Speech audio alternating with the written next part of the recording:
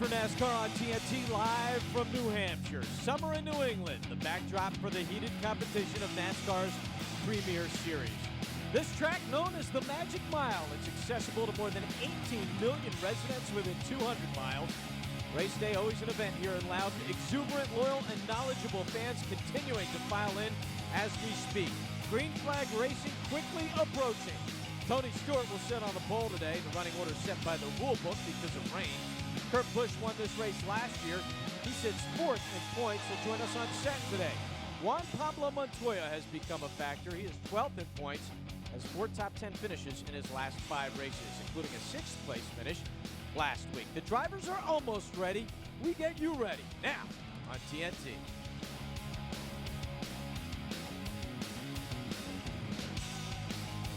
Hello and welcome to our TNT set high above the start-finish line here in Loudon, New Hampshire. Mark Fine alongside Kyle Petty and Larry McReynolds. Guys, almost as if on cue. Did the sun come out? The wind let down a little bit? I think we're going to be just fine. I think we're going to be in great shape. The stuff's out in the Atlantic Ocean right now. It's going to stay out there. Flip Spiceland here. I defer to the Weather Channel right here because this man lives by the Weather Channel. So I defer when to I him. can't watch it, I just get Linda to tape it for me, and I watch it when I get home. All right, guys, you know this is the 4th race of the Summer Series for us. We've had 3 different winners in our 3 races, 16 races this season overall, 10 different winners. Gentlemen, start your engines! Matt Kenseth has won in California. Race to the checkered flag will be won by Kurt Busch. Pop the champagne, Jeff Gordon. The losing drought is over. You beat them boys in a place like this. You've done it. Fans on their feet watching Kyle Busch on his way to Gatorade Victory Lane. You guys are awesome. David Rudiman is the winner. The Jimmy Johnson Express. Too fast and too strong. Like shooting up in the bathtub. Contact here at the trioval. Edwards goes up in the air. Brad Keselowski comes by. He'll score the win. Give me everything you can. Stewart made the big move in the offseason, and Tony Stewart's going to take that team to victory lane. Good job. Good job. He's off the pace. He's shaking it. He's just shaking it. Here comes Mark. Oh, no. Mark Martin takes the checkered flag at Michigan. Keep that focus. Hit your mark. Casey Kane wins at Sonoma. That's impressive. Awesome job, man. That is awesome.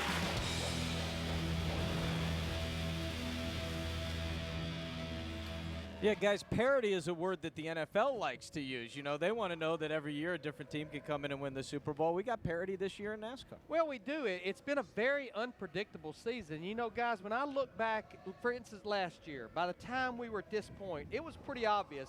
The 18 and the 99, they were Right. the dominant forces. Go back to 2007. No question, the Hendrick group. Jeff Gordon and Jimmy Johnson in particular. But right now, I don't see anybody that's just dominating our sport, which is a great thing. Well, that's what I was going to ask Kyle. You think, is that a good thing?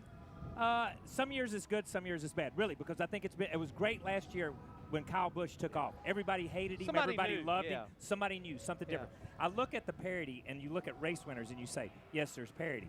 I look at race owners, and I say, no, there's not parity. Right. The Hendricks organization has still risen to the top. When you look at the 5 car, when you look at the 48, and you look at the 24, 88 struggle, but when you look at them as an organization, they rise to the top. So when I look at it, I look for the parity to be broken from that organization. And with that in mind, let's take a look at the guys who have not won this year. I mean, this is a pretty impressive list of drivers, guys, and we're going to talk more about this later. More on our show and more coming up in Countdown to Green. Now, speaking of Countdown to Green, time to check in with the guys who will be calling the race today, along with Kyle and Larry, Ralph Shaheen, and Wally Dallenbach. Gentlemen? You know, the one thing about this racetrack is we've been dealing with rain all weekend long, Wally. Qualifying was washed out on Friday. So according to the NASCAR rule book, that means we'll take the green flag based on points. So a lot of the big names now go to the front of the field as we get this race underway. However, this place is called the Magic Mile, and we've seen a lot of times, Wally, where guys have pulled a rabbit out of their hat, come from deep in the field, and pulled off a victory. You see that happening today? Well, it's very possible, especially with possible weather in the area. I'll tell you, though, the guys at the top 12 in points are happy it rained out qualifying because this place is all about track position. It's very competitive right now. It's very hard to pass on this racetrack. So some of those guys that are in the back that had good practice runs, there were some cars back there that actually were really fast in practice. They're going to have to try to do something to get track position, and that all starts in pit lane. Yeah, should be interesting. So, Mark, of course, based on the points, that front row is going to look pretty good. Tony Stewart and Jeff Gordon at the front. All right, guys, we look forward to hearing from you a little bit later. Time for you at home to sit down at the desk here with us. This has been a blast for the last few weeks. Keep it coming. Head to NASCAR.com and look for the Ask the Booth logo there. Send your questions, comments, thoughts, ideas, etc. Race Buddy has your enhanced coverage, interaction with us as well. Log on to NASCAR.com. Get involved. We'll see what you have to say a little bit later in the show. Here's what is ahead on NASCAR on TNT Live. This week's Pride of NASCAR, taking a look at the legendary Wood brothers and the immense impact that they have had on the sport. Later, Kurt Busch, last year's winner here, climbs up the ladder and joins us atop our magnificent set. And following this, countdown to green. Ralph Shaheen going to take a very interesting walk, or should we say tumble, down memory lane with Jimmy Johnson.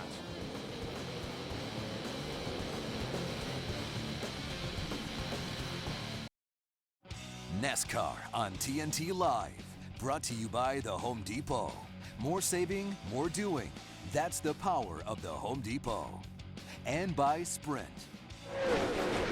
The Now Network.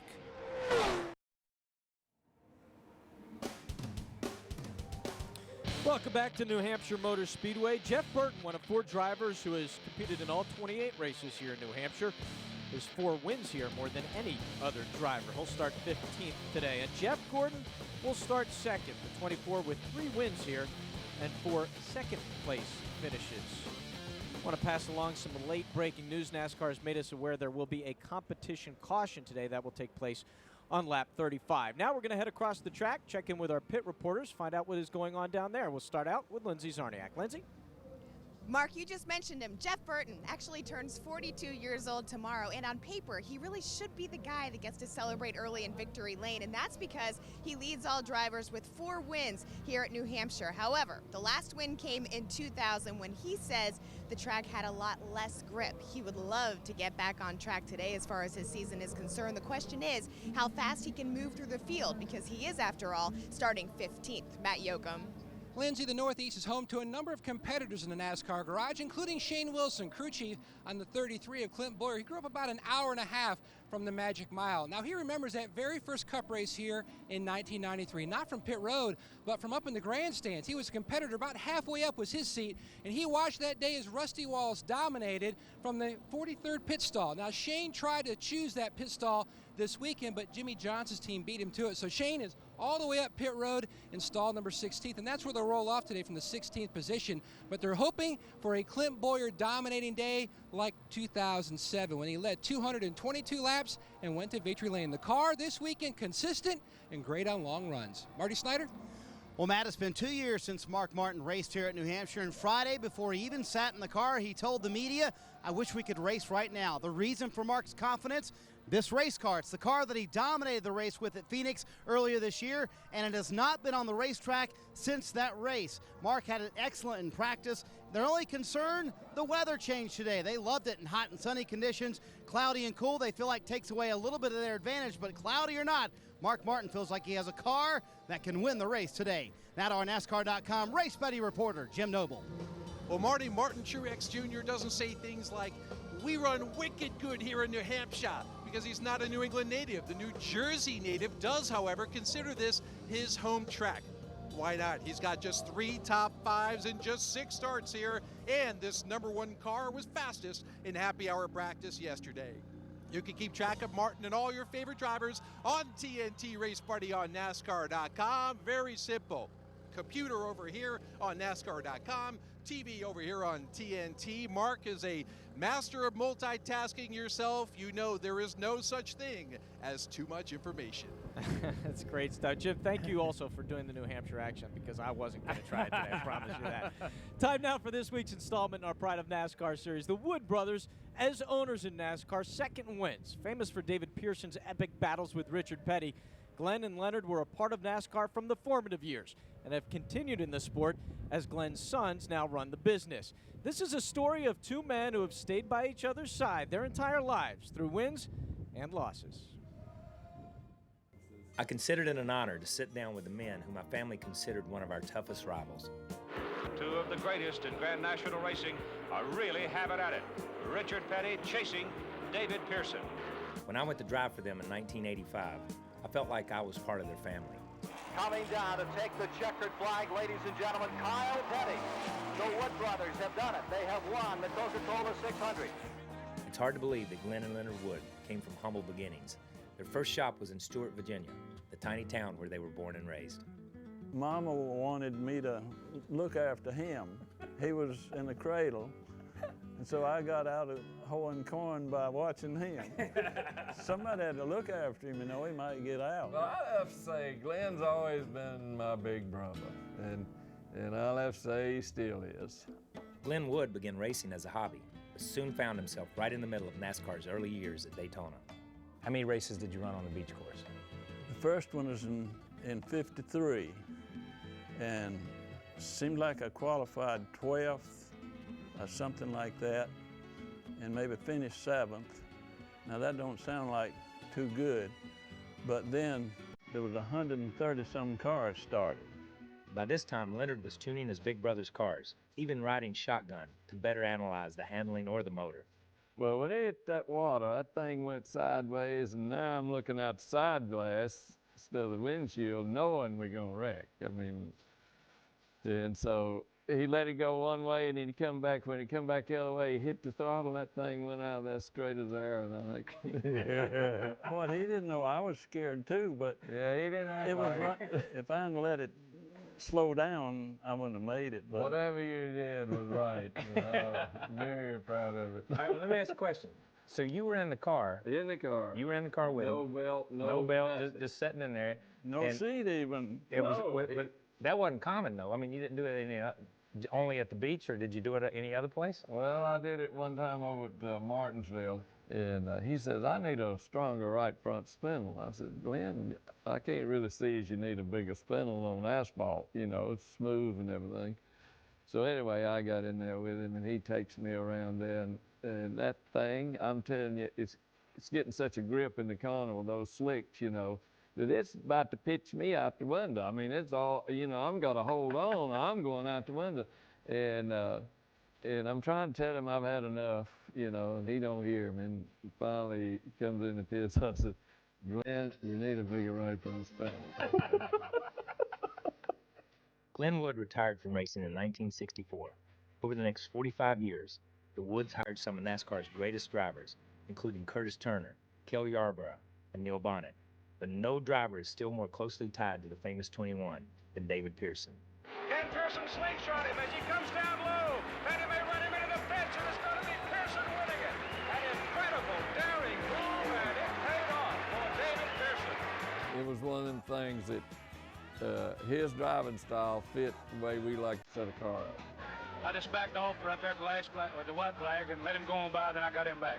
Very easy to get along with. He never complained, and if he blew up or something happened, he'd get out, and he didn't throw his helmet, nothing like that. But much of the Wood brothers' success was attributed not to the men behind the wheel, but to the man behind the wrenches. They talk about crew chiefs now. There ain't no crew chiefs like he was anymore. They don't do what he did. He did it all, and mostly now crew chiefs tell others what to do, but he was a man. And part of the Woods' genius was played out on pit road. The Wood brothers, obviously one of the finest pit crews in the business, about to attack David Pearson's car. I wish we could have them in Europe. They are absolutely fantastic, the finest in the world. What event or what exactly made you look at pit stops and say, we can make this better and we can do this better? Well, it was the first race they run at Charlotte Motor Speedway, World 600, smoke unit. He changed 2 tires and gas. It took him 45 seconds.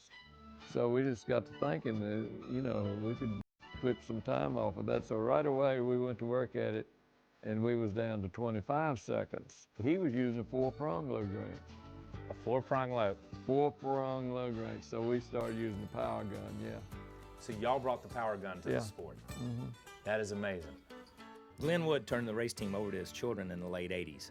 Eddie and Lynn took drivers like Dale Jarrett and Michael Waltrip to victory lane, keeping the winning tradition all in the family. Do you think it was tougher to be a family business or easier to be a family business Are you glad it was a family business? Well, I'm proud it's a family business and still is. There's not many of them around. You know about family business yourself. Started out together, and the fact that we're still here, you know, and still together. And that makes me feel awful good. Well, that piece ran about 5 minutes, and my first question for Kyle is, how long could you sit and talk racing with you? How long did you, and you probably could have gone for days. Not long enough. I would have loved to have sat there and talked to Glenn. I love Leonard Wood to death. I've said that my whole life. But I love to sit there and talk to Glenn, and Leonard Bernice was there. I hate that Lynn and Eddie and Kim couldn't have been there at the same time, but the stories they told, I drove for them, and I didn't know some of the stories. Would you ever get in a car with a driver and go down the beach course at 120 Not or any 140? of the drivers I worked with. And then he says, I'm looking out the windshield, then I'm looking out the side glass, and he never thinks about it. But, I mean, those guys, it's all about family for them. This sport is their family. Their family is what the center of their life. Everybody that's driven for them. You saw Tiny Lund. You see Marvin Pants. You see all the guys that have driven. They're part of their family, and I'm proud to say that I was a part of their family for a while, and I still consider myself that. They were so revolutionary in what they did for the sport, Larry Mack. I saw you light up as soon as we saw those pit stops.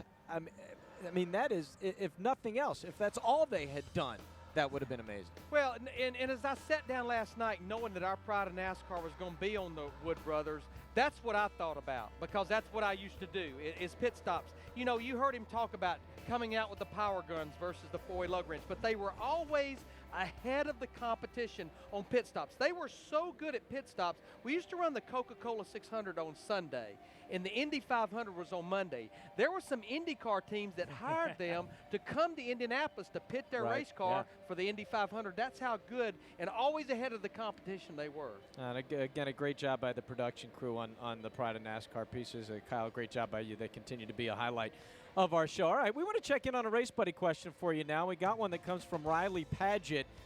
The question is, how does Tony Stewart still start first after wrecking his car? Gordon did the same thing a couple of weeks ago, had to start last.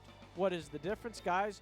Why doesn't the 14 have to go to the back of the pack? I sent that question in. You did? That was Okay, me. so That was obviously me you on want race. me to answer. That was So me on race. Buddy. That's Riley you. Paget is your It's me. pseudonym. That's okay, my pseudonym, okay? It's actually a pretty simple formula. With backup cars, if you wreck before qualifying, like Tony Stewart did here at New Hampshire, and you even though qualifying was rained out, as long as your intent is to put your race motor in that backup car and qualify with it, you can keep your position. Let's go back 3 weeks ago when Tony wrecked after qualifying at Pocono and had to go to a backup car. That's when you have to go to the rear of the field. The two keys here this weekend was the rain moved in and the fact they were putting their race engine in soon as practice was over on Friday. He mentioned that R word again. No more of that. We're not going to mention that. That's only on at Friday. all. That's So- right. Hey, thanks again for the question, and keep them coming thanks, in. Kyle. Thank you. Nash. You're welcome. You're welcome. Hey, as we head to break, a look at some of the sights here in New Hampshire. No shortage of passionate patrons here. The Magic Mile, where the action we see on the track is as much a result of preparation and perspiration as it is anywhere on the circuit. And the last driver to win at this track and go on to win a championship, well, none other than our points leader, Tony Stewart. That was back in 2005. We're back after this.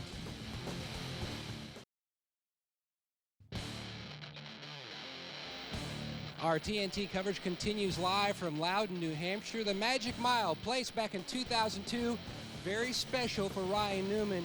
You scored your first career win that day here at New Hampshire. What's the biggest memory of that day that stands out to you?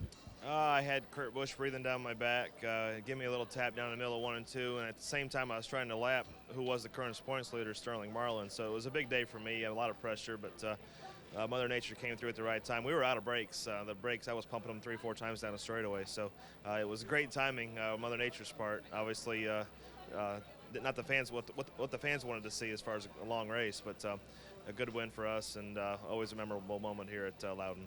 A fast car in practice, weather a concern today. You're an engineer, you watch the Weather Channel a lot, so part meteorologist, throwing around a lot of different possibilities strategy-wise of what we could see play out today. I'm not sure engineering and meteorology actually cross any point, but the bottom line is, yeah, it looks like there's some threatening weather, and you know, it seems like it typically happens up here. You just have to play the things right. You know, from a fuel standpoint, you always work from the end of the race back. You know, towards your next fuel stop. But here you're working, from the halfway race to what you potentially can do and what the weather looks like. So it's a different strategy. It's up to the crew chief and the race engineer to do that stuff. But, we just look forward to the opportunity with the Haas Automation Chevrolet to go out there and be up front and hopefully make the right calls when the right time comes. And he was up front, Mark, during much of practice. The 39 car, one of the best cars in the garage area, pulling a number of different crew chiefs this morning. All right, thank you very much. 6th in points, Newman is 10 spots ahead of where he was last year. Checking news and notes from off the track. Jeremy Mayfield filed documents Thursday, preparing for a hearing next Wednesday. In the documents, he denied taking methamphetamine, says he has lost sponsors and fired 10 employees.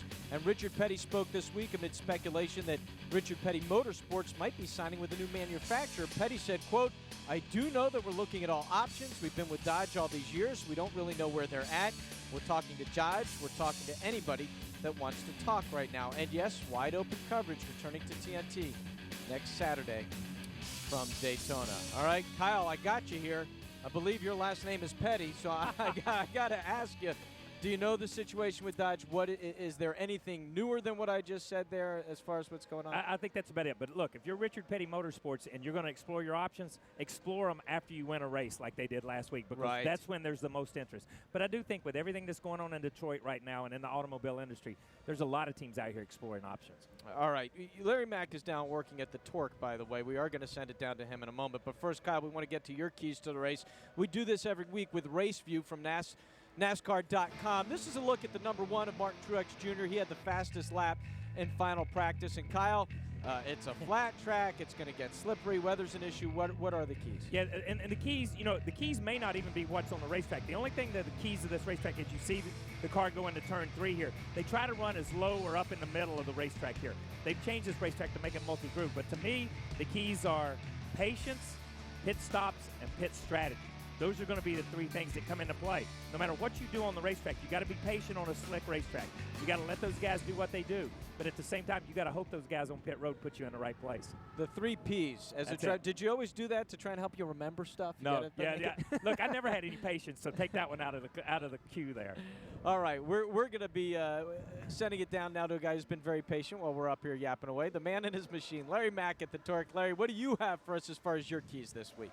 There's all kinds of keys for this race here, 301 laps. But to me, it's just like a big old short track with long, flat, sweeping corners. You got to hit your marks, get in the corner. But the most important thing, get it to roll and turn through the middle of the corners. But yet, when you put the power down, don't have the front end pushing, don't have the back end loose. You got to be able to carry that speed down on straightaways. Second key, keep you cool, man. Keep your emotions in check. You're going to be beating and banging. Let's go to yesterday's race in the Nationwide Series. We had teammates at each other after a situation on the last lap of that race. And don't be afraid to roll the dice. You know what? Even though we have the double file restarts, track position at the end will be a premium. So don't be afraid in those last 50 to 75 laps. Do I take 4 tires? Do I want 2 tires? Or maybe just stay out to keep that ever-important track position. Now I want to take a look at the race trends or the patterns of the last 8 races here in New Hampshire Motor Speedway.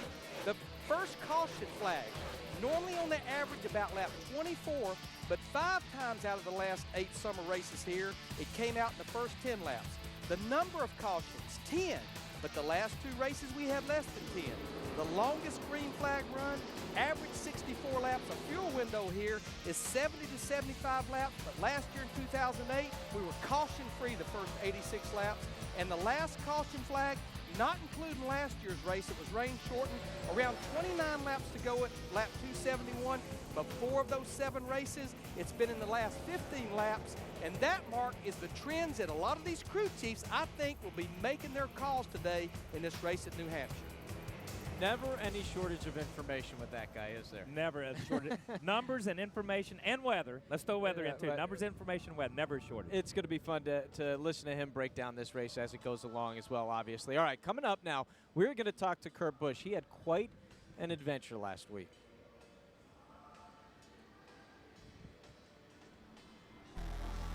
Hold on here. We just hit hard here, guys. 48 got us. Get your toe stuff ready, guys. Get your toe stuff ready here. 3-time champion dumped us. Really trusted the guy. And that 2-spotter and apologize to him. That was just a racing deal.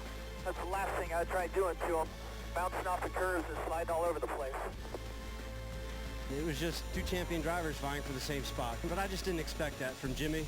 Trusted him a little bit. When you realize you can't win, you have to fade gracefully. And I don't think Jimmy Johnson could have won, and he should have waited and been a bit more patient.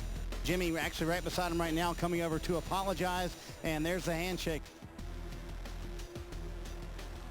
So later it'll be the number 2 talking about that incident and more. Also ahead, Jimmy Johnson opens up to Ralph Shaheen on Countdown to Green. And then it's Sprint Cup Series racing at its best from New Hampshire, where 6 of the last 7 races had a margin of victory of less than 1 second. Keep it here.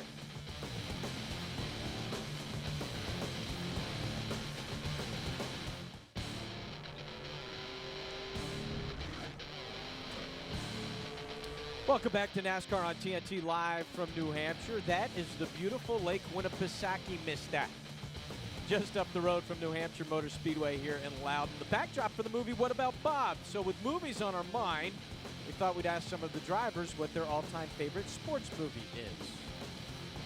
My favorite sports movie, The Big Lebowski. I mean, just bowling at its best. I like semi-pro. It's funny to watch a guy that screws it around all of his life and comes up with one niche to try to save his team and his franchise. Invincible's my favorite sports movie. It's about the Philadelphia Eagles, and they're my favorite football team. Stroke a Race, fastest chicken in the South. I like Miracle. I think that's a really motivating movie. I watched it not too long ago, and I'm a big hockey fan too, so to watch that was really cool. No Field of Dreams, no Hoosiers, no Rocky.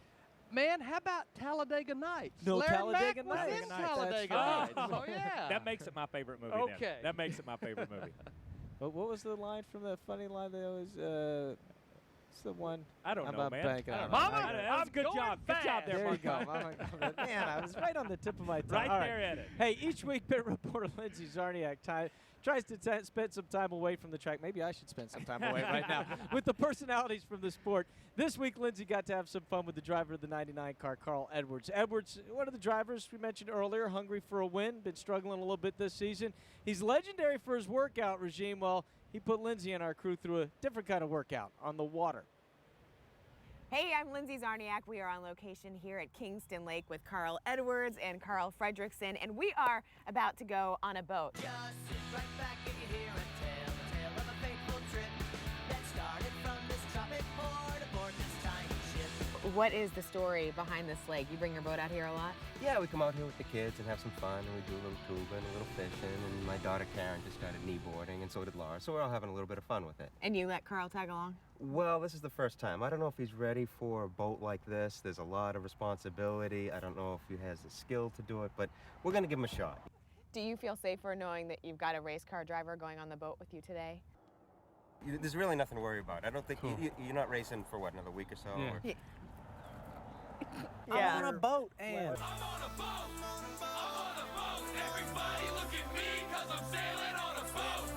What do you normally do to kick back when you're not at the track? Usually I'll ride my bicycle or, my wife and I will go do something, but we definitely don't have a boat. So you have an interest in boating? Is that what you said, going around the world? I mean, to go across an ocean on a boat? I mean, this is Kingston Lake. This is fun. I just like the idea of doing different things. Woo! So you have your trainer, Dean, here with you. What actually does he do for you? Dean helps me to make sure I stay physically fit, and he works a lot from the neck up. Racing's 80% mental. The physical part of it that's just the last little bit. So it's mostly a mental sport. A lot of the stress that comes with sponsorship and pressure and competition, that's really an important part of it, is just controlling what you can control. That's the big part of it. So everything was going good, but now Carl Edwards is pouting in the back of the boat. What's the problem? I want to do a little fishing. What do I go find a pole. What is this? I don't know if this will make the actual piece, but just for you folks at TNT, I want you to see how you guys are riding the boat here. That's Skip. I'm driving, so we're fine. What speed you want to go? Full speed! So this is boat Lindsey Zarniak on Lindsey on location on TNT.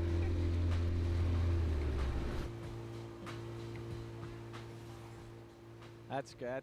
That's fun. By the way, shake and bake. I That's remember it. Shake and bake. Shake there and you bake. go, baby. That's it. I knew it would come back. I drew a blank there. But one other point. You saw Skip, the photographer? Yes. I know. They didn't include it in the piece. The boat started taking on water. I heard Skip got a little nervous. I got a would've- little nervous. I would have got a little. Now, let me get this. He says racing is 80% mental, right? That's what he said. So if I look at Tony, then it's got to be like 98% mental because he's kicking butt out there. Yes, He the don't look other- like Carl the Edwards. other end of the spectrum. I got you. think. I'm Yeah. just checking, man. I'm just checking. All right, we are going to go from fun on the lake to fun on the road. You know, Kyle's been riding from race to race on his motorcycle with his buddy Rutledge. Well, this week it is singing and swinging. Take a look. I think I got something. Get it, Kyle. Get it. My God, people. Are you believing this? I think these things got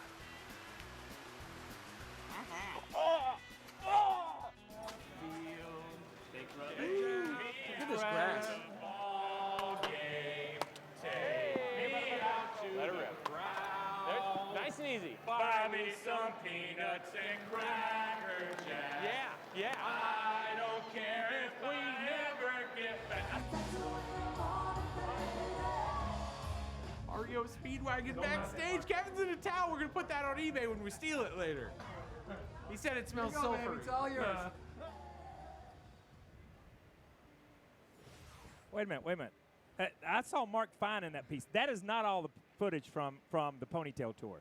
You're on that thing. Ponytail Express. Mark's on Yep. it. Let's see. Give me some Mark stuff. I had a feeling this might be coming. Do we have footage of this? Look at here. Look at here. Oh, gosh. That's Mark on the left. Okay, just thought I'd throw that This out. grass.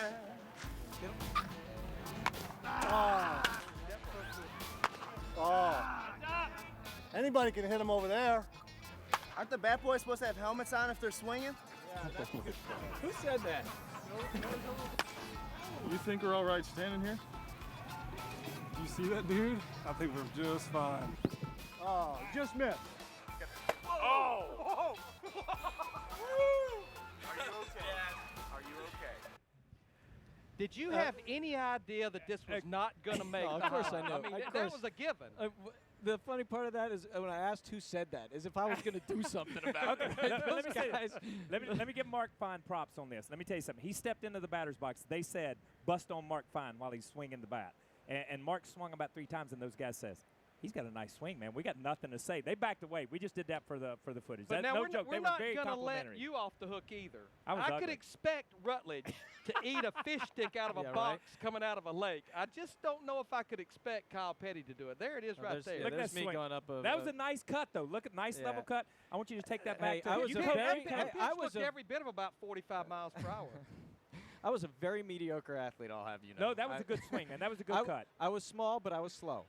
That was good. And let me just say, I like fish sticks. I don't care if they come out of a pond somewhere or a river. The box had mud dripping out of it. That was the. No, you're not well. That was no, like you're the, not. You are not That well. was the crumbs out of the box. Hey, we got another race buddy question. Again, if you have questions Good for us, time to go to it. head to NASCAR.com. You can also see the rest of that Ponytail Express in its entirety. Hopefully, less of me swinging and missing on NASCAR.com. Hey guys, with today's economy, here's a question from Scott: should NASCAR use rain tires, trying to reward fans and their money by racing in the rain and not postponing races? Obviously, again, Scott, not real happy with you bringing up the R word again, but gentlemen, you got an answer for him? Rain tires will not work on an oval. It will only work on road courses where you're turning left and right. There's too much load on the right side tires, and the biggest example I can give you that rain tires are not the way to go is Montreal last year in the Nationwide Series. That was not racing. That was just hanging on and surviving. And that was the road course. Yes, so that was it a road wasn't an course, oval, but there's no circuit on earth that runs rain tires where you run ovals. It just won't work. Yeah, and just as Larry says, the whole point is to give the fans the best show that we can give them. Right. And it won't be a great show in the rain. It will And not that's be why any show, And that's why NASCAR and Goodyear steps in and says, no, we're not doing this in the rain. And this is what I really enjoy about Race Buddy and NASCAR.com. Send us your questions because these guys are good. They got the information. They will get the answers to you. So if we don't again, have the keep 'em answer, we'll coming. just make one up. No, you do that half the time anyway. All right, hey, coming up next, Kurt Busch. He'll have some answers for us. Won here last year, a rain-shortened race. There's a total of 3 wins on this track, along with 7 top 10 finishes. 4th in points. He'll be the 4th man on our set. Next.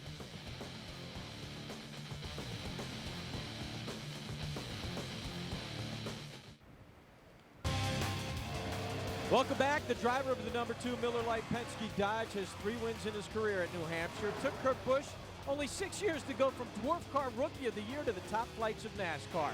Since his arrival, he's been a force to be reckoned with. Busch has gone to victory lane 19 times in his career. He won the inaugural chase back in 2004. 1 win this season, 4th in points. We welcome to the TNT set Kurt Busch. Thanks for being here. It's great to be here. Good to see you guys. All right, we got to take care of old business before we do new business. That's when you have meetings. That's the way. That's the order you go in. Last week we saw the video. What happened with you and Jimmy Johnson, and then as we finished up, we saw you two talking, and we didn't get the rest of the story. So can you tell us how that ended with you two guys? What do you mean? You had a camera there and you didn't get what we said? We didn't have the mic. We had the camera, not cameras the that mic. have you all the time. But no, him and I talked, and it felt like, you know, that a championship type discussion where we both were going for the same spot at the same time. We're going to handle it like champion drivers, and you know, we both know to give each other room next time. And I was really upset when it initially happened, but man, we went from 38th to 15th in the last 20 laps. That really camouflaged it in my mind. We got back up there. At worst, I thought we were going to finish 7th at Sonoma, just fading back, but 15th, we'll take it and get on out of there. Now, aside from the racetrack, you've been a pretty busy man here lately. In fact, after Infineon, I think you went to Montana on a hunting expedition. Bow hunting, but just how far did you ride the donkey to get to where you were going to hunt? My buddy Darius Sangila in the NBA, I know TNT's big with the NBA, he said, hey, I'm hunting from June 21st. There I am. I'm a crazy guy. We were on these mules for 3 hours. No way. And Sangila's up ahead of me. And we went from Montana all the way into Idaho. We traveled so far on a mule, and we were out in the wilderness and had a blast. It didn't seem much out there for bears. We were hunting for bear with bow. A lot of people said I was just stupid and ridiculous, but I had a lot of fun. That's me up in the tree stand.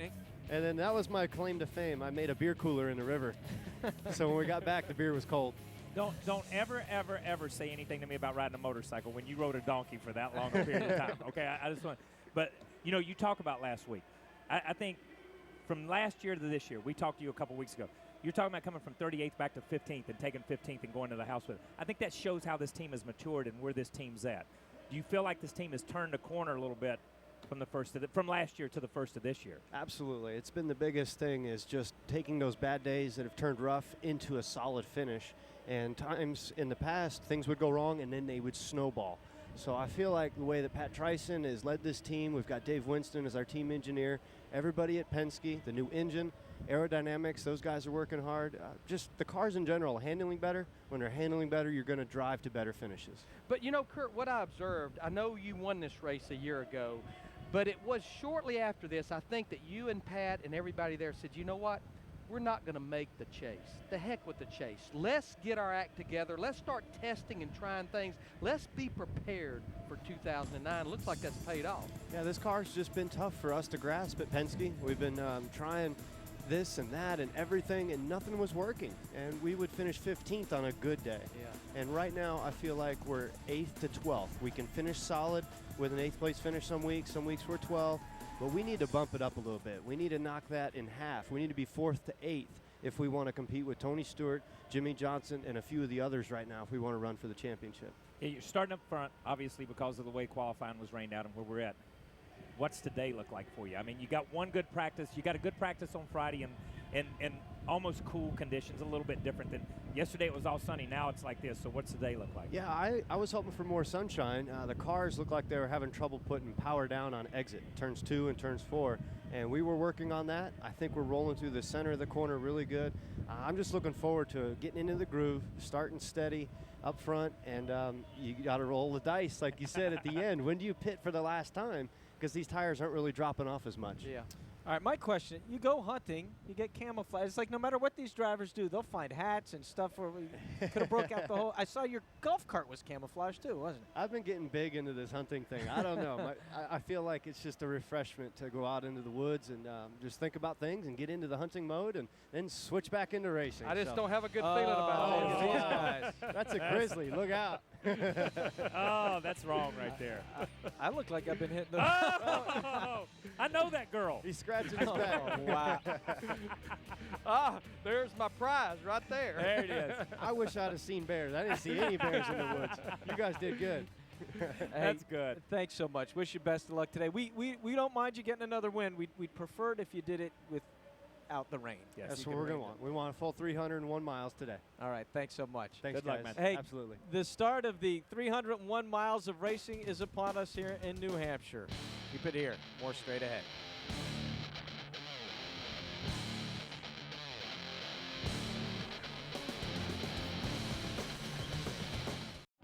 NASCAR on TNT Live. Brought to you by the Home Depot. More saving, more doing. That's the power of the Home Depot. And by Sprint. The Now Network.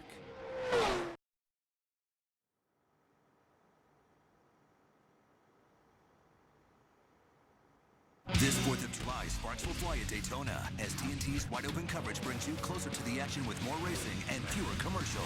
The drama doesn't get any bigger than this. Don't miss the Coke 0400 at Daytona, powered by Coca-Cola. Saturday at 7:30 only on TNT. And welcome back to New Hampshire. 13 of the 18 winners at this track are in today's field. 8 in the top 12. Hey, don't forget to get to Race Buddy, NASCAR.com, and ask the booth. Here's a question for you guys. Why are they having a mandatory caution on lap 35? It's amazing. We say it here, and all of us quickly we get a question from the fans.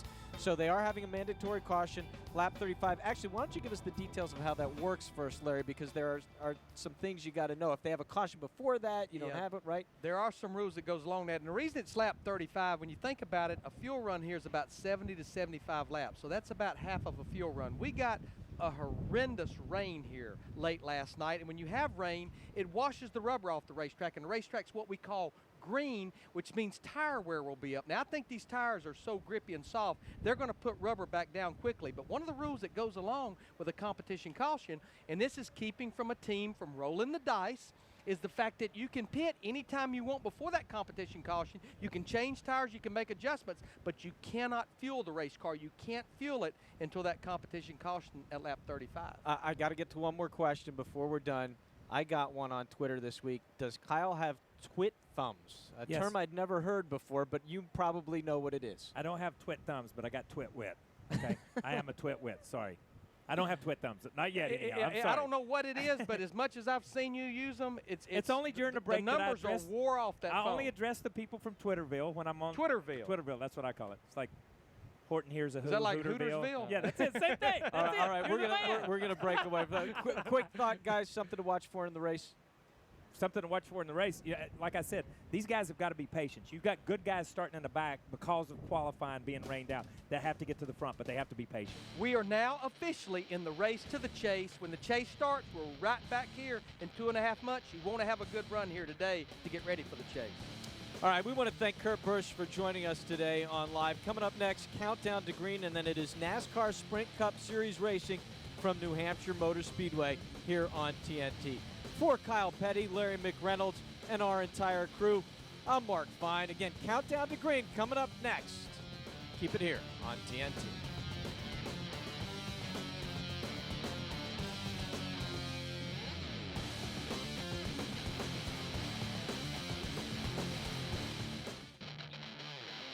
Summer in New Hampshire, from the plush green forests to the majesty of the White Mountains.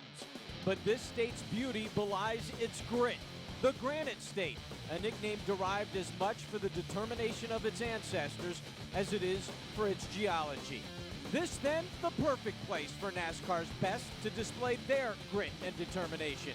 Today, a sport beloved for the beauty of its machines and the mettle of the men who drive them takes center stage in New Hampshire.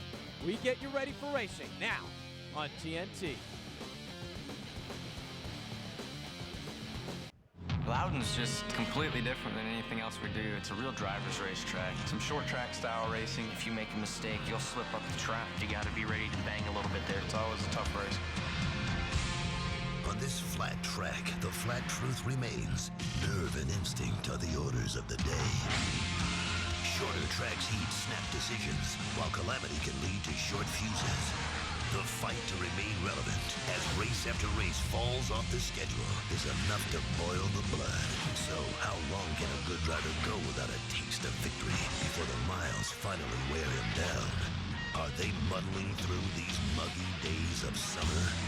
Or a foundation for the impending drama just on the horizon.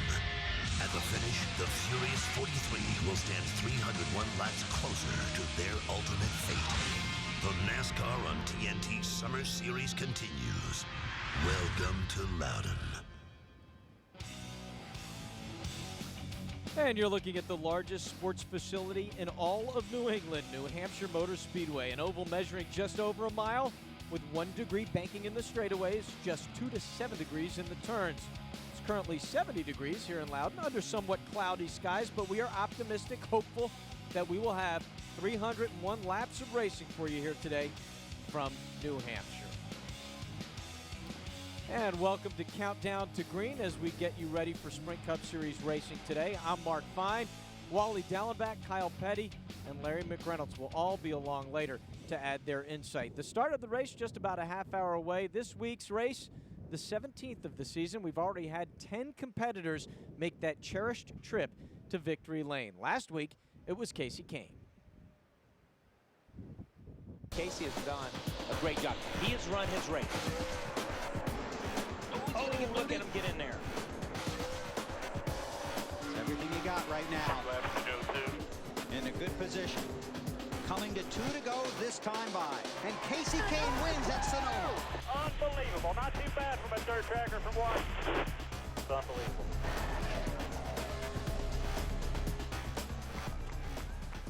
Casey Kane looking to make it back-to-back wins with a win here at the Magic Mile. Judging from practice, where do you feel like you stand going into the race with your car? I think we're pretty similar to a lot of the cars. Traffic seemed to slow everybody down a little bit. The track's much different today with the clouds and things. It's cooled off a lot from yesterday, so I think it'll be interesting to see what happens. But we had a good Budweiser Dodge yesterday. It was pretty comparable to some of the better cars, I thought.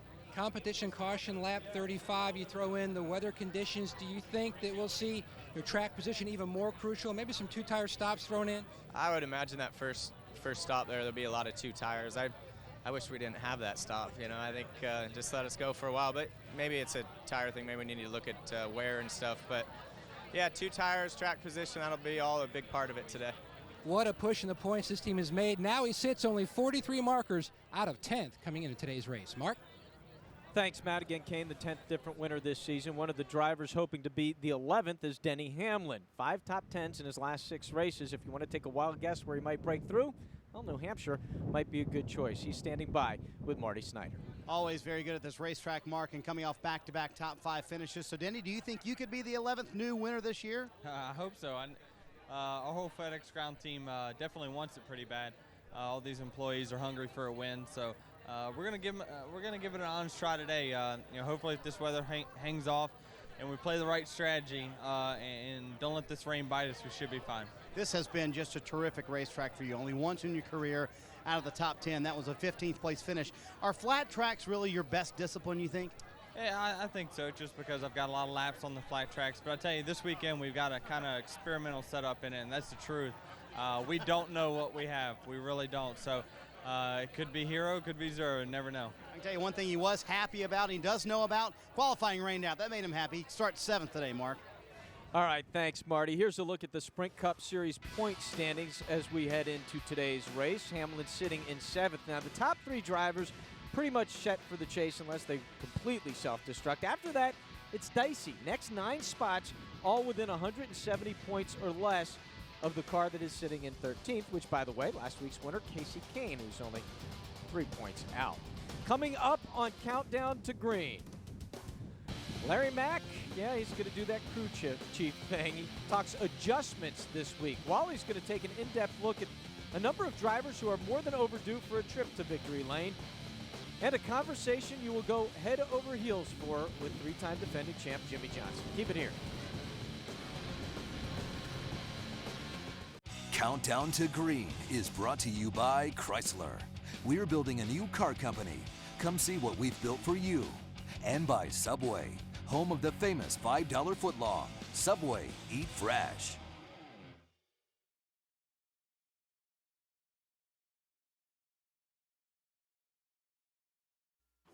It feels frustrating because you're like, why can't it ever be just perfect every week? You know there's always something. little that comes up, you know, and it's a fact of you know, maybe a little mistake on the pits, maybe I made a little mistake getting on the pit road, got caught speeding. There's so many little things that everybody's trying to optimize. It's my job to get every position I can on race day, and you know, that starts on Friday through practice sessions and everything else. I got to make sure that you know, I get everything I can out of every weekend and try to get myself in this chase. I'm impatient, and you know, I have these delusions that I can go out here and I can lead every lap and I can win every race, and so when it's not going well, it's hard to just relax, gain all the points you can, all the positions you can, go lap by lap. And that's what we've been doing lately. And then, you know, it's good to look at that sheet and see, you know, we're moving up in the points, but just it's tough to have that patience. And welcome back to Countdown to Green. Mark Fine with you, joined now by one of the guys who will be calling the race for us today, Wally Dallenbach. And Wally, these guys are still among the best in the business. I'm sure they're still confident, but they are human too. Everybody has doubts from time to time. You've been there. Take us inside the minds of a driver when you're going through a rough spell like this. Most drivers in this situation are very insecure. You know, you go to the racetrack, you don't know what you're doing different. I don't care how many championships you've won or races you've won. It's really, really hard. You beat yourself up when you're not running good. Now, it's a little bit easier, like in the Childress situation where your teammates aren't running as well. Then the focus becomes more on the team because none of the drivers are running well. So that helps the driver a little bit keep his confidence. In a situation like maybe Earnhardt Jr.'s in, he's in a tough situation because his teammates are running well and he's not. And let me tell you something, it's hard. You lay in bed at night, not sleeping very much, trying to figure out what you do different. What am I doing different? And then, you know, it depends on the team. If they're completely confident in you, you can tell that. But if the whispers start happening, it's the driver. You can sense that too, and that even makes it worse. All right, Wally, we'll see if one of these guys can break through today, and we will check back with you a little bit later in the show. Now, though, to Lindsey Zarniak, and a team that if you only looked at their results, you might think that they weren't having that much success. But this is a championship crew chief and an up-and-coming star that have a combination that appears to be ready for a plethora of success. What do you guys look forward to when you get to come to this track? I love coming here. I've had a lot of success in the past. We're gonna have a great weekend this weekend with Joey. He's excited. He's nervous as all hell about being here this weekend. Are you nervous? I don't know. I'm not really sure about this place yet. I have mixed feelings about this joint. I won a couple Camper World East races here, and then I made my debut here in a Cup car last year, and that didn't go so well. So, how far do you feel like you've come as a team on the track? I think a lot, really. You know, from the beginning of the year, I'm going to take blame for most of everything that happened there. You know, I mean, it's, you know, some things were uncontrollable. Most of it was me just getting used to the cars, and some of it was me and Zippy getting used to each other. We're still learning how much is enough when he says I'm loose and when I'm tight. Him understanding. Those are the things that I think that we really still need to grow on. You started, I mean, you hadn't even run a race in this series and people were labeling you, and I know you guys hate this, sliced bread. How did you deal with the pressure that must have come along with part of that to start with? As part of any sports, is pressure involved with it. We threw him into a situation that he probably shouldn't have been thrown into. Here's a kid just starting to run nationwide races, just starting to learn the racetracks and things, and then we say, okay, we want you to get in this car, and by the way, we need to do well. Pressure, like it or not, it was still a big task, you know what I mean? Did you ever get the sense in terms of, whoa, I'm starting over? you know, I don't mean that badly. I mean, no, it's legitimate, absolutely you know? not. I mean, it is to me. It can be a fear for some people, and that's Oh, why. no, it's exciting. It's challenging. It's energizing. Basically, we're trying to do 10 things at once. You talked about how far you've come, but what is the next step for you guys? I think right now is let's get ourselves to where we feel like if we do everything right, we can run in the top 10. There's a lot of guys in the sport that fight to run 10th to 15th. I mean, I don't think people realize how competitive it really is today. And Joey Logano, of course, in the car that was driven so successfully in the past by Tony Stewart. Stewart now, he's on the pole, but did have some issues in practice. He's standing by with our Lindsey Zarniak. Lindsey? Mark, it's almost like Tony is challenging himself these days. Tony, you're in the backup car. Thankfully, you get to start this time up front. How much of a challenge is it going to be for you to stay in that starting spot? Well, it's always a challenge. I mean, you got 42 guys that are really good competitors and good cars and good teams out here, but really proud of our guys at Stewart Haas Racing, and you know, our old Spice Office Depot Chevy is really good. I mean, the backup car we got 15 minutes with on Friday and then got all of the practice yesterday, so Darian did a great job with it, and I feel like we got a package that's really good for today. Tony Stewart and his crew chief say the car is as good, if not better, than their other one. The last pole he had, 2005. Mark? All right, thank you, Lindsay. And from one of the drivers to our crew chief, Larry McReynolds, in the garage early today working on the torque. He lets us know what kind of adjustments we should look for in the pits as the teams go through this race. You know, during this 301-lap race here today at Loudon, as we go down for pit reports from the pit reporters, they'll continue to talk about adjustments the teams are making to the race car on every single pit stop. The most common adjustment is done with air pressure, with an air pressure gauge. You'll put air in the tire or take air pressure out. Now, the reason I like this adjustment, you do this before the car comes to pit road. Don't run the risk of slowing the pit stop down. And it will be in maybe quarter, half, three-quarter pound increments because of how sensitive these cars are. The other adjustments is made a lot of the times by the gas catch man through the holes in the rear window. You have one at the top of the left rear, top of the right rear. That's putting wedge in to tighten the car up, or taking wedge out to free the car up, which is one they'll probably use the most. The other is on the lower side of the right rear window. Raise and lowering the track bar. Raising the track bar helps the car to turn. Lowering it hooks it up on the exit of the corner. Now, if you've done all those adjustments and the car's still not right early in the race, you want to make maybe a spring adjustment. You don't change the spring, you do it with spring rubbers. You put a spring rubber in, it increases the rate of the spring. You pull it out, that decreases the rate of the spring. You do that maybe after you've tried all the others, because that's a pretty drastic adjustment. I can almost guarantee you the driver that goes to victory lane, he'll be talking about the adjustments his crew chief made all day long on pit stops. Thank you, Larry, and maybe that guy will be the number 48 of Jimmy Johnson. Won both races here back in 2003, sits third in points. More straight ahead with Jimmy Johnson and Ralph Shaheen, a conversation you don't want to miss. Keep it here.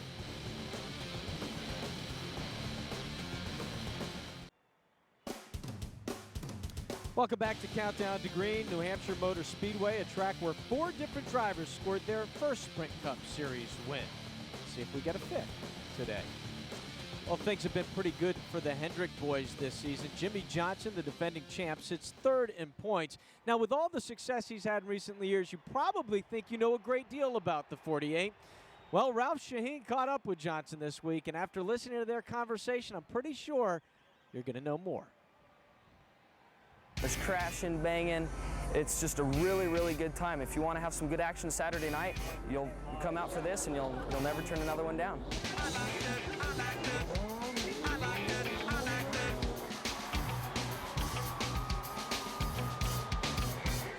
For Jimmy Johnson, growing up in the dirt was cool. Although his racing career began on motorcycles, the California native quickly graduated to 4 wheels. Oh, and Jimmy Johnson, look at that! Unbelievable, unbelievable. He does a complete flip, lands on 4, and continues on in second place. Ralph, I've seen it all, brother. That is it. That is absolutely one of the greatest things we've ever seen happen in this series. Knocked myself silly. I was still alert enough to finish the race, but I guess I got out of the car. I still don't really remember what all went on, but I parked the car, got out, and just started walking. Well, Jimmy, tell me, how goofy were you after you did that tip over and you kept going? Yeah, on the heat racer, I went for a good spill, and it left me a little dingy up until I got in the car, and things started coming back to me. Well, it looks like they came back to you in fine fashion. A fantastic win for you here tonight. I mean, just all the sponsors that helped us. I thank you guys a bunch. Here it is. You guys talk a lot about in NASCAR of trading paint. Back then, you guys just ripped body panels off of each other. We knocked the crap out of each other.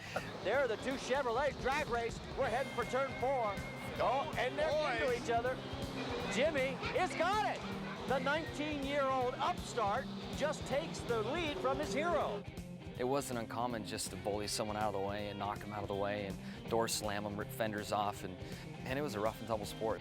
Man, it's a dream come true for me to end up here on victory stand after winning a main event for Chevrolet, and I tell you, I can't be more happy than anyone else in the entire world. Before the age of 20, Johnson was also competing in the desert, including the famed Baja 1000, where he crashed after completing almost 900 miles. So you actually fell asleep in the car? Yep, I dozed off, and I did one of those dodges you do going down the street and just kind of dozed off and woke back up, and there was a sharp turn coming. I was going too fast, and we hit a big rock and went off into a 10, 15-foot drop into a wash. But at the time I was airborne, in the dark, not knowing where I was going to land, I'm thinking in my mind, I've just gone off a cliff. At first, I thought I killed or really hurt my co-rider because it had knocked him out. Those years of tearing up, unfortunately, John Nelson's trucks, all those desert trucks had tore up, taught me a lot of lessons and helped shape me into the driver I am today. Johnson's childhood heroes included Ivan Stewart, an off-road racing legend who happened to live near Jimmy's hometown and who seemed bigger than life. Despite 3 consecutive NASCAR Cup Series championships, Johnson confesses he doesn't see himself that way. I still have the insecurities and the concerns and worries that I did when I was a kid getting in a race car or on a bike. What could you possibly be insecure about? You know, that I think people are motivated by different things. Some people are extremely confident and only want to see the positive things. For me, I mean, I've kind of sucked my whole life until the Cup Series. You know, I did just enough to make it to the next spot, won just enough races. Through all of that, I've learned that I operate better nervous and insecure about my abilities. If I show up at the track confident, arrogant, thinking I've got it under control, I make mistakes, it doesn't work out. When I strap in and put my belts on and put my helmet on, I mean, in my own head, I've got to go out and prove to myself that I can do this, and I don't show up and take any of these moments for granted. I just go out there and try to do my job. So complacency not an issue for the 48, and he already has more wins, more top 5s, more top 10s, and more laps led this year than he did after 16 races last season. We'll be back.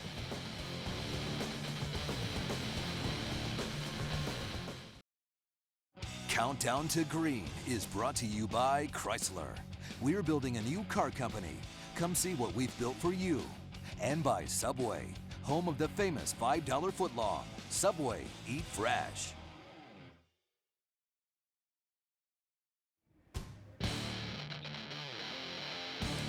Welcome back to Countdown to Green in the Granite State. Concord, the capital of New Hampshire. Manchester, its largest city. But today, Loudon takes center stage as NASCAR's Premier Series has come to town.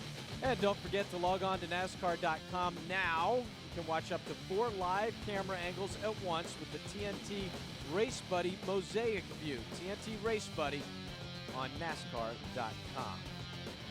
Well, it is not long before we're going to see that green flag waving. And with that in mind, it's time for us to check in with the competitors. First, Jeff Burton, who's standing by with Marty Snyder. Marty? And Mark, by his own admission, things have not been going well for Jeff Burton lately, falling from 6th to 15th in the championship standings in the last 5 races. 10 to go before the chase. Is it time to panic yet, Jeff? Well, it's not time to panic, but it's certainly time to get going. You know, it's a cause for concern based on the way we've been running, but you know, this is a really strong team and a really strong company, and we'll right this ship. It won't be easy. It's going to be hard to do, but I have a lot of confidence we can do it. If they've needed a good run, they could always count on New Hampshire. 5 top 10s in his last 7 races here, Lindsay. Marty, Juan Pablo Montoya has chipped away, and finally they are 12th in point standings. You know, last week at Sonoma, you said that you were points racing. So what is your approach today here at New Hampshire? You know, we got 10 races to go to get to the chase. You know, we're on the edge in, and, you know, we got to run good, run hard every week, and, you know what I mean, be smart.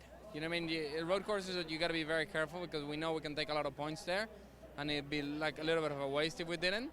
But, you know, every other race, you just got to race smart and see what happens. You know, hopefully you can stay out of trouble, have a good enough car every week that we seem to have, you know. We seem to have good cars every week, and we just got to keep the ball rolling. You know, I think we got a lot of momentum in our side, and I think we can use that. They were smart last week, finished 6th at Infineon today. They'll try to do even better, Matt. Lindsay, Jeff Gordon, 3 wins here at New Hampshire, 2nd on the grid, 2nd in points. We could be racing the weather.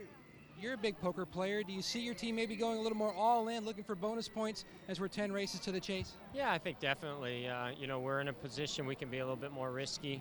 You know, this is a track where pit strategy and track position are key, and it's a short race. So, you know, you got to go for it here. And we got a great starting position with the DuPont Chevrolet. Let's hope we can maintain that.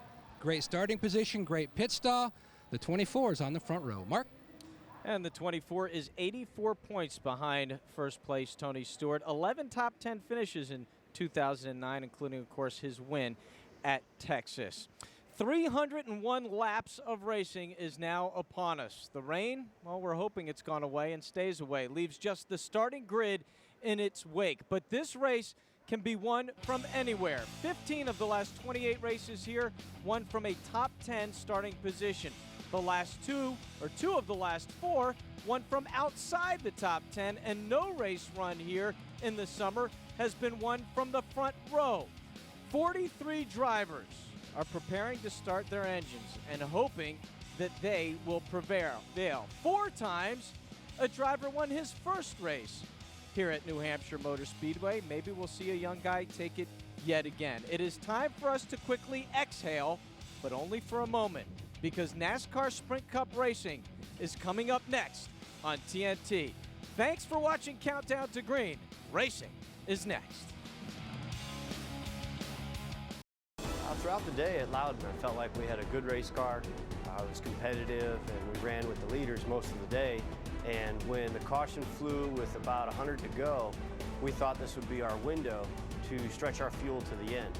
And so it made sense for us to pit at that time. We grabbed 4 tires, and we let the race come to us. And everybody pitted. We were there, and then I had cushion behind me with a few drivers that were on the same strategy as us. And so we were ready to go to the end. All we had to do was hold off some of the guys on the same sequence as us. Then it rained. And so we had best case scenario of the leaders were too far back and the rains came, and we won the race. Yeah, he won here last year and actually 3 wins in the last 9 races here at New Hampshire. Welcome back to NASCAR Sprint Cup Racing on TNT. Time to check down with our pit reporters, and we are going to start with Marty Snyder. Marty? Well, Mark, a moment ago, Jimmy Johnson told us, believe it or not, he still worries about his job. Today, the competition better worry about him. Best car in both practices, many of the people in the garage area think. I asked Jimmy, is it one of your best cars all year long? He told me, actually, no. He said, the car at Dover, I knew could win the race. Today, I don't quite have that same feeling in this race car. It's been 6 years since Jimmy Johnson won here at New Hampshire. He's trying to change that today. Matt? Marty, the Greggs, Irwin, and Biffle hoping for a repeat performance of 2008 here at New Hampshire. Not the July race, but September when they really hit upon a setup, led almost 60 laps, and ended the day in victory lane to start out the chase with a win here at New Hampshire. Now, this team, they felt very solid with their car in final practice, but the biggest concern for Greg Irwin, the crew chief, the first third of the race, the change in conditions. Rain on Saturday afternoon, cooler temperatures today. They're just wondering how different this track will be. Lindsay? Matt, New England native Martin Truex Jr. is basically racing in his backyard this weekend. He feels like the car is very good. In fact, left here all smiles, which is something he hasn't done in a while. His team made some big changes over the weekend. He shot to the top of the speed charts. They're looking forward to a good finish today if they can move up from a 22nd starting spot. All right, thank you very much, Lindsay. One bit of news for you again, a competition caution will come out on lap 35, so that's something that the drivers will have to take into consideration as they get ready to start this race. Time now for us to take you down trackside for the command. Race fans, it's time for those most famous words in motorsports. Here to give the command, please welcome Lenox Hero Sweepstakes winner, Pete Dingerman. Gentlemen, start your engines!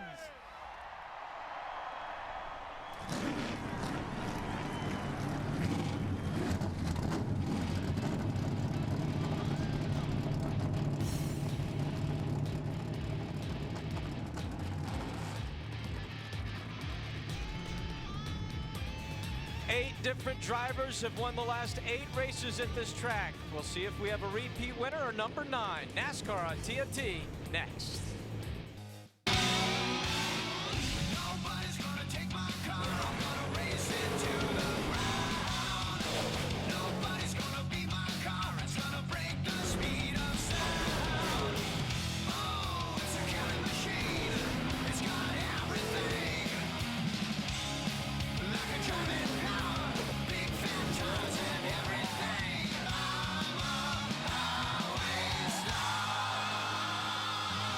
This is Loudon. They call it the the Magic Mile, the New Hampshire Motor Speedway in Loudon, New Hampshire, the 17th round of the NASCAR Sprint Cup Series.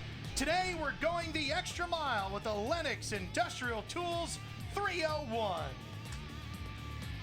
A little bit of weather in the area here today. Track temperature nice and cool, 68 degrees in the air, 89 out on the racetrack, 84% humidity. The wind 9 miles an hour coming out of the northeast. Hi everybody, Ralph Shaheen alongside Wally Dollenbach and Kyle Petty as we get set to go racing here with you in our TNT Summer Series. You know, the double file restart has been a big part of the storyline this year. It's made things very interesting, and it's really added interest for the fans. But today, Wally, the restarts had an added twist. Well, I always thought this was one of those tough places to even start a race because the tires are cold and they drop the air pressure. So usually when they throw the green flag to start a race, turn 1 and turn 2, and even the first couple laps, you're hanging on and you're sliding. So today they're probably going to do that a lot with the double file restarts. They're going to have to keep going through that. So that's going to definitely throw a twist in it. But this place really, Kyle, is all about track position. And being rained out today in qualifying helped those top 12 guys in points. Yeah, it helped the guys in points, but it hurt a few guys. And I think you talk about track position. When you look at it, you talk about Truex, you talk about Harvick, you talk about Sorensen. These are 3 guys that were in the top 6 in the final practice. And guess where they start? 22nd, 27th, and 25th. That's pretty far back in the pack, and they're going to have to be very, very careful because they've got really good cars, but nobody knows what the track is at this point in time. Well, the cars are rolling out behind us out on the racetrack. Let's take a look at today's starting grid. As we said earlier, due to the rain canceling qualifying today, we will line up according to the NASCAR rule book. That puts Tony Stewart and Jeff Gordon on row 2. Jimmy Johnson, Kurt Busch making up the next row as we work our way back through the field. There you see Carl Edwards in the 99. Kyle, he's going to start in row 3 today. Row 3, and I'm going to try to talk to him. Carl Edwards, this is Cal Petty up in the booth. Can you hear me? Second gear. Carl Edwards, this is Cal Petty in the TNT booth. Can you hear me? I got you, Kyle. Hey, Carl, we've talked about it all during pre-race with the TNT shows, and everybody's got an opinion on it, but you're sitting in a car right now. You've had 3 different days up here of 3 different weather, and now the track's green. What are you looking for in these first few laps? I have no clue, Kyle. I don't know what it's going to do. I hope whatever it does, it suits what Bob did to the Snapflag Fusion. We struggled a little bit in practice, and he made some changes, so, you know, it should have more grip. Should be a little faster, and you know, we'll just see what that gives us for a balance. All right, man, we'll be watching. Hope to see a backflip later. All right, cool. You can come down and do it with me if you want. Never, never. Well, let's check in with Larry McReynolds one more time before we get going. Larry? Well, Ralph, you know, back in the day, once we had haulers big enough to haul a backup car, we would just throw something together, put it there in case we needed it. Today, the backup car for these teams is prepared just as good as the primary car, and Lindsey Zarniak is with a crew chief that's already won 1 race this year with a backup car. He'll try to do it again today. Darian Grubb says that this car is definitely as good as the primary car. Darian, how valuable were those laps that you were able to get on this car in the practices? Those laps were huge for us to go out there and get some time on the racetrack. And I got to get a lot of credit to the guys back at Stewart-Haas, the entire Office Depot, Old Spice, and Army team. They worked so hard to make this stuff right. Both cars are just as good as race cars, and we're proud to go out there and try to win this race with it. They've done it before. They'll try to do it again. They know pit strategy today is king. Yes, it is, Lindsey, as we get set to go. There you take a look inside the car of Tony Stewart, who, by the way, has 2 wins here in New Hampshire on June 28th. 1 in the Nationwide Series last year and 1 in the IRL back in 1998. There's a look at the race analysis. We're going to go that extra mile today as we get set to go green here live on TNT with our Summer Series from Loudon, New Hampshire. It's the Lenox Industrial Tools 301, and we're green.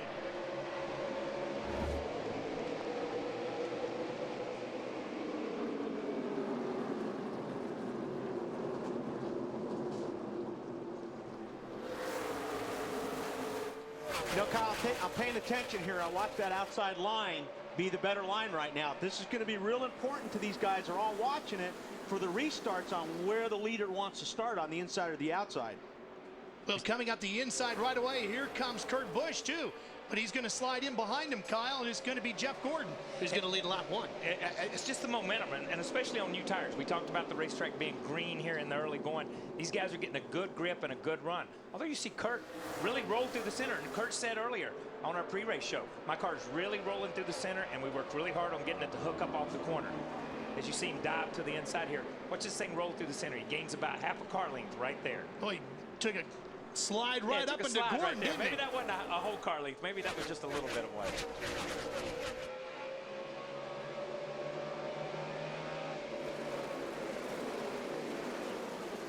You know, it was a really clean start, though. A lot of times, like Wally talked earlier, low tire pressures, green racetrack, a lot of things going against you. These guys get into each other real early. Just a few donuts, a few tire marks on the cars, but that was a really clean start. Well, how long is it going to take you to get your tire pressures up to where you want them? Well, probably another lap or two. I mean, the temperatures come up pretty quick, and you know, it's a lot cooler today than it has been in the last couple of days too. But like Kyle said, that was really clean, and I think those guys know that at the start. Turn 1 and turn 2 is always tough at the start of these races. Well, Kurt's doing everything he can to make the bottom of this racetrack work as he tries to get inside of Gordon again. Can't get it done through 1 and 2 and slides up and behind him. Hey, Tony Stewart sitting back in 7th. He started on the pole, and he's lost a few positions here, so he's having a little bit of trouble getting up to speed. I'm telling you, these guys are, Kurt's not giving him any breathing room on these first few laps. You know, Kurt's racing like it rains at imminent, and we're at the halfway point at this point in time because he's looking to the inside in every corner. Greg Biffle runs behind them in 3rd. Ryan Newman behind him, and Jimmy Johnson rounding out the top 5. Here comes Kurt again, taking a look inside. That blue Miller Lite machine. Yeah, Kurt's car, it is rolling pretty good in and through the center. It's just with Gordon up on that high side, he's got the momentum. When he gets off the corner, his car looks like it's got a little bit more horsepower. If Kurt could get up there a little bit further and race him down the straightaway side by side, he might be able to pull that pass off. Yeah, you almost feel like if Kurt could let the car go all the way out to the wall and get that momentum, if he was leading the race, he's not. So he's got to pinch it down, and that last little bit gives the 24 car the advantage down the straightaway. Battling for 8th position back in here. That's Matt Kenseth on the 17 and Juan Pablo Montoya in the 42. Kyle Busch in the 18. We go back up front where Kyle's brother Kurt is still trying to take the lead away from Gordon. He's going to get him there. Yeah, see, he had enough on the straightaway getting into the corner, so when he rolled through the corner this time, he practically had Jeff cleared coming off the corner. And now let's see, as he rolls through the corner on his own, and he's able to get that little bit through the center and accelerate, see if he can put a car length on him or so.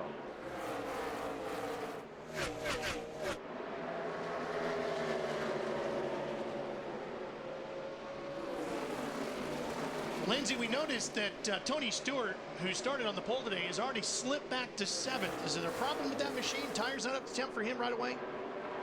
They are having an issue, and Tony knows exactly what he wants right now. He's asking for a wedge adjustment of sorts and says when they bring it in, they definitely need to tighten it up. He said it's way too loose. And I did talk to him just before the race, and he said, you know, we feel really good about this car, as you've heard him talk about, but he said it's just going to be a matter of wait and see what we have to adjust on that first stop. And that was a great shot, because if you watch Tony going through the corners there, all you have to do is watch his left front tire. And when that tire goes right to left, that's a loose race car most of the time. Yeah, when, like Wally said, when that guy's waving at you with that left front tire, you're in the infield, he's not saying, how you do. He's saying, man, this thing is out of control. It's just jumping out. And, you know, these guys, they talk about, they practiced in so many different types of weather. The racetrack is green. There's no rubber on the racetrack right now for these guys to get a hold. So some of these guys are a little bit of free. As the racetrack tightens up, the racetrack will come to them. That's a battle for 5th that we're watching there. Newman holds that position. Carl Edwards in the 99 trying to take it away from him. And Stewart, you know, he dropped from 1st to 7th in just 3 laps. Yeah, and this is one of those places where, you know, if it does go green and you haven't hit the setup right off the bat, the way the double file restarts are now, if you go a lap down, you're pretty much history on this place. It's going to be really hard to make that up unless you get the lucky dog. Well, Tony's trying to get going again. He's trying to catch up to the backside of Carl Edwards here. You can see that 14 coming into the picture, and he's taking Montoya right along with him. As Edwards tries to look inside of Newman, can't do it through the corners and moves up in behind him. There's Denny Hamlin in the number 11, Matt. Right now, he sits in 14th.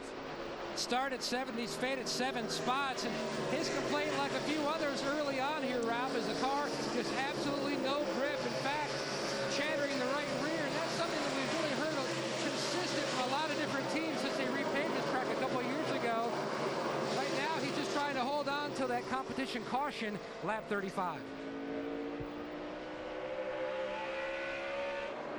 Back to the front of the field we go. Kurt Busch continuing to lead here. 12 to the 301 laps completed already here at the Magic Mile. Stay with us. We'll be back more live here on TNT. The first caution of the day here in New Hampshire. That's Patrick Carpentier making his way to the garage area. Let's show you what happened to him. He was running in 42nd. Right there at the right behind the 6 car. David Reagan. Whoa! Oh man, did he run it into? Wow. That looked like a brake problem, because I know he didn't intentionally try to run in that deep. No. Not this early in the race either. No. And being in the position he was in the racetrack, he had nothing behind him, plenty of room in front of him. Pole sitter here just a year ago. Yeah, that was that's a tough way to come back. Mechanical there. Well, now they had planned on the competition yellow at lap 35. And we get our first one here now with 16 laps complete. Probably came out about a lap or so ago. Pits are open. We see a taker. Yeah, Tony Stewart. So he's going to make that adjustment. And obviously some of those guys towards the back are going to come in now. They can only change tires on this pit stop. They cannot fuel. Well, let's check in with Lindsey Zarniak. Lindsey. Well, you heard Tony Stewart before. He said the car was coming to him. He was a bit loose. He had asked him to tighten him up. What his team is going to do is give Tony Stewart 2 new tires. They're going to give him an air pressure adjustment, hoping that that's going to make a difference. Looks like they're going to get 4 instead. And why not? Yeah. You know, you're under yellow, so you may as well take 4.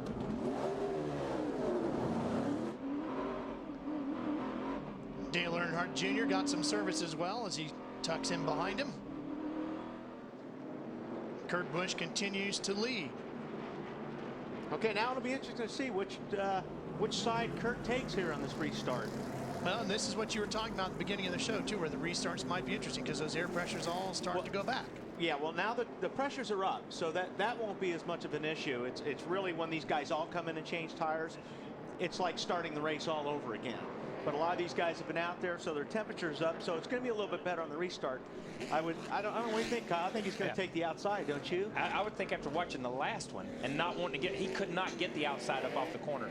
But, I mean, it looks like he took the inside. Yep. I think I would have tried the outside this early in the race. I think I would have probably given him that, but that's why I'm in the booth and not out there. Well, here's today's Aflac trivia question. How many drivers have led every lap of a Cup race? Well, I know one, because I was in it. Yeah.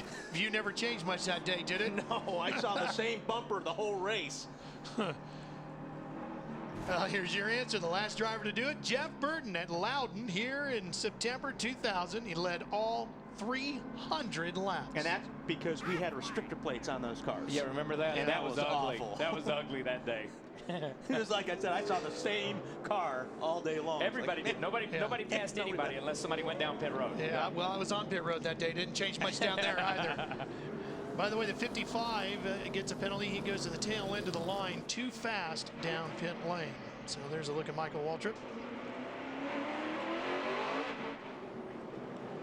Now, the one thing Kurt does have going for him here is that he gets to start the race. So if he can get that little bit of a jump, if he can beat Jeff Gordon halfway into turn 1 and his car still rolling as good through the center, he's got it. Pretty even start, though. Jeff Gordon's right there. I thought Kurt got a good start, and Jeff just pulled back on the outside. He just powered back up to him. This is where Kurt needs to clear, but Kurt can't clear. Whoa! Boy, that's tight through there. Kurt's thinking right now, maybe I should have taken the outside lane on this race. What was that thing? Yeah. Mental note to self. it'll be interesting to see as we go how many times it switches up. Because some of these guys are going to try that outside eventually, I think. Boy, he looked real loose coming off the 4-2, and that's going to give Gordon the opportunity. I thought he was going to get the drive off the corner and down the straightaway, but boy, Busch came back strong through 1 and 2. Yeah, but Gordon's got the run now, so he'll be able to clear him going into 3. But boy, Biffle's right there, right on that 2 car. And there's nothing worse than to be Kurt Busch. I was leading the race, pulling away. Now the guy's in front of me. He's getting there in front of me, and there's a guy banging on my rear bumper. Spin up here. Problems in turn 4. Jamie McMurray up along the wall. That's our second caution of the day. Okay, now we'll see which side he picks. Yeah. He had a little bit of time to think about it. Yeah. So let's see what happens. He hit just dead flush. Look at the back of that thing. Jamie was running 17th at the time. And where that happened, in between and coming off, he may have got a little help here. Oh, yeah. Yeah, he definitely got hit. It was right there with Harvick. Kevin Harvick hit him. Yeah. Oh, look how that thing hits and comes up. You don't think about it being, it's a flat racetrack, so there's no bank to catch you. When it turns around, you got nothing. You see the thing turning, he's in the gas trying to power it and get it to spin on around. And then as it hits, watch this thing come up in the air. Boom, man. It comes up 2.5 feet up off the ground, and you don't think that with a soft wall. That's a soft wall, and it still takes that much impact. And because of that, Jamie's impact is lessened. Yeah, a lot less. And you know, if you ever want to hit, or if you ever have to hit a wall, okay, let me say that. Let me say that. If you ever have to hit a wall, let me rephrase that. That's the way you want to hit it. Solid square, back end, because the way these seats are designed, look, the shocks and springs, you got the right rear out of this thing. But that's the way these seats and cars are designed. That crumples in. NASCAR's built that crush zone in the back of these things, and the seat technology that we have now, it's incredible. So you just kind of curl up in that fetal position almost, and it just packs you back up in the seat. So you come away from something like that, no matter how hard it is, a lot better.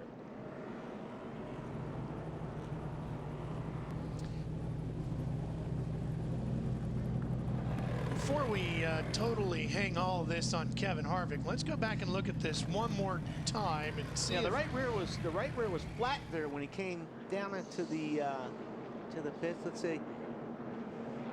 But I think Kevin, look at the bottom line. Kevin, he got into it and look, that is strictly racing, and that is strictly racing. No, not here, it doesn't. Yeah, Kevin just went in, and the car skates up just a little bit. I don't think that's this Dale Jr.'s view. But Kevin definitely slid up. Harvick did slide up the racetrack quite a bit there, and that angle really showed that Kevin picked up a slide there. Yeah, we had a question a couple of weeks ago. Why do they put marks on the racetrack? They put marks on the racetrack so people like us can see when cars slide up the racetrack. We count the marks as they go up. Denny Hamlin's in and Matt is there. Mike Ford calling the shots on the 11, making a wedge adjustment. Also air pressure change. Denny started 7th but faded quickly. His car was really, really loose on that run, trying to tighten it up here, and he's away. Also pulling the spring rubber. You know, I'm going to tell you, pulling the spring rubber and doing some of the stuff these guys are doing this early in the race with no rubber on the racetrack's going to change. But you know the thing is too there now, he did that, he did 4. Now when they come back in and can fuel, he can only, if he needs to, only can take 2. Yes, he's going to get a lot of track position on the next That's an excellent point. He can pick up some. Yeah. But you know, these guys are making big changes. When you talk about Tony coming in and making some chassis changes, we're what? 23 laps into a race on a green racetrack. They're going to put rubber down. The racetrack's going to change no matter what. And these guys are making big. By pulling the rubber out later in the race, you might want that thing back.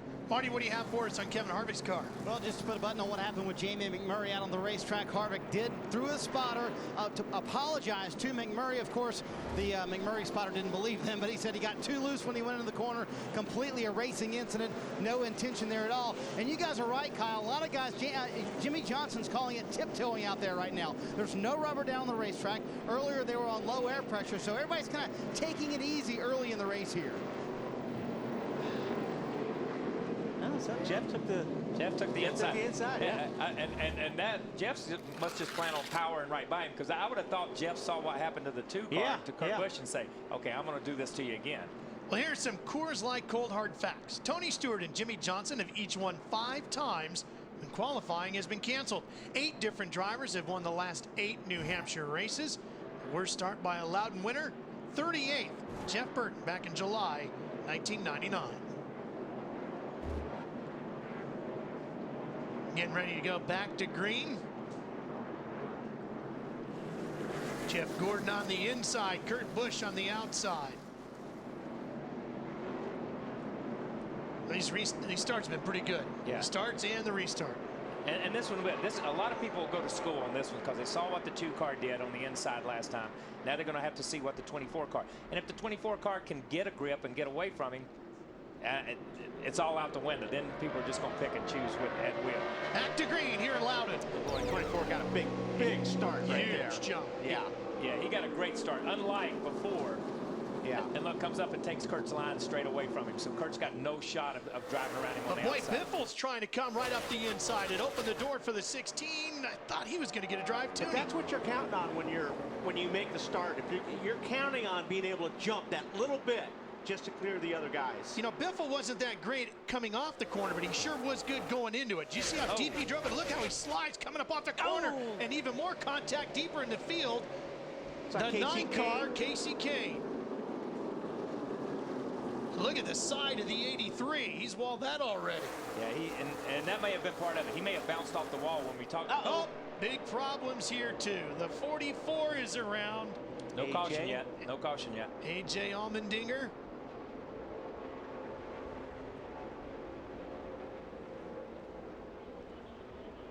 I'm gonna have to throw one now. Yeah. Don't see any body damage. Is he over at 2? No, you got to fire it up. He was running 37th. He's coming off a turn 2 now as he gets going. 1 and 2. And I'm, you know, you look at that and you say, did he sit there until and the answer is no. I mean, it's hard to crank these things. Yeah. It's hard to get these things restarted, especially when you roll into the gas like that or roll into the center of the corner and then the thing turns around. It's just loaded up with fuel, man. It's tough. So he gets going. He was running 37th at the time. Now watch the 16 and the 24 here at the front of the field. Yeah, the 16 just got really loose coming off that corner. Man. Which is easy to do when you're down on the inside coming off a 2. But he got such a run going into 3 over there on the other side of the racetrack that he just got a good run at him in the middle. And then here's what happened to AJ Allmendinger. Watch the 44 already going around.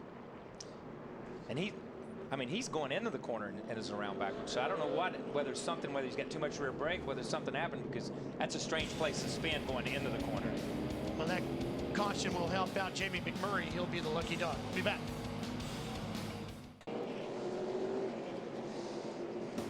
Welcome back to Loudon, New Hampshire. Getting close to getting this one back underway. Fans Off Track with Tony Stewart, presented by Armor All, is an exclusive video series that puts you behind the scenes with racing superstar Tony Stewart. To watch now, go to NASCAR.com/ArmorAll. We talked about the competition yellow as we got this day underway, that it was supposed to come out at lap 35. We all thought when we saw those early cautions, maybe it would go away. It hasn't. It's going to get moved to lap 45, which is another 15 laps from now. And more than likely, that's because we've had so many quick cautions in the first 20 or 25 laps. They've not got an opportunity to run 35 consecutive laps or a number of laps consecutively on a set of tires. They just run a few laps, just like you do in practice, and you don't get a good read on tire wear when that happens. You need to go out and run 35 laps or 25 laps to get a good tire read. Running 5 or 6 laps at a time coming in and out, the cycle changes the tire compound, the hardness of it, and you don't get a good read. Some of these guys that play in the strategy here on the pit stops wish they would have known that about 5 or 10 laps ago. Yeah, before they pitted one time or either the last time, they probably wish they did know it. Dave Blaney has gone back behind the wall. We go back to green. Now the 2 car got a better start that time, and I'm not sure the 24 is going to clear him. Now this is what the 24 did to the 2 the start before, and see how Kurt's got his own lane out there now, and now Kurt's back in the saddle. It's all about that initial when you get on the gas and they throw the green. That's real important. And if you get a good start, the outside lane I think is the advantage. You know, we saw this last week at Sonoma. It's like fool me once, shame on you. You know, or shame on me, that kind of thing. And I mean, this time Kurt learned from that first start. He got beat. He was not going to get beat to second restart. Kyle Busch is in the 18. He's trying to catch his brother. And Matt, right now, he's battling with the 48 of Jimmy Johnson, and they're fighting over 4th position. Ralphie's working the outside lane, took that position from the 48 of Johnson. Looking at different pit strategy up and down pit road. This was some of the comments recently from the 18's driver to his crew chief, Steve Addington. The car not bad, just if I try to go harder, I lose the front and the rear. I mean, I'm maxed out on grip right here. That's all I got. It just won't keep going, you know, just falls off. And that's exactly the same complaint that Kyle had about his race car during final practice. The harder he charged the corner, the harder he tried, the slower the race car went. And guys, you were talking about the pit strategy, how it's ever changing. A lot of teams up and down the road, they were just going to go fuel only because of the window changing, but now we're at lap 45. Yeah, that definitely changes things. I'll tell you, one guy is charging the corners is the 16 car. I mean, he is driving it down into those corners right now. Yeah. He's stuffing it in there. While Matt was talking, you see the 18 and the 48 racing, and all of a sudden the 48 looks out his left side window. It's like, who is that guy that just put that slide move on me? Larry boy Kyle Busch is really charging hard here. I'm having a little trouble getting to Larry as we were watching Kyle Busch and, of course, Greg Biffle in the 16. And don't forget, Kyle won the Nationwide Series race just yesterday here. I was getting ready to say, when you said Kyle won the Nationwide, which Nationwide Series race? He wins all the Nationwides. It seemed like forever, you know what I mean? But I'm telling you, man, that was just 3 laps ago, we saw the 3 cars you see in the first part of this picture, the 16, the 18, and the 48, neck and neck, side by side. The 16 car, Biffle puts a couple of slide moves on those guys, and I'm telling you, I'm like Wally. He's not backing up the corner at all, man. Well, and nobody's ever won the sweep of the weekend here in New Hampshire either. And Wally, I was jabbing you when I saw that smoke coming off the 18. You're not concerned about that at all? I think we've been watching that all year. The Gibbs cars all do that. They look like they're diesels. Yeah, it's like pixie dust. I don't know what it's something magic. Those cars do it. I mean, Wally's right. I mean, I can't tell you how many times we, and I'm sure people at home, just takes your breath. You see them go into the corner on the monitor here, and stuff just rolls out from under the car, and then they power up, shoots a flame out, and they head off down the straightaway again. And I mean, it takes your breath every time until you get used to it. Back to the front of the field, Kyle's brother Kurt continuing to lead here. He's led 18 laps. We'll be right back.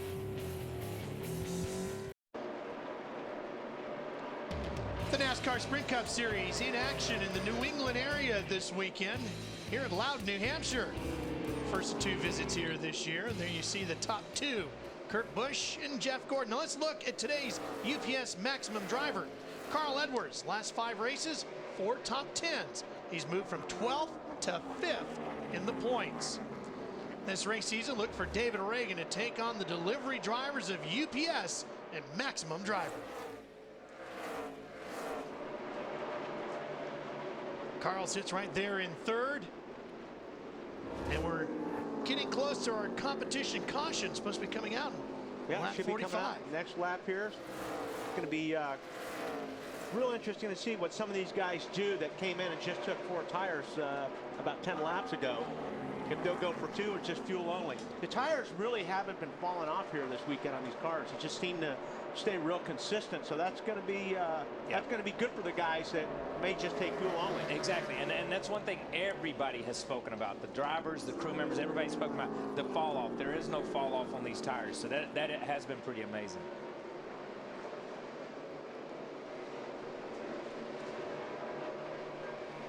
Looking for that competition caution.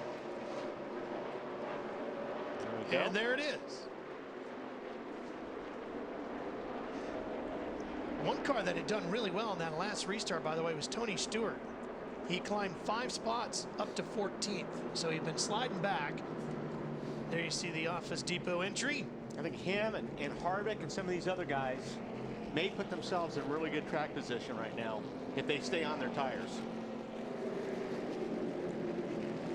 Gained a handful of spots on the track, and now we'll see if the caution can help him pick up a few more with track position here.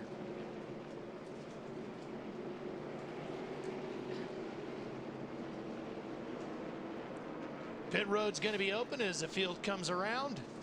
See the crowd sitting on the hillside in the backstretch here. That's actually part of the old Breyer Motorsports Park here. Used to be a road course here before it turned into the oval. The Bear family converted it. Now a part of Bruton Smith Speedway Motorsports Incorporated racetracks. So we expect to see quite a bit of action on pit road, especially out of the leaders. Kurt Busch dives down pit road. Here comes the rest of the field, and we start off with Marty Snyder.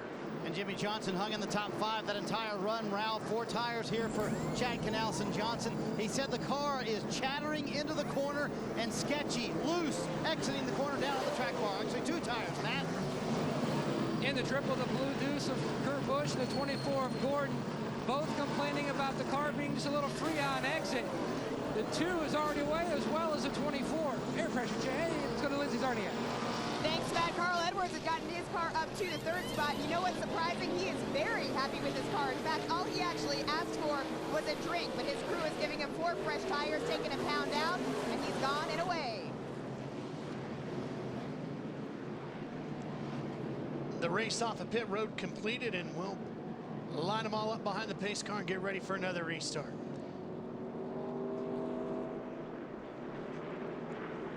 It looks like a fairly wide pit stop, but pit area, but sometimes, boy, looks can be deceiving. Look at this. Wow. Wow. He got him. Yeah, he did. And that's, you know, those guys on pit road. He just got. But they're just unsung heroes. I don't care what anybody. To go out there and turn your back on a car and to turn your back on those guys leaving it out. These guys do an incredible job. Drivers can't do what they do without these guys you see. But look at them all talking to each other. It's the crew chief from the 18 car come over to check to make sure that these guys are all right. They compete against each other on the racetrack. But when it comes to things like this, it's all for one and one for all, man. These guys want to make sure everybody's safe all the time. The pit crew is doing an outstanding job in NASCAR. NASCAR fans, let's look at this week's standings for the AT&T Fastest Pit Crew of the Year award. You see the standings. Jeff Gordon leads by 3 over Dale Earnhardt Jr., Tony Stewart's crew, and Matt Kenseth's crew there in 4th. Fans, don't forget to cast your vote for the AT&T Fastest Pit Crew of the Year award from your AT&T phone. Text in the car number for the pit crew you think is the fastest and most valuable in each race to 2258. The AT&T Fastest Pit Crew of the Year award delivered by AT&T, the nation's fastest 3G network. Kyle would be able to do that well, but he's too busy twittering all day. Exactly. He's the man. So what do we got up there now? We got okay. Now Gilliland is coming. I thought he was gonna hang there, but David Gilliland in the 71 TRG car. He's gonna hit pit road.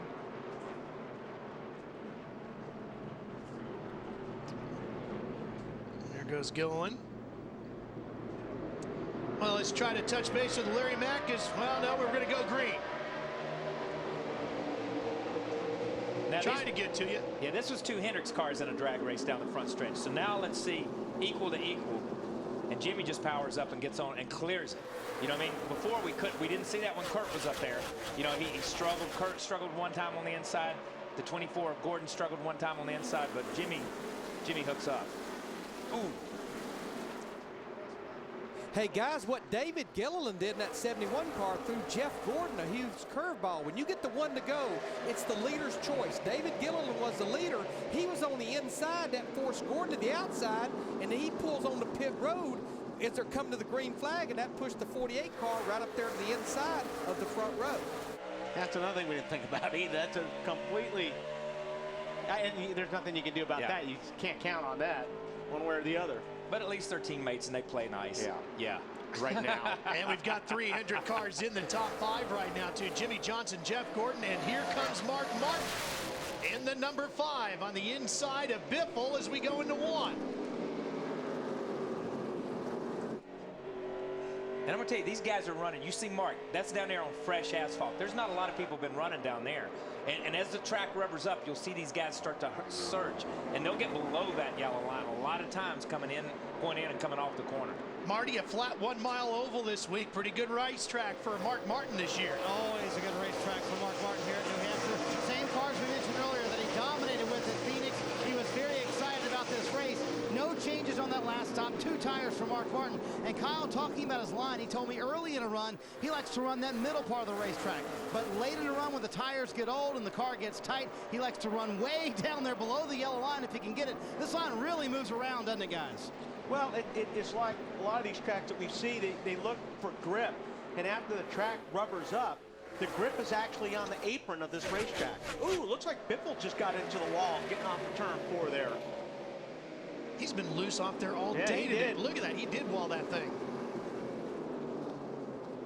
Now So the yeah, question they is will how move hard. down to the bottom of the L line anyway, getting through the corners. But, you know, Larry Mack mentioned it in the live show earlier. The most important thing about this racetrack is rolling through the centers. We take another look here, the 16 of Greg Biffle getting off of 4, just getting a little bit high and took a pretty good shot there. But Mark's car is rolling through the metal good right now. And that's what you work on here at this place, is just trying to get that 75 feet of the center of the corner so you can just coast through there, have the car turn right through so you can nail the throttle getting up off the corner. Jamie McMurray has taken the 26 back behind the wall, and Tony Raines has the 37 in the garage area as well. Right here, right in here is the part we're talking about. And this is the part where Kurt was good earlier. Remember when Kurt got ahead of the 24? That's where he really seemed to roll and really seemed to go. But Mark, you know, talking about Mark being good on a flat mile racetrack, Mark's good on every racetrack. I don't know why. You know, Mark has no bad racetracks, let's be honest. But Mark's car, he works really, really hard on that. He came through the series, and you see Mark get out of the way right now. He just pulls over. It's like, no need to race this early. We're 56 laps into a 300-lap race. We got to get to halfway if the weather is a factor. But really, I'm counting on 300 laps, and he's just eases over out of the way there. I'll tell you who's moving up is the 88. Dale Earnhardt Jr. is up 6 spots since the restart. Right now, he's up to 8th, and he's right behind Biffle. That puts all 4 Hendrick cars now inside the top 10. There he is, side by side, down in the 3. Pretty even getting into that corner. And right there in the picture behind him is Truex. We talked about Truex in the opening. He was the fastest car in the last practice. He started 25th, 26th, 27th, back that far because that's where he's at in points. But through pit stops and through passing people, he's finally broke the top, I guess, 10 here with 50-some laps into the race.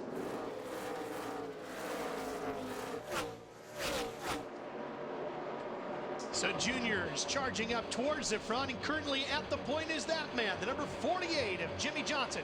He's your leader here at Loudon. Operator suggests. Back to Loudon and back under caution. This is the 5th caution of the day here. Take a look at what happened on this one. Yeah, watch right up here. And it looks like Elliott Sadler in the 19 down on the bottom gets a little bit sideways, gets into Speed, which then gets into Michael.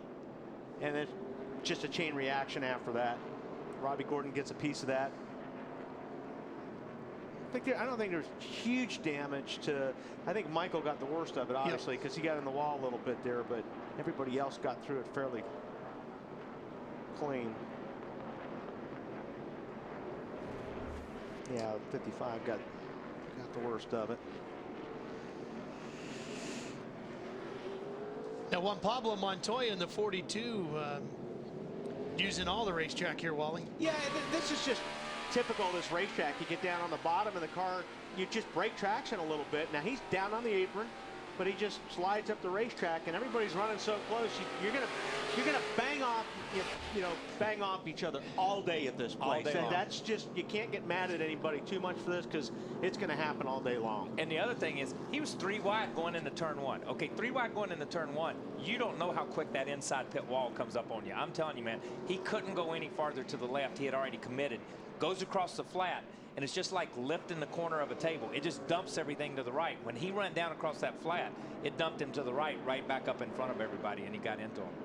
Looks like he creased that right front a little bit there, too. Yeah, I don't know how much that really is going to hurt him here. The way you hear everybody describing this is just a really big Martinsville.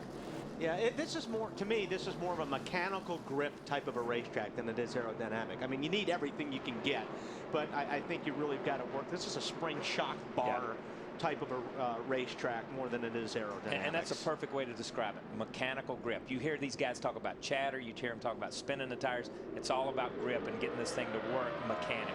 We're talking about restarts right now as we go back to green. Kyle Busch there in the 18 car, tucked up right behind the 48. Right next to his brother. See if there's any brotherly love there. The 24 car just struggled just a little bit on a restart right in the middle of that first corner. He couldn't do it with the 2 car. He can't, you know, he's not been able to capitalize on being there.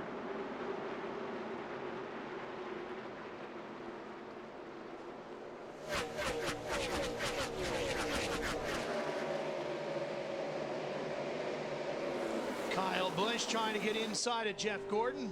Brother Kurt trying to figure out which one to follow. And A.J. Allmendinger has gone to the garage as well on the 44. Here comes 2. Tony Stewart on the inside gets by the 2 car of Kurt Busch. He's sitting in the 4th spot right there. Boy, so Tony looks like he's got that thing figured out handling wise. Tony rolled in the middle of that corner right up behind that 18 car, really, really smooth, and was right down on the line when he rolled in there. Lindsay, how happy are they now with the setup on that 14? I would say pretty happy. All smiles in that bunch right now. Tony on the radio is saying, it's okay, center is okay. I'm still struggling a little bit, but on their last stop, they did get 2 tires, and they've obviously earned back some of that track position that he's trying to chip away at, Ralph. Wow, that thing. Well, he got in pretty hard there. It was kind of like, you better get out of my way on that one. There was nothing was rolling through the corner. Yeah, that's a Biffle move right there. That's, okay, here's my right rear corner. Look at it. Boom, it's right up at you. But right here, you see right in the middle of the corner, I'm telling you, Tony on these tires after this restart, he's found something right down straddling that dotted line or that first line up. We're right in the middle of the corner, but I'm telling you, he charged into turn 3 there a minute ago. Right here, you see him working that left front though, man. He worked it right there. Yeah, that car looks really good right there. You know, and at the beginning of the race, he was headed the other way, about this fast. You know what I mean? I mean, they dropped the green flag, and he went from pole position to 7th or 8th. In 3 laps? Yeah, within the first 3 or 4 laps of the race. Now you get a look at Tony working it. Yeah, but interesting to see what that driver shot looks like. Looks like he's working that brake bias right there. So he's trying to find some balance in the brakes. You got to be careful here not to have too much front brake because you'll lock up the left front going into the corner, especially in turn 3. So that's what he was reaching up there on the dashboard was trying to just work the balance a little bit. But it looked like he gave it a pretty good twist. Yeah, I mean, how much you gotta are you give those tweaking things a pretty good twist these days. I mean, you know, you almost got to go a full turn for it to make any difference on the bias. And it just turns a bolt that runs across the brake pedal, basically, and works both master cylinders. You have a front master cylinder and you have a rear master cylinder. And a lot of these guys on sticker tires and on cold tires, you don't mind having a little bit of rear brake because the tires are going to hold you. It's not going to really upset you that bad. As you get going and you lose some of that and you want the car to be a little bit more comfortable, they'll crank a little bit back to the front and rear. And these guys will move the brake bias all day long. They'll move it on cold tires. They'll move it on hot tires. It really is driver preference. That is driver feel. 11 of the 28 New Hampshire races have been won by drivers running in positions 1 through 5. There you see them. We'll be back.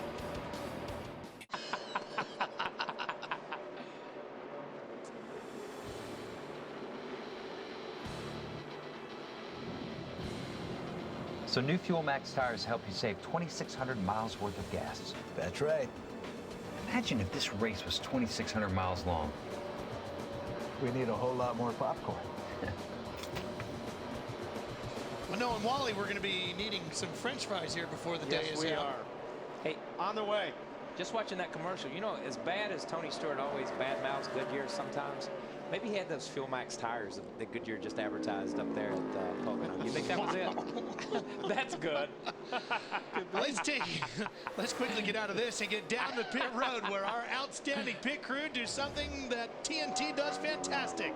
Through the field. Marty, you kick it off. I appreciate that, Mr. Shaheen. Up front, Jimmy Johnson right now. You know, if you're in his position in the championship standings, it would be easy to come to this race and experiment a little bit because the first race in the chase right here at New Hampshire. Last year, Chad Canals and Jimmy did that. This year, not so much. Baseline setup and very happy with it. Jimmy said it's going to be very good on the long run. A little vulnerable, he feels like, on the short run, Matt.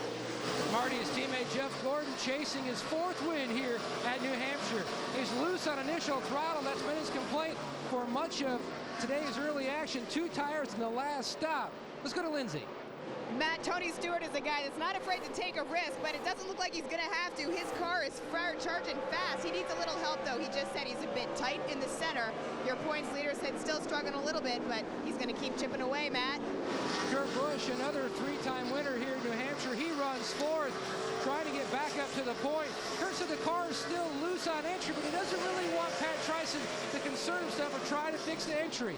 He's more concerned with it tight in the center and especially loose off. They're calling for an air pressure change on their next stop. Meanwhile, the 18 of Kyle Busch, his younger brother, he wants to take out the wedge adjustment they put in back on their first stop. And he's actually giving more information, not about his car, but about the cars around him. He made some comments about the 24 Gordon earlier. And then, Marty, he made a comment about Tony Stewart's brakes. He was impressed and said absolutely ridiculous how good they are. Well, Matt, the weekend did not start so well for Mark Martin. And Friday on practice, he crashed his 5 car, but now very good. In fact, they spent the entire weekend kind of repairing it as they went along. Now the car very good for Mark on the racetrack. No changes on that very first stop when everybody stopped and only 2 tires. Lindsay? Hey, Marty, it's interesting because of the 88 team of Dale Earnhardt Jr., they just told Junior that he's running the same time as the 5 car of Mark Martin. They said, you're doing really good, just keep it up. This team, by the way, last pitted on lap 47, gave Junior 2 right sides, an air pressure adjustment, and wedge, Marty. Lindsay, Casey Kane's 2 least favorite racetracks, Infineon and New Hampshire. Infineon worked out pretty well. He won there last week, and here they took a big swing at the setup. You know, he told me earlier in the week, we've never really been good at New Hampshire. Came here completely out of the box, and it worked. They fine-tuned on that setup all weekend long, having one of his best New Hampshire runs right now in 8th, Lindsay. Well, Marty, Martin Truex Jr. said that the car he's got is better in the center in the turns after the adjustments they just made on that last pit stop. Incidentally, Martin will turn 29 years old tomorrow. He's looking forward to it. Gonna go fishing up in Cape Cod with his father. Right behind him, the 00 of David Rudiman. Talk about how fast his car is charging on up there. David Rudiman last said his car was loose, but they made an air pressure adjustment. Right now, he's very happy, Ralph. All right, Lindsay, great job down there once again by our pit reporter crew, taking us through the field, through the top 10. As we watch the 00 of David Rudiman working around the backside of Martin Truex. Larry, let's talk a little bit about this brake bias. Yeah, we were watching Tony Stewart a while ago adjust that brake bias. It's one of the only adjustments that a driver can actually make from inside the cockpit of the car. What the car has is actually 2 different master cylinders. One for the front and one from the rear. And when we set the bias, we normally set it with about 104 PSI to the front. But the driver has this adjustment knob. This is exactly what you saw Tony Stewart adjusting on. And you almost treat the entrance of the corner here like a road course because the car wants to shove the nose, slide the front wheels, get in the corner. You want to put just as much rear brake as you possibly can stand without being loose. Another thing that these drivers will do when you have fresh tires and you have a full load of fuel in the car wants to be loose. You'll crank some front brake into it. As you start to wear the tires, you start to burn the load of fuel off, the gain starts gaining nose weight, that's when they'll start cranking rear brake into it. And you'll normally do it maybe in quarter to half turns, which can make a huge difference when you put the brake on.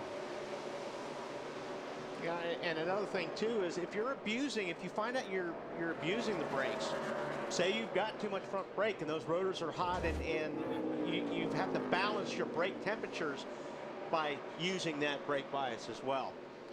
David Stremme in the 12 might not have his brake bias right where he wants. Let's see how his car is handling. Watch the 12.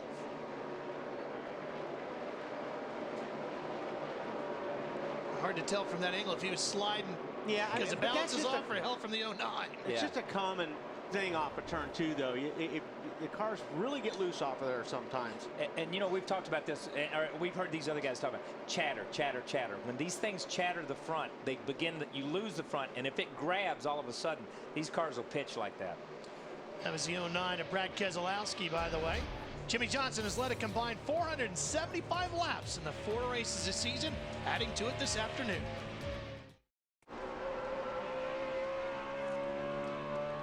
Fans, do you want more TNT coverage? The Coke Zero in-car camera on Race Buddy lets you vote for and ride shotgun with Coca-Cola Racing family drivers. Check out the Coke Zero in-car camera on NASCAR.com's Race Buddy. Cast your vote now. Jimmy Johnson continuing to lead. In fact, he has now passed Kyle Busch for the most laps led so far this season. These guys are just so darn good. Yeah, I mean, it's just like, and everybody's got to step up their game to catch a 48, but the problem is the 48 keep moving their game forward. And that's what earlier we heard one of the guys say from pit road. You know, it was like, okay, this is the first race in a chase. Last year they came up here, they experimented in this race. This time they just came back with their basic setup to say, we're going to race. If this is their basic setup, I'd hate to see what their trick stuff was like. You know what I mean? When they really give it a try. Yeah, when they're really getting out of the box. Well, speaking of out of the box, Larry has gotten his calculator out of the box. How we doing, Larry? We're 95 laps of 301 already. Well, Marty Schneider and I were just talking at break. What I'm seeing here is all of our leaders pitted on lap 47. And then we had 18 of those leaders that actually stayed out on that caution at lap 60.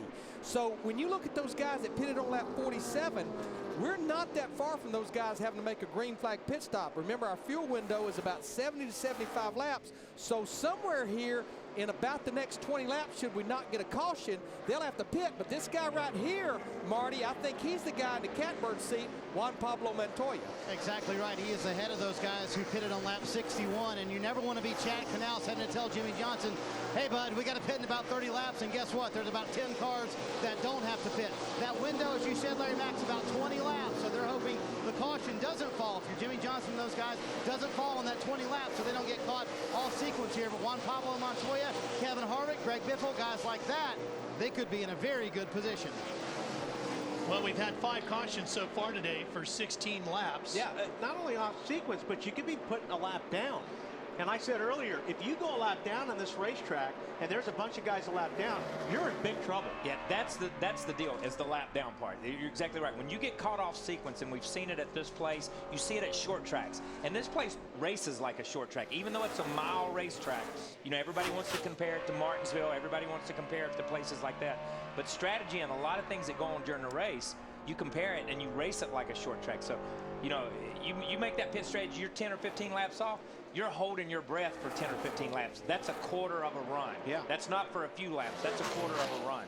This is a battle for 10th we're watching right here. Martin Truex holds that position in the green number 1.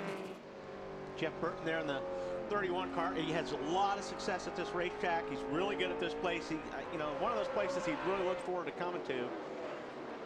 But that was a good shot because you saw the racetrack is putting down some rubber, and it's widening out. You saw how wide they were coming out. They run 2 totally different lines through there. Right there you can see the rubber. That's really, it's not only building up, but it's ball. You know, little chunks of rubber out there on the racetrack. And when you hit that, it's slippery. Yeah, those are the proverbial marbles when you get out there. Yeah. You just get on top of them and roll, and that's the way it is. It's like just stepping on marbles that are laying on hardwood floor. It just jumps out from under you. And then actually moves the line down. We talked about it earlier. Then you see these guys starting to go down below, you know, on the apron, looking for that grip. This battle here is back in 17th with Brian Vickers and Denny Hamlin. Hamlin's in the FedEx number 11. Vickers, we had seen him scuff the wall on the right side of that 83. Yeah, I'm not sure I would even consider that a scuff. Yeah. He hit the wall. Look at that. I mean, and that was early in the race, you know what I mean? But obviously, it's not really affected the car terribly at this point. I think if you hit it that way, if you wall it flat, you know, you don't want to jack the rear end out of shape. You don't want to get in the wall with your right rear. At an angle. At an angle. If you just wall it flat, then it's not so bad. You don't mess up your suspension. Seems to be working okay for now. Working great for Jimmy Johnson. He continues to lead here at Loudon. We're coming right back. Get this and more with NASCAR.com's Race View. Now for half the price. Check it out at NASCAR.com/RaceView. That's what it looks like in real pictures. You're on board with Clint Boyer. He's trying to catch Matt Kenseth just in front of him. 48's in some traffic right now. He's Wow. been lapping a lot of guys. And ugly traffic at that. Ugly traffic. One's sliding one way and one's sliding the other way, the 09 and the 6. And they, you know, and they are working hard to try to not get lapped.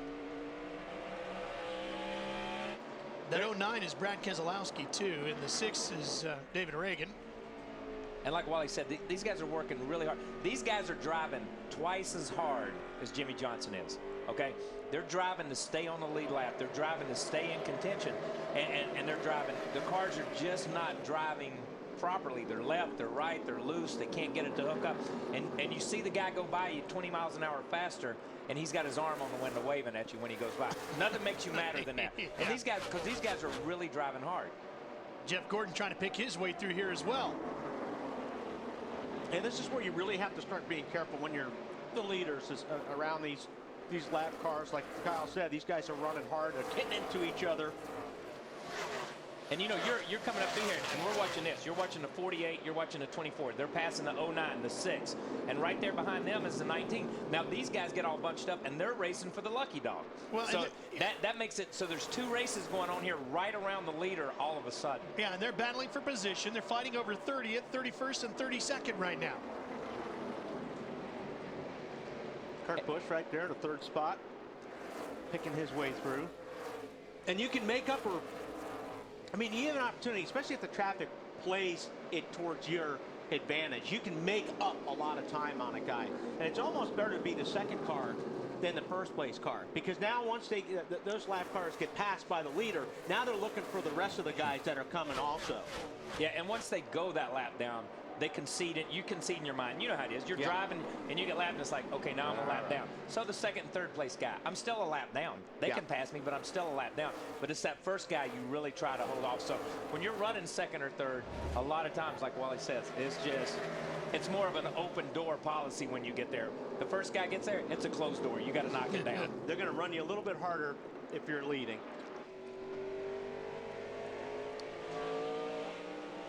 Well, if Larry's calculator is right, which it rarely is anything but, we should be seeing some green flag pit stops pretty soon. So we'll take care of some business, and we'll be right back. Moments that change the game, brought to you by Viagra. Kurt Busch swept both races at Loudon in 2004. In July, he led the last 67 laps, and then in September, he took the lead for good on lap 265. Then last June, he won here again, staying on the track at lap 275 when others came in for a caution. The race was red flagged on lap 284 due to rain. Well, looks like Larry McReynolds' calculator was correct as we see our 1st car venturing down pit road. There he is, the 1, Lindsay. Well, we talked about Martin Truex Jr. before. Lap 45, they brought him in, did an air pressure adjustment, gave him 2 tires. Martin says right now the car is better in the center of the turns after that last adjustment they made. You can see them there. They gave him 4 tires, also making another adjustment to make him feel even better, guys. So the door is open now. We'll start to see how many and when they need to come in as Jimmy Johnson continues to slice his way through traffic, bringing his teammate Jeff Gordon along with him. Kurt Busch continues to run in 3rd. Tony Stewart holding position in 4th. Kyle Busch in 5th.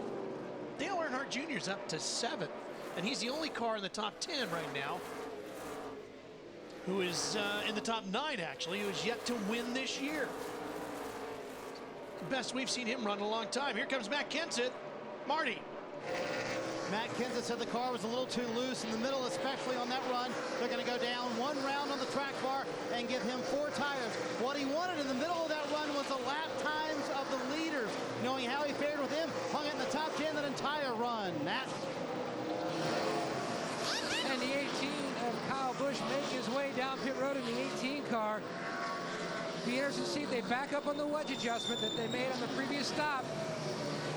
Absolutely, you can see they're going to make a chassis adjustment on this stop as well. He was a little too tight in the center. Marty? Casey Kane leaving his pit stall just now, Matt, after a track bar adjustment. He said the front end was better, but the back was still loose. Kenny Francis made the call 1 round down on the track bar and 4 tires for that 9 car. Lindsay? Marty, Carl Edwards had started out very strong, but they had slipped all the way back to 14 because he said he was too loose on the beginning of the run. What they're going to do, give him 4 tires, take a quarter round to bite in 4 tires and fuel. Great work by our pit reporters in that round of stops. And I think the thing that really stuck out visually through that, Wally, was all that brake dust. Yeah, watch the right front when they pull this tire off. All that dust coming off there. Normally you'll get more off the right front here than you will the left front, because the right front's actually doing more work than the left front because it's the heavy side getting into the corner. So you'll actually have more brake wear and heat over there. But that's quite a bit. Here comes Tony Stewart, Lindsay. Yeah, Tony Stewart coming in. He will get 4 tires this time. Tony just said he thinks the car needs the wedge back in it, the track bar down to help the car, because what he wants it to do is rotate better in the center of the turns, Marty. Lindsay, your leader, Jimmy Johnson here hit pit road. His car was a little too loose early in that run. They're going to go down on the track bar, trying to get just a little bit better. His teammate Mark Martin in front of him, 4 tires, no changes, Matt. The 2 of Kurt Busch already in. Air pressure change in 3 of the 4 tires. Trying to help him Lowe's cut to the center of the corner. Meanwhile, Jeff Gordon, he's in as well. Gordon had trouble with the car, extremely tight and also extremely loose off chassis adjustment. And Steve Letarte called for an air pressure change, Lindsay. Dale Earnhardt Jr. has been running in the top 10 for some time now. That 2-tire stop, though, had been catching up with them. He said the cars with 4 tires were just taking him over. So this lap, they brought him in. They gave him 4. Dale says wants to feel a little bit tighter. Dale Earnhardt Jr. making his way out onto the racetrack. You know, Wally and spent some time talking with Lance McGrew earlier this weekend as we see the 42 of Juan Pablo Montoya. That 42 is now your race leader. And they were really struggling to find a happy feeling in that 88 car for Junior. It looks like they got pretty close to it so far in race day. They're closer today than they've been probably all year long. Yeah. He has been more consistent, and you watch his lap times, and that's what we watch up here in the booth a lot of times. You guys at home, you're not capable, unless you're on Race Buddy or unless you're following some of these people, seeing lap times. But when you see this, you know, what a guy's doing lap after lap after lap after. Everybody can run fast at some point in time, but it's to do it lap after lap. That's what you see Jimmy Johnson do. That's what you see some of these other guys do. And that's where the 14 car, or excuse me, the 88 car has struggled, was to be that consistent all race long. So maybe they've hit on something here. At least they have, it seems like, here at New Hampshire. Looks like they've gotten pretty close today, Larry. Well, and what I'm seeing right there, that showed you right there just how much 4 fresh tires is worth, because you saw Casey Kane in the 9 just drive by our leader Montoya. But all of those guys that just had to make those green flag stops, including our guys that's been leading this race, like Jimmy Johnson, Kurt Busch, and Jeff Gordon, they're going to have to hold their breath for about another 10 to 12 laps, because then Montoya, Hamlin, Sorensen, Biffle, guys like that will have to make their green flag stops, and everybody will be even again. Yeah, and that's a great point, Larry, because the one thing that I got when Marty Snyder said, you know, he came on and Marty said, one thing that Kenseth wanted to know was, what's the leader's lap times? What are these other people's lap times? What he was trying to calculate in his head was, okay, when I get fresh tires, how much faster am I going to be able to run? Where is that going to put me on the racetrack? So that's what they were trying to get in to that mode. What is my lap time on new tires compared to what is that guy on old tires? And we also saw, and we mentioned this earlier in the broadcast, these guys made adjustments early on. Now the track's rubbering up. You saw Lindsay say, okay, some of these guys are putting wedge back in the car. And so that's why I said earlier, when you start pulling rubbers out really early, that's a major adjustment early. But now, Kyle, what Brian Patty, crew chief Montoya, Mike Ford for Hamlin, Mike Shiplett for Reed Sorensen, what they've got to evaluate is how much time they're losing to these guys on those 4 fresh tires. If we get a caution, they're a hero, though. Greg Biffle's down pit road, Matt. Greg Biffle's on pit road. Now, Greg Irwin's trying to fix the race car both on center and exit, but the biggest concern, Greg Biffle wanted the car to cut better than center of the corner. Significant air pressure change on that stop.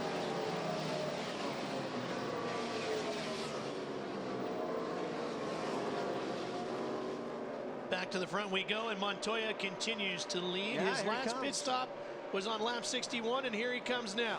And that's it. You know, that explains what Larry just said. Those guys are running so fast on new tires, they force these guys to maybe pit a little bit sooner than what they wanted to. Matt, you got 42. Absolutely. Brian Patty calling into the box. They're looking to pit on lap 131 is what they were looking at. Cleaning the grill. You can see significant chassis adjustment. Not one of Montoya's best racetracks. His best finish actually came last fall when he finished 17th. Little tug on the fender, and he's away. Hey, Larry, I got a question. I mean, you got, you know, like Kyle said, some of these guys making these huge adjustments early, taking those spring rubbers and stuff out, and the track is now changed and is actually coming back. Some of these guys going to get caught out, perhaps? Maybe some of the guys that didn't make those big adjustments waiting for the track to come back? I absolutely think, Wally, and far be it for me to second-guess some of these greatest minds in racing on pit road, but I felt like they were swinging for the fence way too early with this green racetrack, because you know what? Yeah, it's easy to pull a spring rubber out, but it's a little complicated and time-consuming to throw that spring rubber back in. Yeah, I mean, that's what I was thinking. Some of these guys, it seems like maybe they were putting up with their car not handling as well early, hoping that the track did rubber up. And some of these guys that pull these rubbers out, like Kyle said, that's a big adjustment, and that's hard to get back to. You know, it's hard to make those adjustments when you take that rubber to get it back to where it was with the rubber. Well, I like what Steve Addington with Kyle Busch did. He made a simple adjustment. He put some wedge in it, and then you heard Matt Yoakum talking about, okay, they're going to start taking some of that wedge back out. Right. And Larry, Matt, that's exactly, if you look at the trends for this race for Denny Hamlin, he started off loose. They made a number of adjustments on that first stop, pulled the spring rubber. Then the car went to the tight side, made more adjustments. Then it went back to the loose side. Track bar and wedge along with air pressure change on this recent stop, trying to find that balance for Denny Hamlin. One of his best racetracks to ever finish. Worse than 15, but you heard him tell Marty Snyder earlier in the day. This was one of those setups that they really did not know what to expect, what they were going to get from it. Denny Hamlin, Reed Sorensen, and Robbie Gordon all took their turn at the point, made their pit stops, and we're back through the entire order, and Jimmy Johnson has returned to the front of the field here at Loudon. TNT is going to return here for more live coverage right after these words.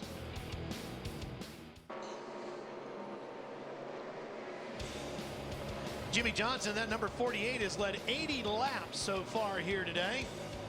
He's still out in front of his teammate Jeff Gordon. He's got just under a second lead over the 24. Trying to put a lap on Joey Logano.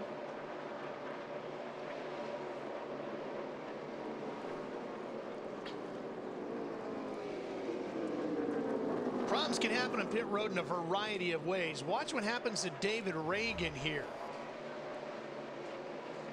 As they drop the jack, boom, he's in the wrong gear. And that's, you know, you look at it and you say, how can that happen? It's incredibly simple. You pull over, you pull the thing over, you try to get it in first gear, but sometimes, they used to run a lockout. Remember when you run a lockout, you had to push down and pull it over to get it in reverse. Now, these transmissions are so close together, that's really simple. A lockout, that was for the idiot drivers. Yeah, it was for idiot drivers. Yeah, I had a lockout on every gear almost, man. Yeah, the catch can guy almost just got taken apart on that. Yeah, he had his hands full and his feet. So what is a catch can? He's a doorstop. Yeah, obviously, like that. Obviously, he was a backstop on the pit stop. The catch can guy, basically, the catch can has a rod in it that vents the gas as the gas goes in, and the gas can itself has a vent on the side of it. But the catch can man vents the gas tank, vents the fuel cell, the fuel bladder, to allow air to come out as the gas goes in. At the same time, any excess he catches. Used to, and Wally can vouch for this, and if you followed the sport any period of time, they used to leave pit road and they would just be puddles of gas. Fuel would be flying in the air. It was incredible how bad it was. How they didn't catch fire every single race every was time. amazing. Stock car racing was the worst at that period of time, and NASCAR stepped in and said, we're going to clean this up. This is our rule. They came up with the catch can. They allowed an extra guy over the wall, and it's phenomenal. The lack of fuel that we have spilled. It's very rare to see somebody spill fuel now. This battle's for 7th with Kyle Busch in the 18, and Mark Martin still working the bottom side in that 5.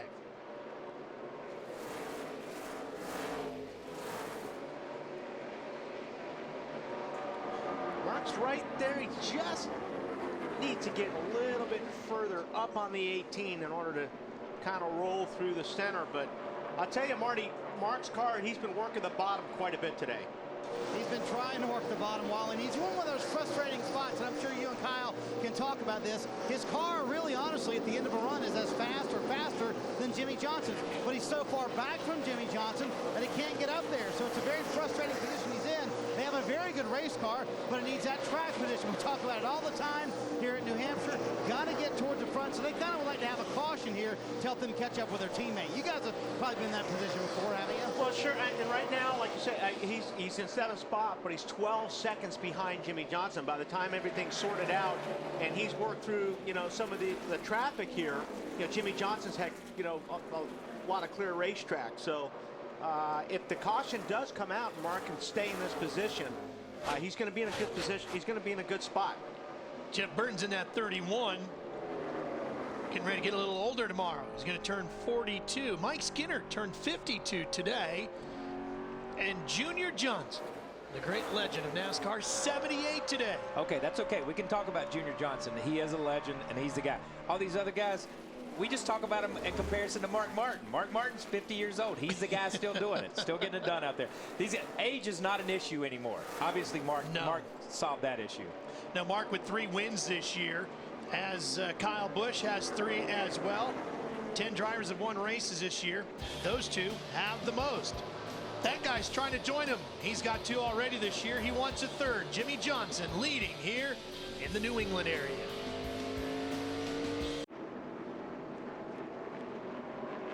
Sixth caution of the day here in Loudon, New Hampshire. This one for debris out on the racetrack. Turn 2 is the area. That's going to slow the field down behind Jimmy Johnson. Okay, now that we talked about Mark Martin. This is what he was looking for right now. There's the debris. That's a brake hose, and it goes flying up over the fence, and it's out of there. Nicely done. Who did that for us? Soon to be mounted on a garage wall somewhere after they track a driver down to side. I tell you what, this is going to be good because Jimmy Johnson and Jeff Gordon, those pit stops were really close last time, and Jeff Gordon came out of the pits right behind Jimmy Johnson. One more second, and Gordon would have left with the lead. Yeah, exactly. And that, I mean, that's never mind. Go. Go. We'll start talking pit stops, Kyle, with Jimmy Johnson, who said it gets too tight early in the run. They're going to make a track bar adjustment, trying to loosen them up a little bit. Also, a little weather in the area, so a big stop. 2 tires, Matt.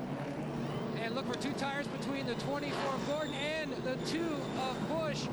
Gordon says his car was good at the first part of the run, but it got tight following the 48 of Johnson. And close call off pit road. It looks like the 2, Lindsay, may be the fall. There's a crew member hit on pit road.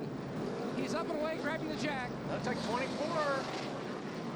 Looks like They gave him 2 tires. He said it still needs to rotate better in the center. Forward bite is good.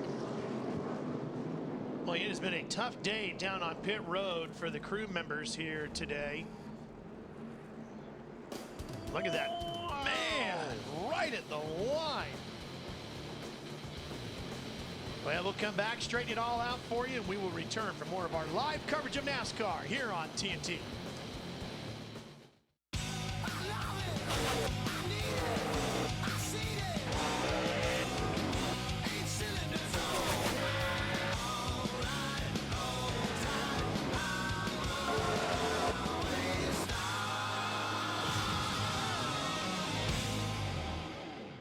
NASCAR in Loudon, and the Buck Cherry guy is going to be part of the activities in Daytona next weekend.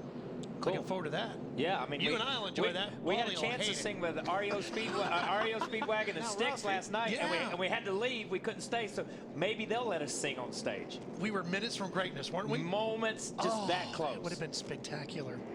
Yeah, you 2 are legends in your own mind. Yes, we are. Yes, we are. When it comes to singing, yes, we are. Yeah, absolutely. At least Kyle's got a voice for it. Jeff Gordon listed as your leader. 156 of the 301 scheduled laps completed.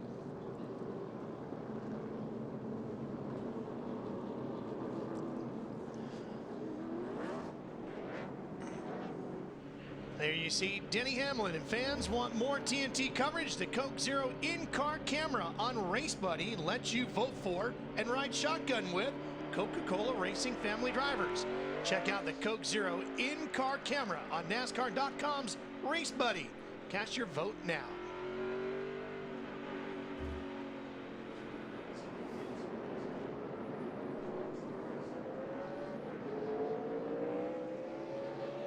Okay, there they go, the wave around. Wave around cars.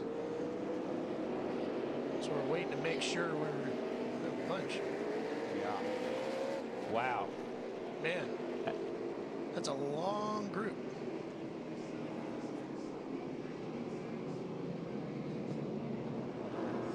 About 10 cars getting the wave around.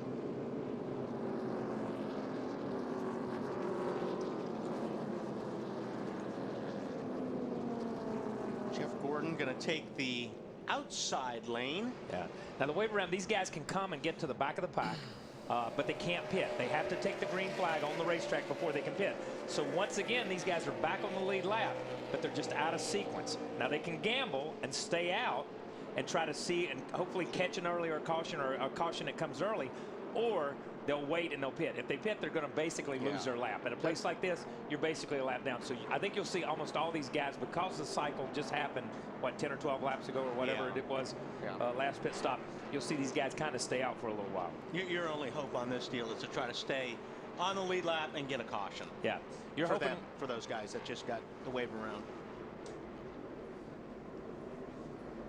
Jeff Gordon going to start on the outside. That's the first time the leader has taken that spot, and it looks like it may just work out for him.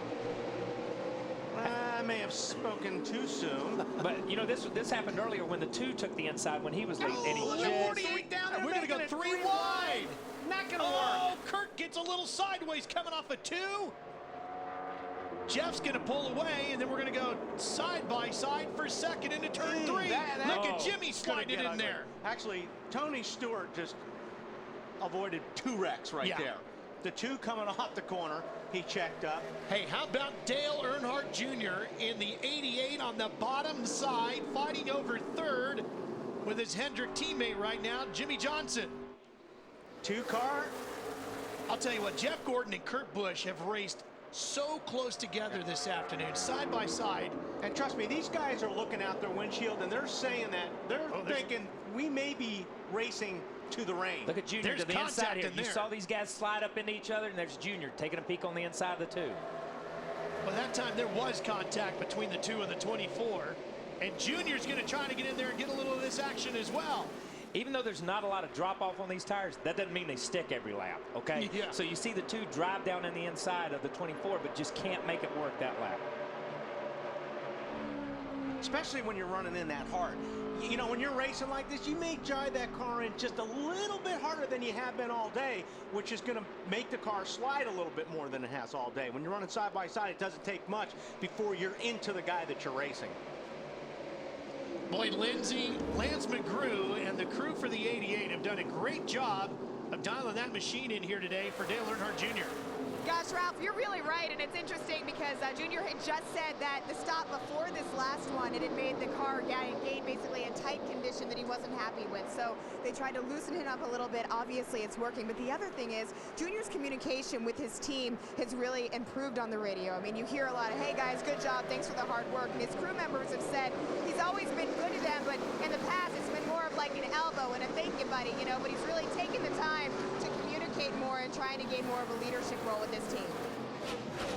See, he's searching a little bit there. He's looking around for a different groove right now. Junior went up high, saw that worked a little bit better, but I think he's realized that if he's going to pass the 2 cars, it's going to be on the bottom. It's going to be on the bottom. But you see right in the middle, the 2 cars better in the middle of the corner. You see Junior go all the way into his door.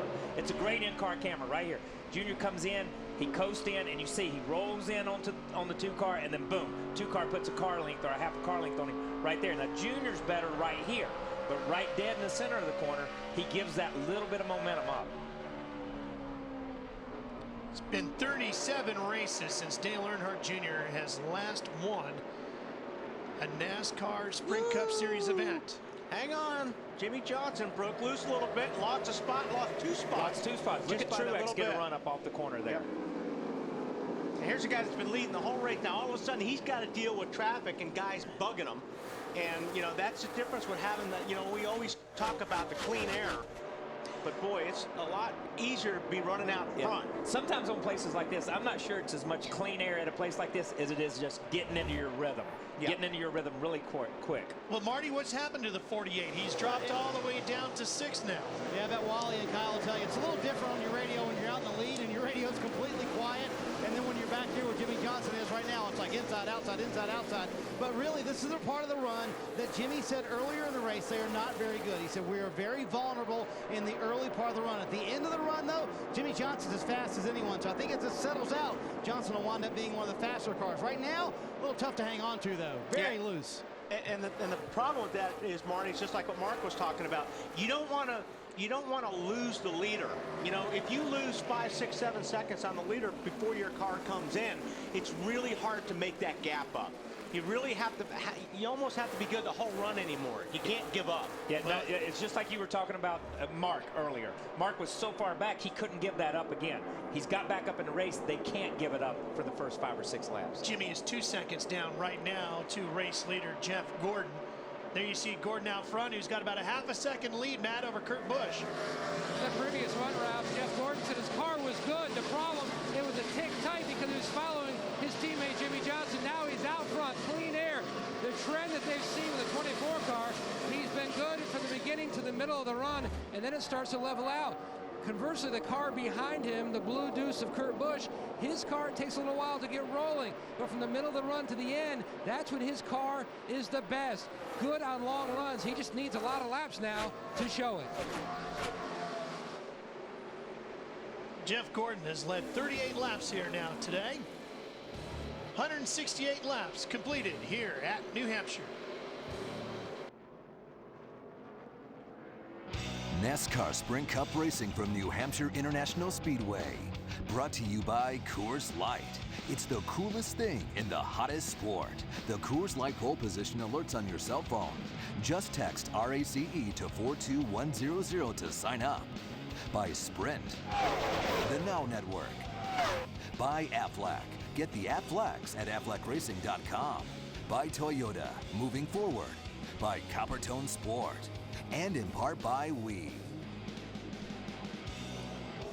Well, that's what everybody's been looking at through their windshields, watching that weather out there. Now, as we were driving in here this morning, we were commenting on how you're always going to get a little rain when you get up here, but today was really the worst weather we'd seen all weekend in the morning. Been blue skies. It's been really beautiful. They've had some rain, but it's come and gone, you know, over the weekend. But you know, this is good conditions. The wave buys are jumping up and down right now because this is exactly what they were hoping for, was this caution. Well, here's today's field summary brought to you by Burger King. We've had 8 leaders, 17 lead changes, 7 cautions for 24 laps, and only 5 cars listed as out of the event here this afternoon.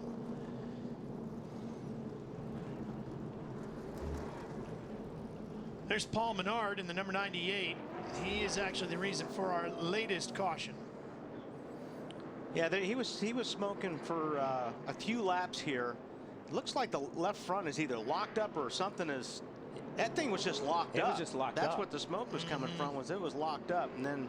And that's why it wouldn't turn. Yeah. Obviously, I wondered. I'm thinking, why has he got a left front and he's going to hit the wall? You know what I mean? Yeah. But it was just locked up. It just would not turn. Then it was just shredding parts and pieces as he tried to make his way back to the pits. That'll happen when you have no tire on there. On those rare occasions when you have no rubber on the wheel, it will happen. What do we say? You leave hot magma. That's it. All over the track. I love that. Magma. Hot magma. Hot magma. That is quite possibly the first time in the history of NASCAR television the word magma has ever been used. Yeah, I bet. Gordon went to the outside again. Worked pretty good last time. Why not, right? Yep. Yeah, but he and Kurt Busch have been playing this game all day. Yeah. Inside, outside, inside, out. You know what I mean? So, I mean, he knows Kurt's better up off the corner, or was earlier. You know, so if he goes there, he just takes out that move away from Kurt. He just needs a half a car length getting into the corner on the 2 car. If he does, he's going to be good off of turn 2. But if Kurt Busch runs them side by side through the middle of 1 and 2, then Jeff's going to have his hands full. They've raced each other very hard already this afternoon. They've definitely swapped some paint. Most of the time it's been pretty clean. After that last restart was fairly aggressive. Okay, most of the time, that first half of the race. Yeah. Okay, now we're going to see. We'll see if the 88 Junior makes it 3 wide going down, because these guys are going to start looking for the apron. Trust me, this time of the race, you can see more and more guys dropping down low. Well, here we go again. Coming to the green flag. Back underway. And Gordon gets a great start. Junior did not. Look at Junior. No trouble! Oh, that's going to turn Truex. And Truex is going to get right into Burton, and we've got more problems. We got all kinds of people. Kevin Harvick, Brian Vickers, David Reagan, Casey Mears is involved in that. Oh, what a mess for the 8th caution of the day. Lots of RCR cars sitting in that shot. And there's one of them right there. I think Kevin all 3 Harvick. are. Oh, yeah, Boyer was not in it. And I'm going to tell you, Truex was a factor. This was a guy that had a shot at running in the top 5 and possibly putting himself in position to win the race. These guys were good today. I'm curious to see. I'm curious to see if it all checked up and just was a. Watch the 88. 88 got sideways, and he's got Truex right behind him. And Kyle Busch. Kyle couldn't really go anywhere. No. So Rudiman gets turned.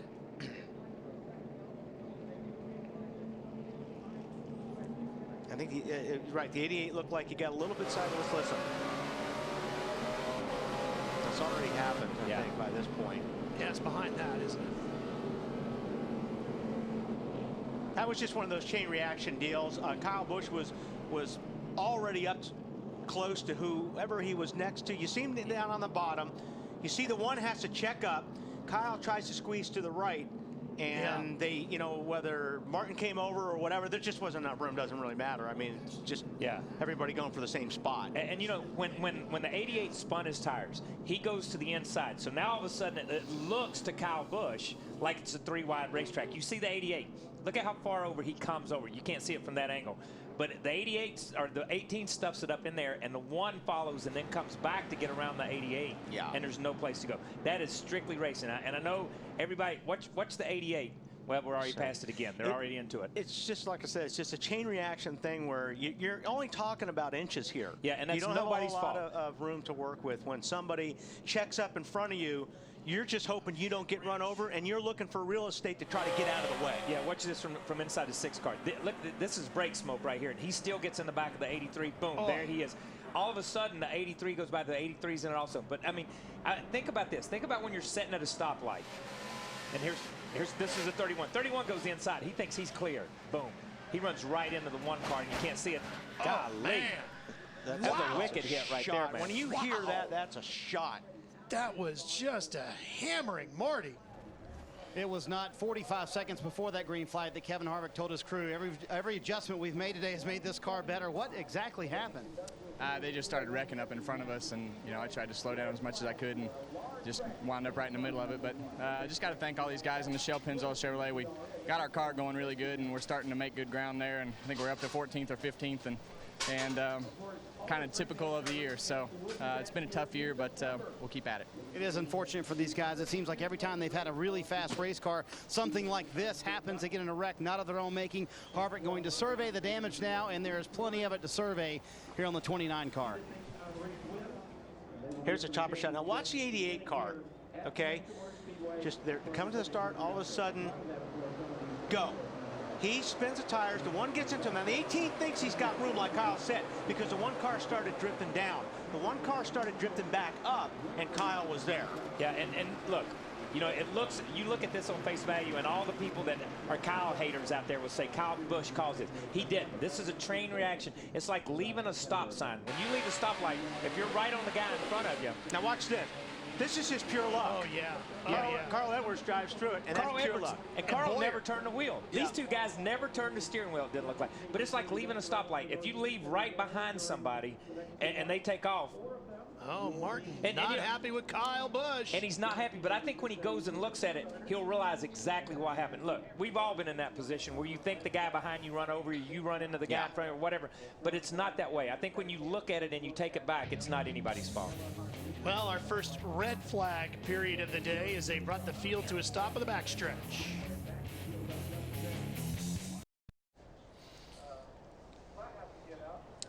Welcome back to Loudon, New Hampshire, the New Hampshire Motor Speedway. We're under the red flag with a huge pileup down in turn 1. Let's check in with Marty. Martin Truex Jr. has come from the Infield Care Center. Your take on the contact with the 18, Martin? You've seen it better than I did. I'm not sure what happened in front of us, the 88 or the 2 spun the tires. I think it was, I'm not sure who it was, but I was just, staying in line, doing what I could do to get going. You're not, you obviously you can't pass before the start-finish line, and I guess Kyle just decided he didn't want to lift, so, just an innocent victim today. You pulled back on the helmet throwing. Is it a little more frustrating when you have a car that good? Yeah. I've had a tough season, It's been tough, and this don't help much.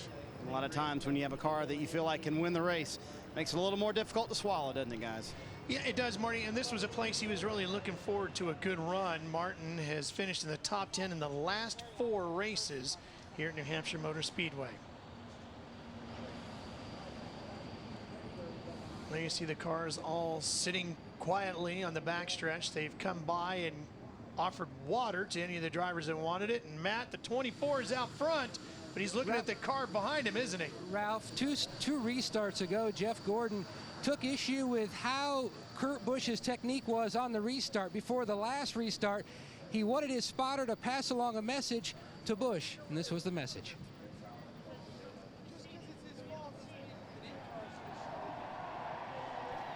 Car, if he pushes me up out of the groove, he better make sure he does it all the way, because he's not going to make the next corner. That's pretty intense. In other words, if you're gonna, if you either put me through the wall or I'm going to put you through the fence the next corner I get to. And we saw that a couple times. You know, the 2 run off in the corner a couple times, got loose, got up into him a couple. And I'm sure from Jeff's perspective, because you think that guy's doing that on purpose. If he was riding shotgun with the 2 car, he wouldn't see anything but elbows and eyeballs, because he's up on the wheel trying to stay off him. It's just racing. That's part of it. But it's the most aggravating thing in the world to try to get in that rhythm and get where you need to be, and the guy's banging on your door at the same time. But that's part of how you do race this racetrack. I mean, you know, it's so hard to pass. You're going to slide it in there. You're going to slide it up to that guy's door in hoping that he is just going to check off that throttle that 1 second that you need to gain the position. Yeah, but think about this. We wouldn't even be having these conversations if we didn't have double style, shootout style restarts, because that's what's causing this right now. Okay?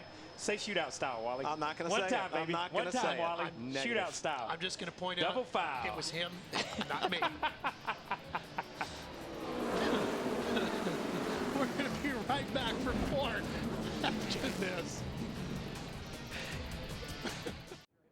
This 4th of July, sparks will fly at Daytona as TNT's wide open coverage brings you closer to the action with more racing and fewer commercials. The drama doesn't get any bigger than this. Don't miss the Coke 0400 at Daytona, powered by Coca-Cola. Saturday at 7:30 only on TNT. Going to be a great 4th of July weekend. We sure hope you can join us live on TNT. Log on to NASCAR.com now and watch up to 4 live camera angles at once. The TNT Race Buddy Mosaic View. TNT Race Buddy on NASCAR.com. Let's go right back into the garage area. Here's Marty. Well, Ralph, that wreck certainly not kind of Richard Childress Racing. 3 of their cars involved in that incident, and really kind of the way the year's gone, hasn't it, Jeff Burton? What was your take on that, and 3 of your cars involved? I mean, how can you get past that? You're right. It has been that kind of year. But you know what? I really disappointed with the finish, obviously. But we ran really well today. I'm really proud of how we ran. We were really competitive. Given the right track position, I think we were as fast as anybody, and that's what I want to take from it. All we can do is we didn't do anything wrong today. We didn't cause a wreck. We got into a wreck. I don't even know what happened, and it really doesn't matter. We got in it, and we'll go build some more stuff and come back. I'm really proud of everybody because we ran really well today, and that's really, we needed a good finish for the points, but we need a good run so we can, if we run well enough, the points will take care of themselves. Still plenty of time. 9 races is an eternity in this sport. Think about the chase is 10 races long, and think about all the stuff that happens in 10 races. So this is 9 races. We still can do it. It's going to be hard, but I believe we can do it. You and I have talked for a few weeks now and praised the double file restarts. Is this maybe the one downside to the double file restarts? Well, everything you do has a positive and a negative, and you hope there's more positives than negatives. There's no question that the double file restarts are going to make more excitement. They're going to make more aggressive racing. When you have more aggressive racing and more excitement, you're going to have more wrecks, and that's just how it is. We've wrecked here on single file restarts too. Let's be clear about that. And it's no question that it's going to be more aggressive, but hey, that's what racing's all about, and it was our turn today to get in it. And it's a good thing Jeff Burton keeping a positive attitude about it, Ralph. Well, all 4 RCR cars, Marty, were running on the lead lap and in the top 17. 3 were involved in that accident. 48's not fired up, was he? Nope, he is not fired up yet. Clint Boyer was the one lone RCR car that got through that entire mess. Cars are fired up.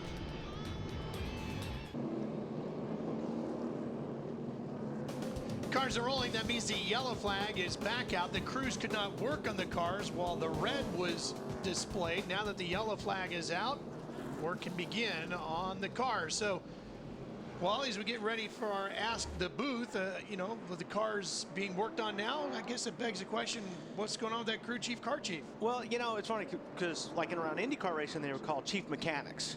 And then you have the crew chief and the car chief, and I've called them some probably a lot more terrible things than that. Yeah. So I want to go to Larry on this one, and maybe Larry can explain this exactly once and for all. Well, as I've said for 30 years, the crew chief is the most important person on the race train. And would you have expected anything else? Close Larry's mic immediately. All right. But no, all seriousness, Thank you, Larry. The car chief is like the head coach. He's the one making the calls. The car chief is like the assistant head coach. He's making sure that the things that the crew chief wants implemented gets done by the crew members. Well, okay. What would he have considered the driver? My simple answer was pay. Yeah, that's the difference. That's the difference. The pecking order. See, that's the the pecking big order. difference in the driver and the crew chief, too. The crew chief is a very underpaid, smart person. Good answer, Larry. Good answer. Hey, in all honesty, here's my definition of a crew chief. A guy that works 7 days a week, that couldn't get paid a lot of money, that comes 3 days a week into the racetrack to listen to a guy that makes millions tell you how bad everything is. The way it should be. Yeah, there's a lot of people out there would say that's a wife's job, too. Sorry, Larry. Yeah, I concur. Close Larry's mic. Before I get in any deeper. Yeah. Gary, of course, Larry made some pretty good calls here back in 1996 when he got a win with Ernie Irvin. What? I was going to say that, well, but Larry's last couple of years, he was paid millions not to listen to the driver. That's good. I'm going to tell you what, that accident right there took out some good cars that could change the complexion of the race. When you look at RCR, RCR was having a good run. Jeff Burton's attitude was great because what Jeff said was, we didn't get the finish we want, but we were running competitive. And that's the first time the RCR cars as a group and as a whole have had top 10 or top 15 cars. Truex, I thought Truex was the fastest car in last practice yesterday, so I thought Truex had something, and he was coming. He was there in the top 5 or 6. So when you look at it, I'm not sure it's going to change the point situation any and how we look at the chase, but it is going to change some of those guys that are fighting. Now, it will be interesting to see if that message from Jeff Gordon got delivered to the two and see if Kurt Busch, how he takes it. Maybe he'll just go ahead and push him on through. If we see Kurt get to the corner and not turn, we know that the message got delivered. Well, yeah, but sometimes when that message delivered, it's like, oh, yeah? Oh, really? Okay, we'll see about that. I mean, you know, speaking normally from when those experience, messages, Wally? yeah, when those messages get delivered, normally it doesn't intimidate the other driver. It just ticks them off a little bit more. So I'm looking forward to this restart. That's where I'm going with this. 4 Hendrick cars in the top 6 right now. One of them is your race leader, Jeff Gordon. He's going to bring the field off of 4. And here we go again. Jeff got a good restart right there. Every restart has been really good. He's cleared them by a car length by the time he gets to 1. So the thing is, you see all that stay dry down there on the bottom. Jeff had to tiptoe through it, but Kurt had to run right through it. Oh, we got a car wall. Is that Ryan Newman in the back. Yeah. Newman just walls it coming up off of 2 and the 39. There's right back in there. I'll tell you what, Kurt Busch is still hanging in there. He's not afraid to go up in there, is he? Jimmy Johnson right there with him. And Tony Stewart, he slipped just a little bit. Little contact. Boy, that's close. Is Jimmy going to take a look? This is going to be interesting. Can't go 3 wide. No, and he backs out of it just at the entrance to the corner. And look on the outside here, the 14 car, Tony Stewart.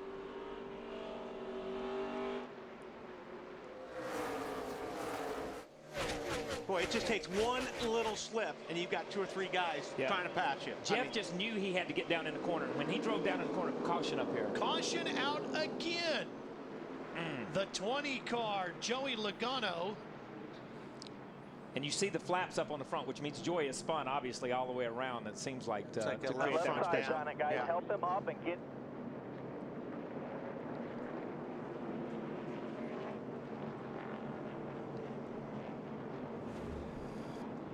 see the 20 car right here. There was a lot of cars down there on the apron. I mean, there's a lot of cars. Oh, no, something definitely. Yeah. Left front tire went down. Clear low, clear low. Yeah, his left rear was clear there. His left rear was cut when he got to the corner. You see it was already cut and down by the time he got to the corner. Yep. Joey out of Middletown, Connecticut. That could have been contact. And this could have been with the 39 in that crowd. Yep. Oh, That's what. But it was his left rear that went down, but it was his 00 car that got But the into 00 car was on the left inside. rear. Yeah. Joey was running in 21st. And the caution is out again here in Loudon, New Hampshire. So we'll take care of some business and return to more live coverage.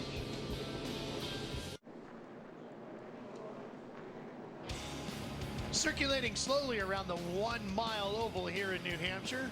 Our 9th caution of the day. We've had 34 laps under caution. Ralph Shaheen, Molly Dollenbach, Kyle Petty with you in the booth. These guys have had a lot of practice. 24 on the 2. Yeah. The 2's going to get it figured out, I think, eventually. He's got to. Eventually, that's what we said last week, too. I thought somebody was going to figure it out on the 9 car, and nobody ever figured it out. The 9 car had some great restarts. Casey Kane had some great restarts last week and was able to be there. The deal this time is it's a little bit different. Now we got the 14 up there on the inside because he was right there. So now the guys behind these first 2, they keep rotating. Here's our Toyota driver update. Denny Hamlin's up to 9th. Kyle Busch is in 10th, and Scott Speed is in 18th. All 3 of those drivers have had a very active afternoon. I don't like seeing the windshield wipers moving on the pace car. Did you see that? All right. Bugs. That was debris. Debris on the windshield. Now see these guys, you see the 2 and the 24 out, they're gassing it. Yeah. They're making sure the rear tires are clean so they don't light the tires up and spin them on the start, on the restart. And they're playing with each other's head. At the same time, they're messing with each other's heads. I would think Kurt Busch would get right up next. You know how when you restart, you want to kind of mess with somebody? If you're on the inside, get all the way to the right as close as you can to that guy. But he's giving him a lot of room. Jeff's been great on the restarts, and he's pretty good again. Restarts away. He's just giving them away. How much of that do you think is Kurt, and how much of that is maybe the car not reacting, launching the way he needs it to? But after 5 or 6 times, you need to figure out, okay, I need to get on the gas a little bit earlier, or you how need to compensate. Right, you have to figure out how to compensate. But I'll tell you what, he's hanging in there. Down on the bottom. Oh, and he's sliding up. He's sliding up. Look at the 14 on the inside. Whoa, little sideways. Yeah, now he's going to lose 2 spots. Cost him huge, maybe 3 spots. As Jimmy Johnson gets in the mix too, and he's going to slide up and he gets into Jimmy. And he's going to push him right up to the wall. And look at Mark Martin on the bottom of the 5. That may have been on purpose. But when you watch that, when you go back and see that, I want you to watch the 2 car run in on the 14. I think he run in so hard on the 14, he had to move to the right to get away to keep from running into the back of Tony. Look at how many positions Jimmy Johnson lost on that. It killed him. Yes. Stewart taking a look.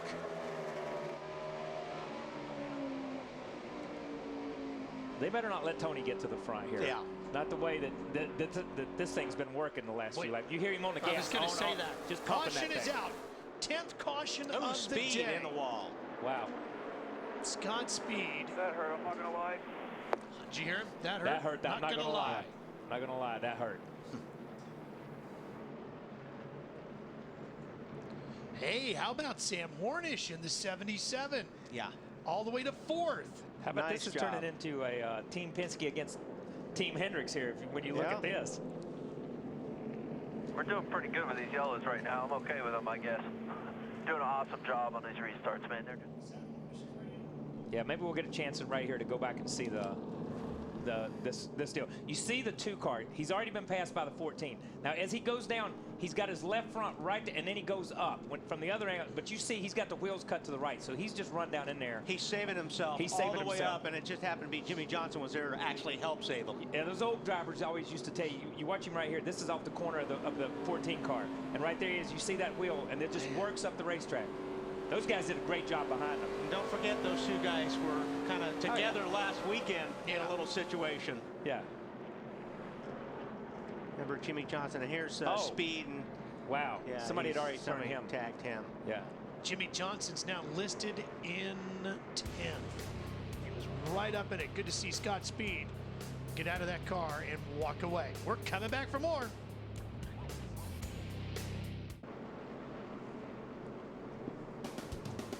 Hang on, you're coming on in to the New Hampshire Motor Speedway. Flying in over the cars parked out over the backstretch.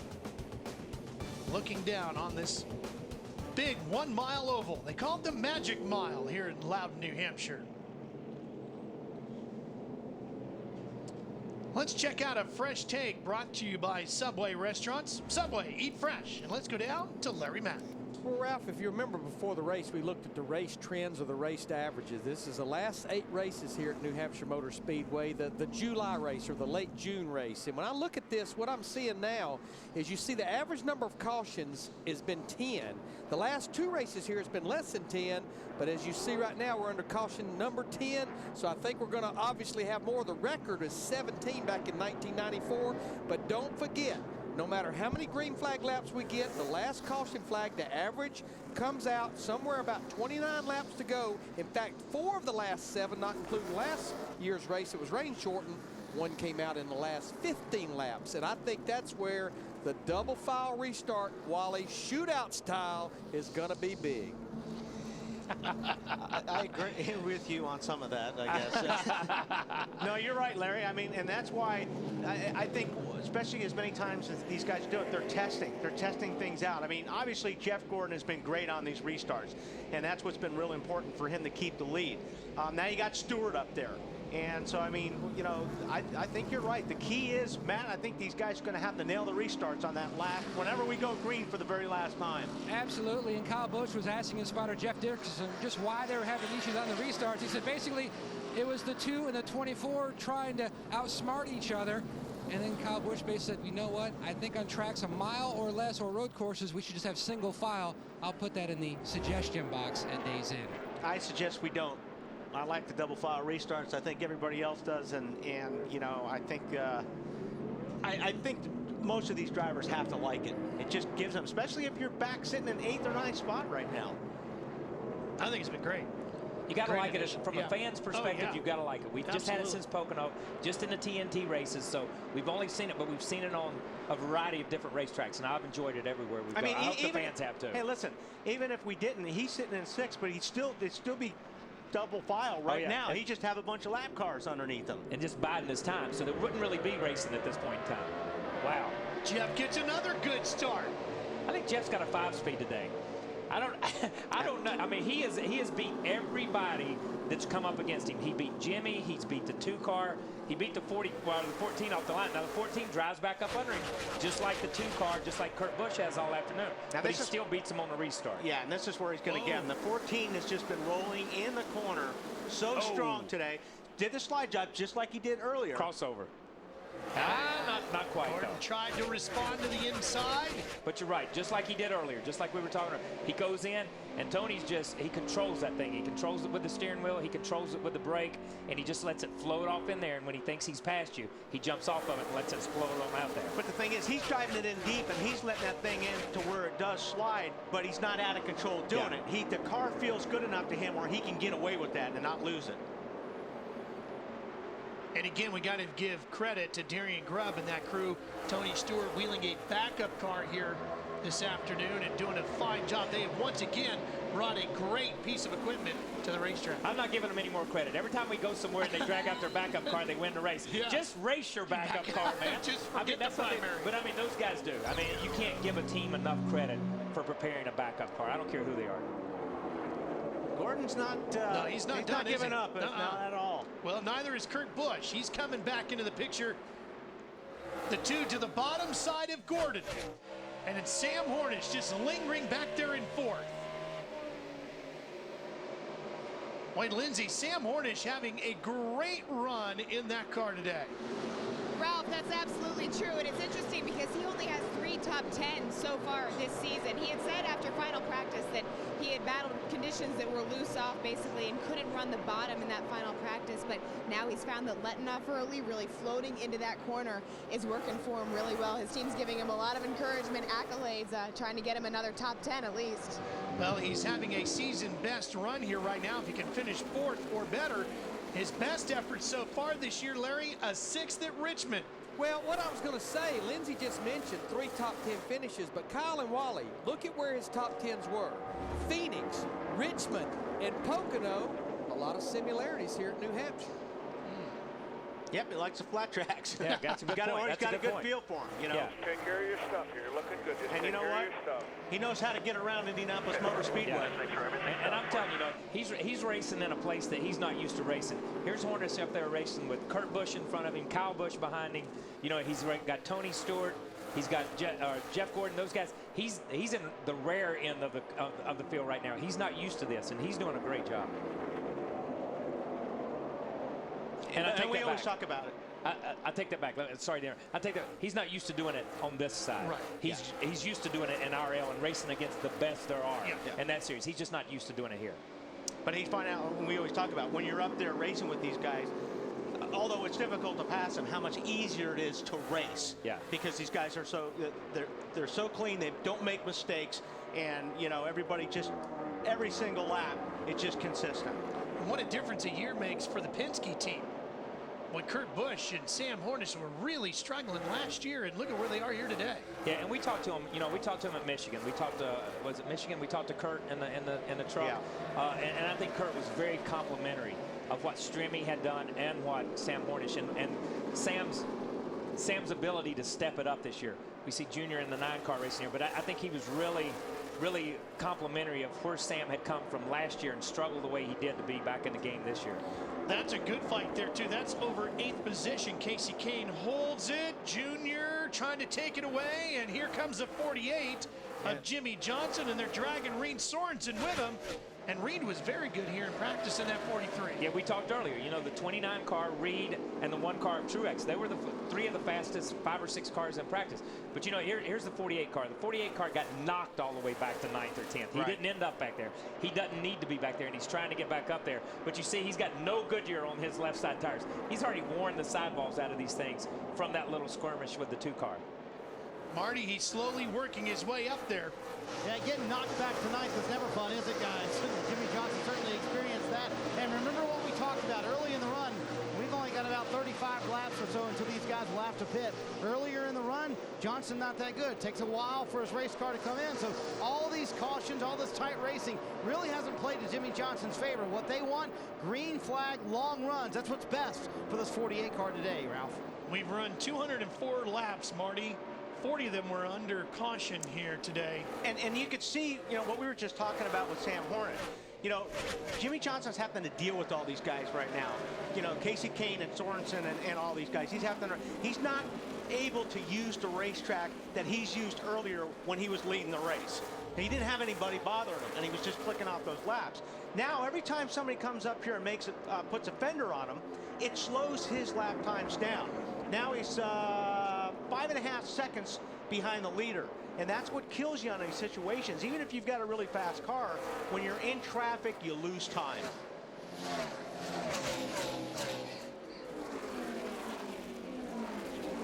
Casey Kane actually, you know, he's sitting right there in 10th spot. I know earlier, a pit stop or two ago, he was struggling. He was way down, and he was, you know, just hanging on. So whatever changes they've made to that 9 Budweiser car have worked, because now he's hanging in there right and you know now. they're coming off a win, so obviously they have some momentum with Casey. But those guys have been impressive with the 9 car at Richard Petty Motorsports. They've made adjustments. There's a couple of races we've been to so far in the TNT broadcast where they would adjust themselves out, but they could adjust themselves back in. Here it seems like as the racetrack, it's either come to them or they've adjusted themselves into it.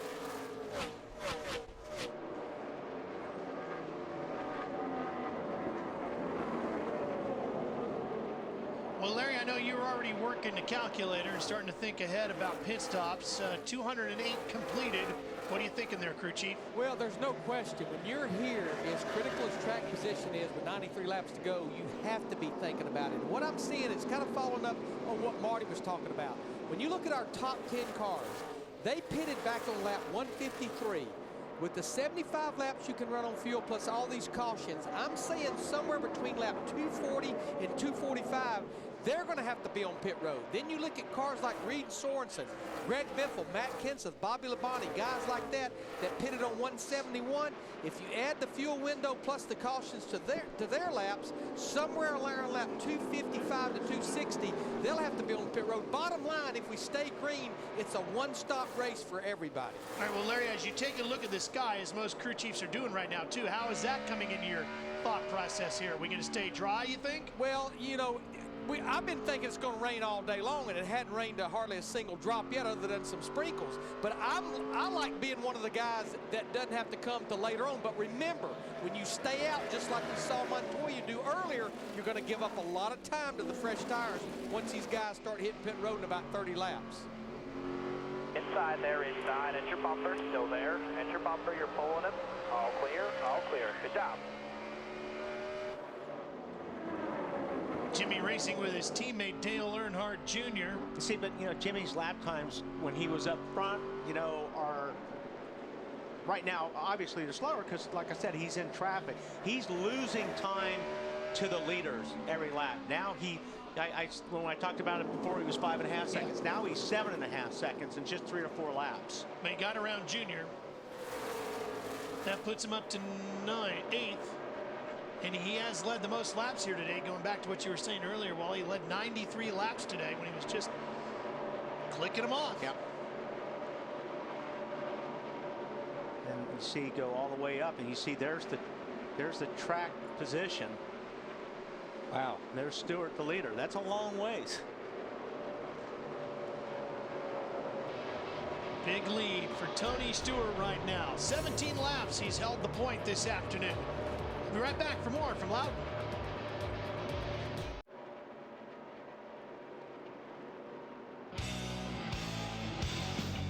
NASCAR Sprint Cup Racing is brought to you by the U.S. Postal Service. Now you can ship anywhere in the country for a low flat rate with Priority Mail flat rate boxes. They're available in 4 sizes starting at just $4.95. Priority Mail flat rate boxes only from the Postal Service. A simpler way to ship. Find out more at PriorityMail.com. Back to the racing here in New Hampshire as Tony Stewart continues to work his way around the magic mile. Jeff Gordon trying to chase him down. That's the fight for the lead. Separated at the line by half a second, and Jeff picked up a 10th that last time around. Well, we went earlier through the field and we discussed who was running in the top 10. Nope, the 99 now making his way down pit road. We were going to do the through the field, Lindsay, but how about we talk about Carl Edwards instead? Yeah, let's do that. Carl Edwards has 2 top 5s here in New Hampshire. He's not happy with how the car unloaded, but they've gotten it back to an okay place. However, he has dropped some position. They're bringing him in right now so they can give him 2 fresh tires. They're hoping, obviously, that this will be the last stop. If they can get him off pit road quickly, they'll be excited so that Carl can take advantage, get better track position, and carry on from there. That was strange. You don't see Carl. You don't see him drop the jack like that and a driver just set like that. That car, it was hesitated for a split second. It's almost like Carl thought they were going to change 4. You know what I mean? That, or I don't know if they were done fueling. They may have been waiting on the fuel. But yeah, that's a good point. That's a good point. Trying to pack it full. Yeah, they may have, like just like he said. They have to get that car fuel. Let me tell you what Bob Osborne and Carl Edwards is doing. Remember all the races they gambled last year? They got right to their fuel window to get to the end of this race, and they have made what they intend on being their final pit stop. But what they're going to have to do, they're going to have to do some nail biting for about the next 20 or 25 laps. But what they're hoping is they're going to get advantage of these 2 fresh right side tires as well. They're rolling the dice that this thing is going to stay green. Okay, so Larry, what you're saying is they're conceding the fact that they can't outrun Stewart or the 24 or Kurt Busch and those guys. So the only way to beat them is to out-strategize them. And Kyle, you look back at 2009, they won 9 races. They maybe only had the best race car at about 4 or 5 of those races. But and also, Larry, you got to look at he's the only car 1 lap down. So all he needs is the lucky dog. Exactly. So, I mean, they're rolling the dice. Remember one of my keys, roll the dice. And I think that's exactly what these guys are doing. But they had to make sure that thing is full of fuel.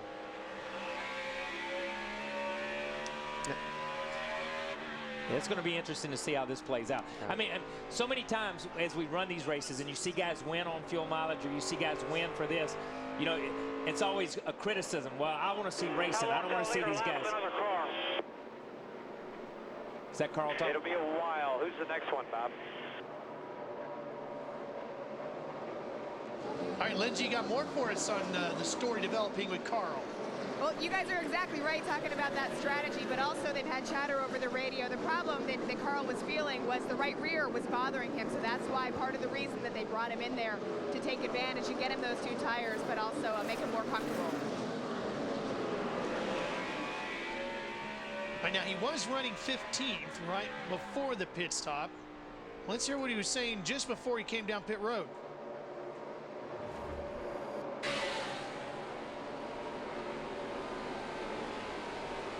I got a wheel falling off. Hi, bud. If you think something's wrong, let's get. Got the 31 car slow up ahead. Coming to you this time. Coming to you. It's unusual, though, for a wheel to feel like it's coming off that late in a run. That late in a run. He had to have had something else. Or I would say he would have had something else, because most of the time when a wheel is left loose, you start to feel it easy, and then all of a sudden it goes. But it's not. It's not going to within last like 5 or 6 laps. Yeah, it's not going to last 25 or 30 laps. That's right. Right. Not that drastic. And I mean, you know, he said, I got a wheel falling off. He didn't say it was loose. He didn't say it was vibration. Yeah. He felt like, and he came in the next lap once he made that call. Yeah, that changes everything. Whether this is strategy or not, it dictates their strategy. Right. And I think that's the key. That's the key. It's dictated their strategy, just like Larry was laying out a strategy that they had played in the past. Obviously, they've been down these roads before intentionally, and maybe this is not an intentional course they wanted to take, but at the same time, they weren't outrunning these guys. They were just running with some of these guys. They were 14th or 15th, so they've really got nothing to lose by short pitting, gambling, and hoping the thing goes green. But, in Larry's words, there's a caution within the last 20 or 29 laps of the race, which changes everything. Well, it's standing in victory lane, what it's all about. Doesn't matter how you get there. That's exactly right. Check cash is the same, and the trophy still goes on the shelf in the same place.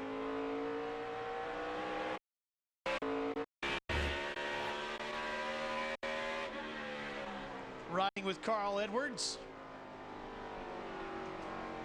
And that lap, he was probably the 5th fastest car out there in that area with those with 2 fresh tires. Fresh right tires on it. Tires make you feel good about yourself, don't they?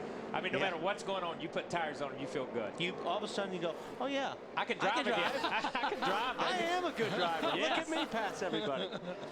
Well, Lindsay, now that they've bolted some confidence onto the side of the 99, what are they saying about that wheel problem?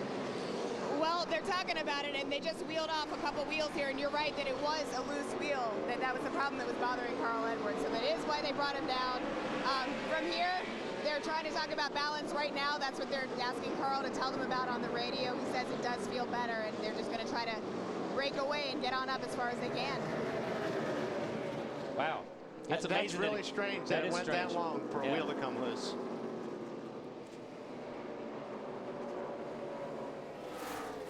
There could be other issues.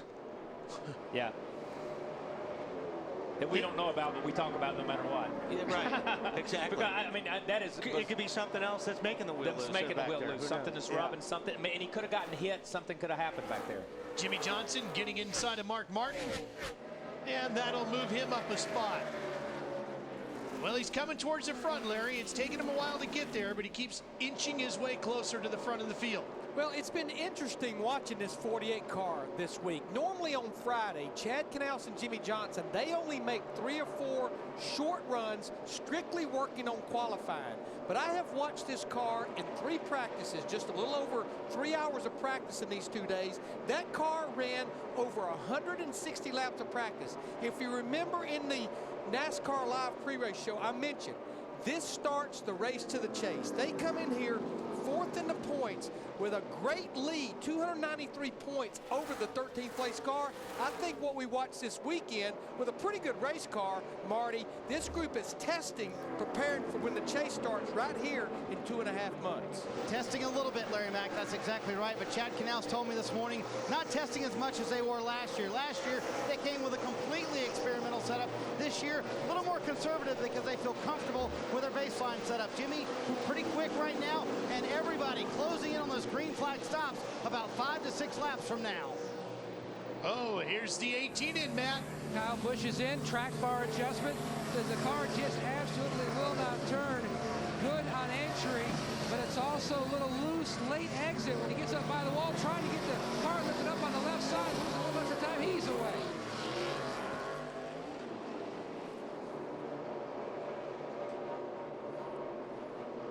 All right, so it looks like the door is wide open now, right?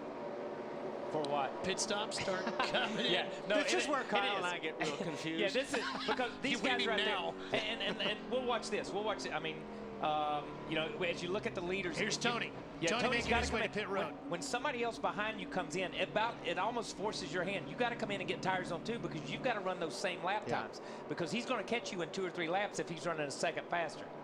Marty with the 48. Yep, Jimmy Johnson, and that you're exactly right, Kyle. That strategy was forced because Chad Knaus just told Jimmy 6 to 8 laps on the radio, down one half round on the track bar, a little too loose at the beginning of the run, Matt. Yeah, at their window, the two of Busch, this is the car is tight, but then it gets snappy loose. Air pressure changed. The 24 Gordon service already complete. He says the car was still loose on entry, just would not cut across the center of the corner. Lindsay. Matt, Tony Stewart also battling conditions loose on entry. They brought him in, gave him 4 tires and fuel, sent him down and away. And this is where you got to be careful not speeding, because you're trying to make up every little bit, and this is where a lot of guys get nailed on speeding in pit road. Casey Kane. All right, Marty, what are they saying in the 9? That's a big adjustment for the 9, Wally. 2 rounds down on the track bar, extremely loose at the beginning of the run. Also, Casey having trouble on restarts, so he has to restart in 3rd gear, believe it or not. Mark Martin also coming down pit road, hitting pit road right now. His car too loose at the start of the run. Alan Gustafson makes an air pressure adjustment, trying to get it a little bit better. But again, Mark keeps talking about that track position, too far behind the leaders, 4 tires, and that very small air pressure adjustment to make it a little tighter at the beginning of a run.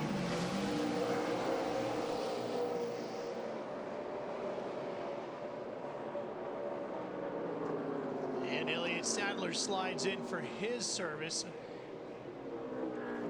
Here comes Greg Biffle.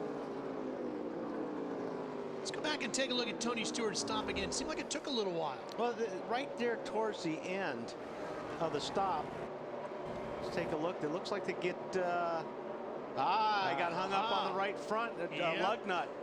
And we saw this same thing happen to this, was it Pocono? Yeah. It was one of our earlier races, but you heard Tony give him encouragement. Don't worry about it. We'll get this thing straight. The difference is this is a green flag stop. Okay, those were caution flag stops, and it was okay to lose a position or so. When you lose on a green flag stop, when you lose that extra second and a half, that's 100 yards, that's 50 yards, whatever it is on the racetrack, and Tony was out in front that much. So Bobby Labonte in the number 96, shown as the leader. In front of Matt Kenseth, Ryan Newman, Michael Waltrip, and Joey Logano right now. All listed as the top 5.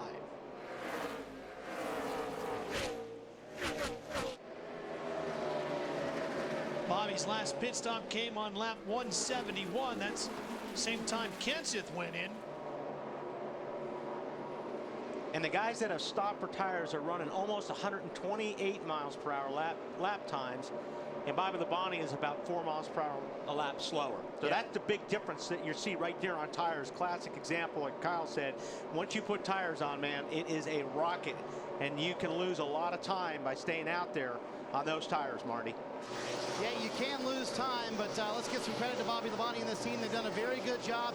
This is what Larry Mack was talking about, hoping it stays green right here, but they are losing time. As you mentioned, you see Mark Martin having gone around, so Bobby's got to pit a little bit earlier than they had planned. They would like like to have stayed out about another 10 to 15 laps, but I think their hand is going to be forced here in the next 4 or 5 laps. Yeah, I think you're going to lose way too much track position by trying to stay out there on those tires, because you can see how much faster these guys are that have just come off a pit road. Well, the guys in the top 11 are the ones that still need to come in. Bobby Labonte all the way down to John Andretti. It includes Kenseth, Newman, Waltrip, Logano, Rudiman, Stremme, Keselowski, Casey Mears, Smith, and John Andretti. You know, and this is hard when you're a Bobby Labonte. You're looking in front of you, and these guys just drove past you, and they're driving away. You look in the mirror, and there's guys running you down, and it's like, how much longer do I have to stay out here? How much longer do I have to hang on to this thing? And they're like, 5 laps, and then the next time you come back, well, just give me 7 more laps. You know what I mean? They just keep adding to it. And you're telling them, listen, I'm going to wreck this thing. Yeah, I'm just because you have hanging on. no idea how bad this car is handling right now. And that's the crew trying to play a strategy, and the crew chief trying to play a strategy to get people a lap down in case the caution does come out. Yeah, this is where you really ask a lot from a driver when you put somebody like that in that situation, like Bobby and these guys are staying out there. They are skating all over the racetrack right now. Once all those top 11 complete their pit stops, this man, Jeff Gordon, will be back in the front. He's led 65 laps already today. He's currently sitting in 11th now. Remember, the rest of the cars in front of him all still need to pit. And like Kyle said, you know, on that, when you're under green and you have that problem in the pits, that costs, I think, what, 2 spots? At least two spots to Tony spots. Stewart, right? Just that one little thing on pit lane. That's hard to believe that it's that close. You come down pit road, you drop a lug nut, you go from leading to running 4th or 5th after the pit crew cycle, and that's amazing. Marty, Matt Kenseth in. Yeah, back in, and all that brake dust flies off the right front again. They took some tape off the brake duct earlier because the brakes were so hot for Matt. Too loose at the start of the run. The theme of a lot of these drivers, down 1 round on the track bar, trying to get it tightened up just a little bit. Tony Stewart and Kyle Busch fighting over the 11th position. It wasn't much of a fight there. Stewart's car just seems to be so good getting down into the corner and through the center. Something, you know, I think these guys are giving Tony a lot of room. So you can't fight that. Is that Tony? He must have got into him. Yeah, must have got into him a little bit because he said, tell him I'm sorry. Tell him I'm sorry, but I need to go now. I don't have time to wait. Wow. He's not accepting that apology. No, he didn't. I'm sorry I'm passing you back. Maybe that's what Kyle's saying. But, I mean, he gave it a look. Bobby Labonte hits pit lane. And this will be interesting to see. Now, he led while all those guys were running. It'll be interesting to see where he comes out in the cycle. Bobby had led 9 laps here today. That's more laps than he has led all season long. And it's okay to lead, but you want the ones to lead to count. You know what I mean? And I'm not sure those laps counted right there for him to do anything. He was just trying to get it counted as far as strategy. And I don't mean they didn't count. Don't get me wrong. You understand what I'm saying? They counted as far as strategy, because if they could have called a caution, they would have had over half the field down a lap. And that's what those guys were counting for. At the same time, as Bobby goes back out, if he ends up a lap down, then that lead and staying out it didn't count for anything. So Ryan Newman goes to the front of the field. You know, we were talking about Tony Stewart apologizing to Kyle Busch. Let's see that. Well, you remember we were talking about that slide job 2 or 3 times. That time it didn't work. Yeah. I mean, you know, he got into the car instead of clearing the car or, you know, staying off the car. Obviously, Kyle Busch is going to get back into him just to let him know that he didn't appreciate being slid into the door.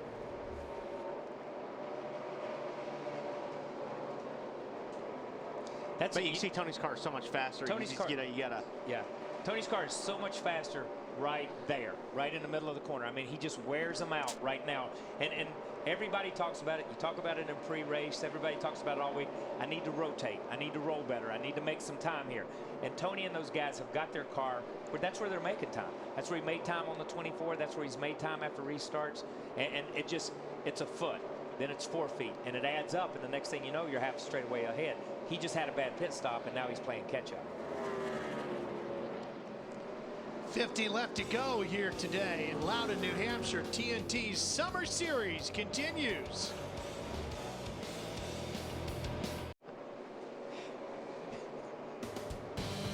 Brian Newman continuing to lead here in New Hampshire. He's been up front for 9 circuits around the Magic Mile. 46 laps left to go here, but of course, Newman still needs to pit. You know, these guys are absolutely stretching it right here because these other guys are running 4 and 5 miles an hour faster. This is a Hail Mary right here. This is a Hail Mary. But we raining here real soon. There's your Hail Mary right there. See it over there off the 3. Great call there, Wally, because that is a Hail Mary right there. Anytime, can put a radar. And they got their fuel. They're just getting killed on tires right now. You know, and they're just getting outrun. I mean, 3 or 4 miles an hour on tires, lap after lap. He's got 10 seconds. The guy he's got to worry about is Jeff Gordon, who's sitting in 6th. Newman's got 10 seconds on Gordon right now. So, you know, depending on the traffic and everything that Gordon's in, he could probably hang in there for another 10 laps, 15 laps. Matt, you got more for us on Newman's car? Trying to race against the rain. You look at the data they've had. They've been near the front, then they faded to the back. He went back and forth between extremely loose and also too tight. Bounced it off the wall once, and now they're in a position. Rain's in the area. That's where they're battling. The last pitted around lap 183. Right now, he says the car is tight. They're just trying to wait out and see if maybe they can win on rain. They've done it before. Well, the other thing is he's not losing any time to Michael Waltrip. In fact, he gained a 10th on him, and Waltrip sits in 2nd right now. Yeah, he doesn't. I don't think he needs to worry about, you know, 2nd, 3rd, or 4th. He's got to worry about Jeff Gordon. And Gordon's been a little bit in traffic, so Jeff hasn't been making up a ton of time on Newman. I mean, with that last lap, Newman was a 124-mile-per-hour lap, and Jeff Gordon was a 125-mile-per-hour lap. That's not a lot. That's not a ton, no. Get up to the minute pit stats, time behind leader, speed, standings, and live in-car audio. Try it free at NASCAR.com/raceview now. Should take a look at Jeff Gordon's stats there. Of course, don't forget, a driver with the number 39 has never won a NASCAR Cup race. Could today be the day?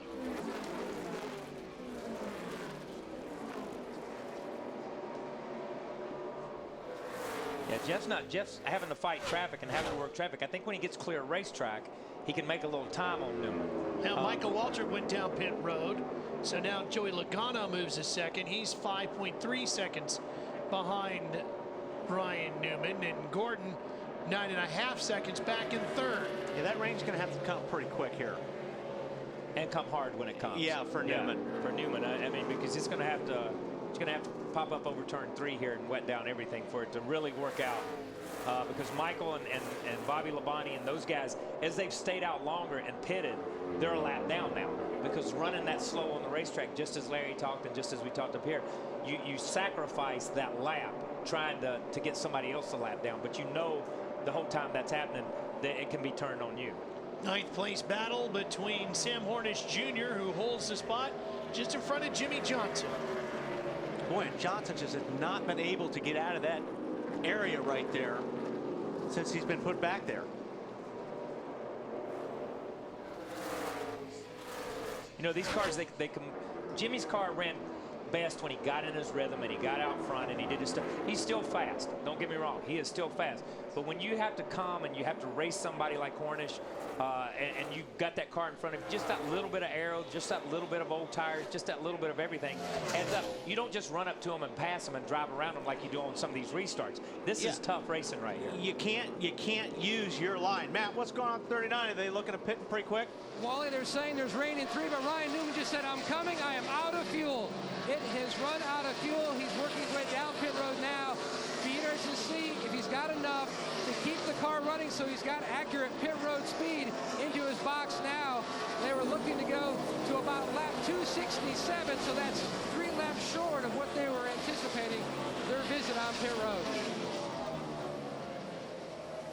Yeah. See the guy run out on pit road right here in the cow. See, that's fuel. He's squirting fuel down in a little tube that they have right next to the cow, and it squirts it straight into the carburetor. That's incredible. That was a great shot right there from the camera guys, but the thing didn't fire. It fires and then it cuts off. And that's the thing. When you run these things out of fuel, you're done. They're out of fuel. This is not the way it used to be. Matt, what are they saying? And they can only push the car about 3 pit stalls before they've got to return it back. Basically, it started to mist, and the mist is picking up. When he said, I'm going to have to hit pit road, his father, Greg Newman, the spotter, said, but it's starting to rain. He says, but I have to come. I'm totally out of fuel. It's stalled again. It just kills you. When you run these cars out of fuel, you all of a sudden take yourself out of the race completely because you lose 3 or 4 laps trying to get it started. Yeah, and there's no fuel in the tank. There's no fuel in the carburetor. There's no fuel in the line. These guys have it down to a science. We've seen that with Tony Stewart, and with these guys winning races on fuel mileage, they get every drop out of it. All right, so the number 39 isn't going to win a race today, but look at this battle here between the 24 and the 2. Caution's out. And Joey Logano has the lead as the caution comes out. Okay, now Fuel, we're good for about 3 to 5 laps there under green, so we go quite a few, okay? Just save fuel. Roll out, shut it off, shut all your fans off. I don't know if I'd hit pit lane until it ran dry. Until it ran at this slow point. out. You can't come down the pit road. If you're sitting in the lead, you know what? You got to run it out of gas, and because you're done anyway if you come in at this point for fuel. This is where Joey Logano, having a guy like Greg Zipadelli, is going to help him. It's raining. He's talking to him. He's going to talk him through it. He's going to talk him through cutting it off, doing all this stuff. Joey's a great driver. We've talked about it. He was not in this race till this time, okay? I mean, he's already been a lap down and got his lap back. He's had some issues, but I'm going to tell you something. This is where this team is going to take this driver and put him in position to win races, and today may be the day. Well, Lindsay, he got the lucky dog during that most recent caution, and boy, have they played that card right. Yeah, their crew chief Greg Zipadelli just came on the radio and said, okay, everybody be ready on pit fuel just in case we sputter or anything on pit road so we can take care of him if anything happens. But I got to tell you, I mean, Joey Logano is here in front of a bunch of family and friends because obviously this is one of the tracks he considers his hometown. And if you could hear the communication, as I think you guys played before on the radio, I mean, they're just saying save fuel, save fuel. So obviously right now, I can't imagine what he's feeling inside of that race car. The driver out of Middletown, Connecticut, racing here at what would be his home event.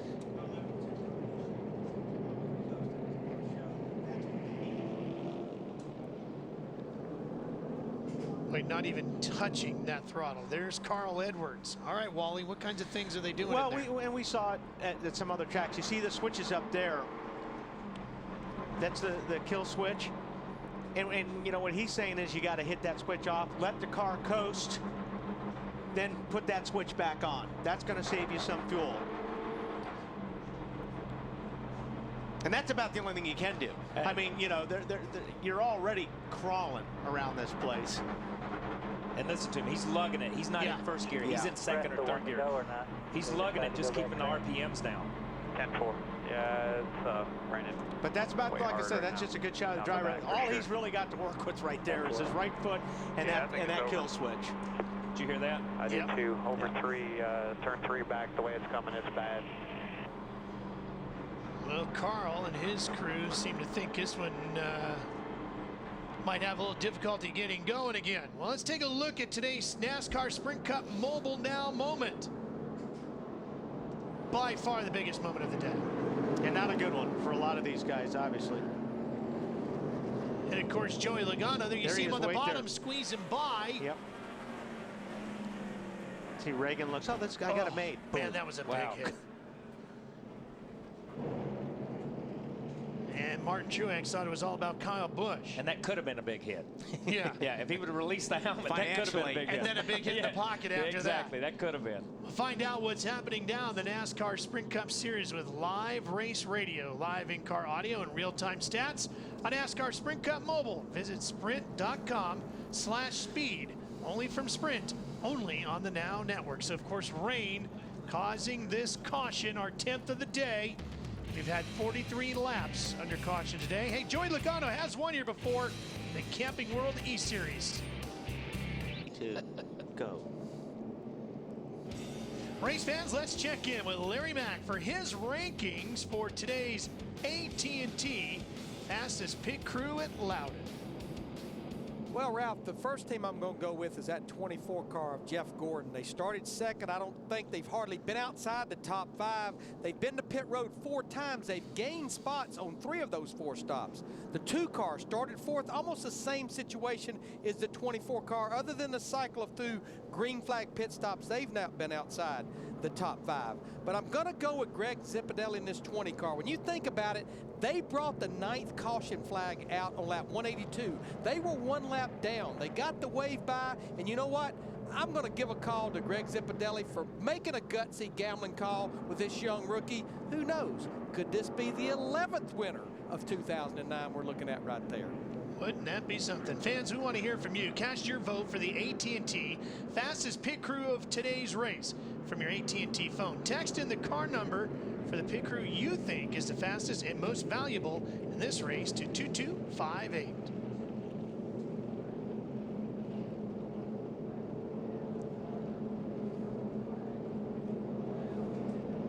And you know, Joey Logano actually won both of those Camping World East Series races here in 2007. We can only imagine the things going through his mind right now. We were able to tap into his radio to hear some of it.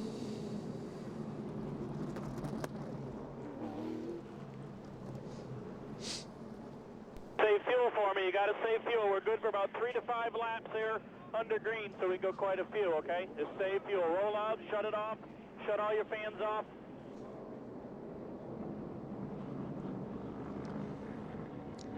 I think he's going to be coming down pit road. There's a couple of those guys that are up there. You got Keselowski in the 09 car. Yeah, 00, Dave Redeman. Yeah. And this helps these guys. These guys that were trying to save a little fuel, this helps them to bring them down pit road and cut them off. Obviously. That was a stupid statement. Yeah, it really was. Did I call myself on that one? I was in shock. We'll be back.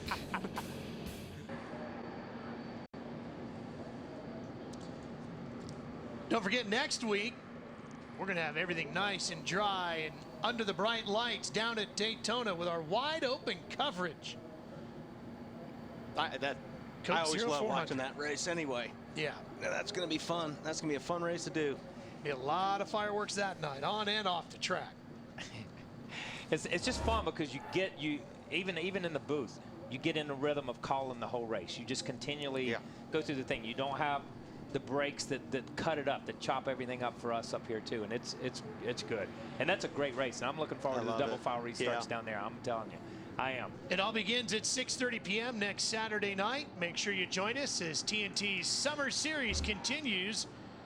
And you can see the rain is coming down harder, and they're going to bring the jet dryers to a stop because the rain was just coming down a little too much.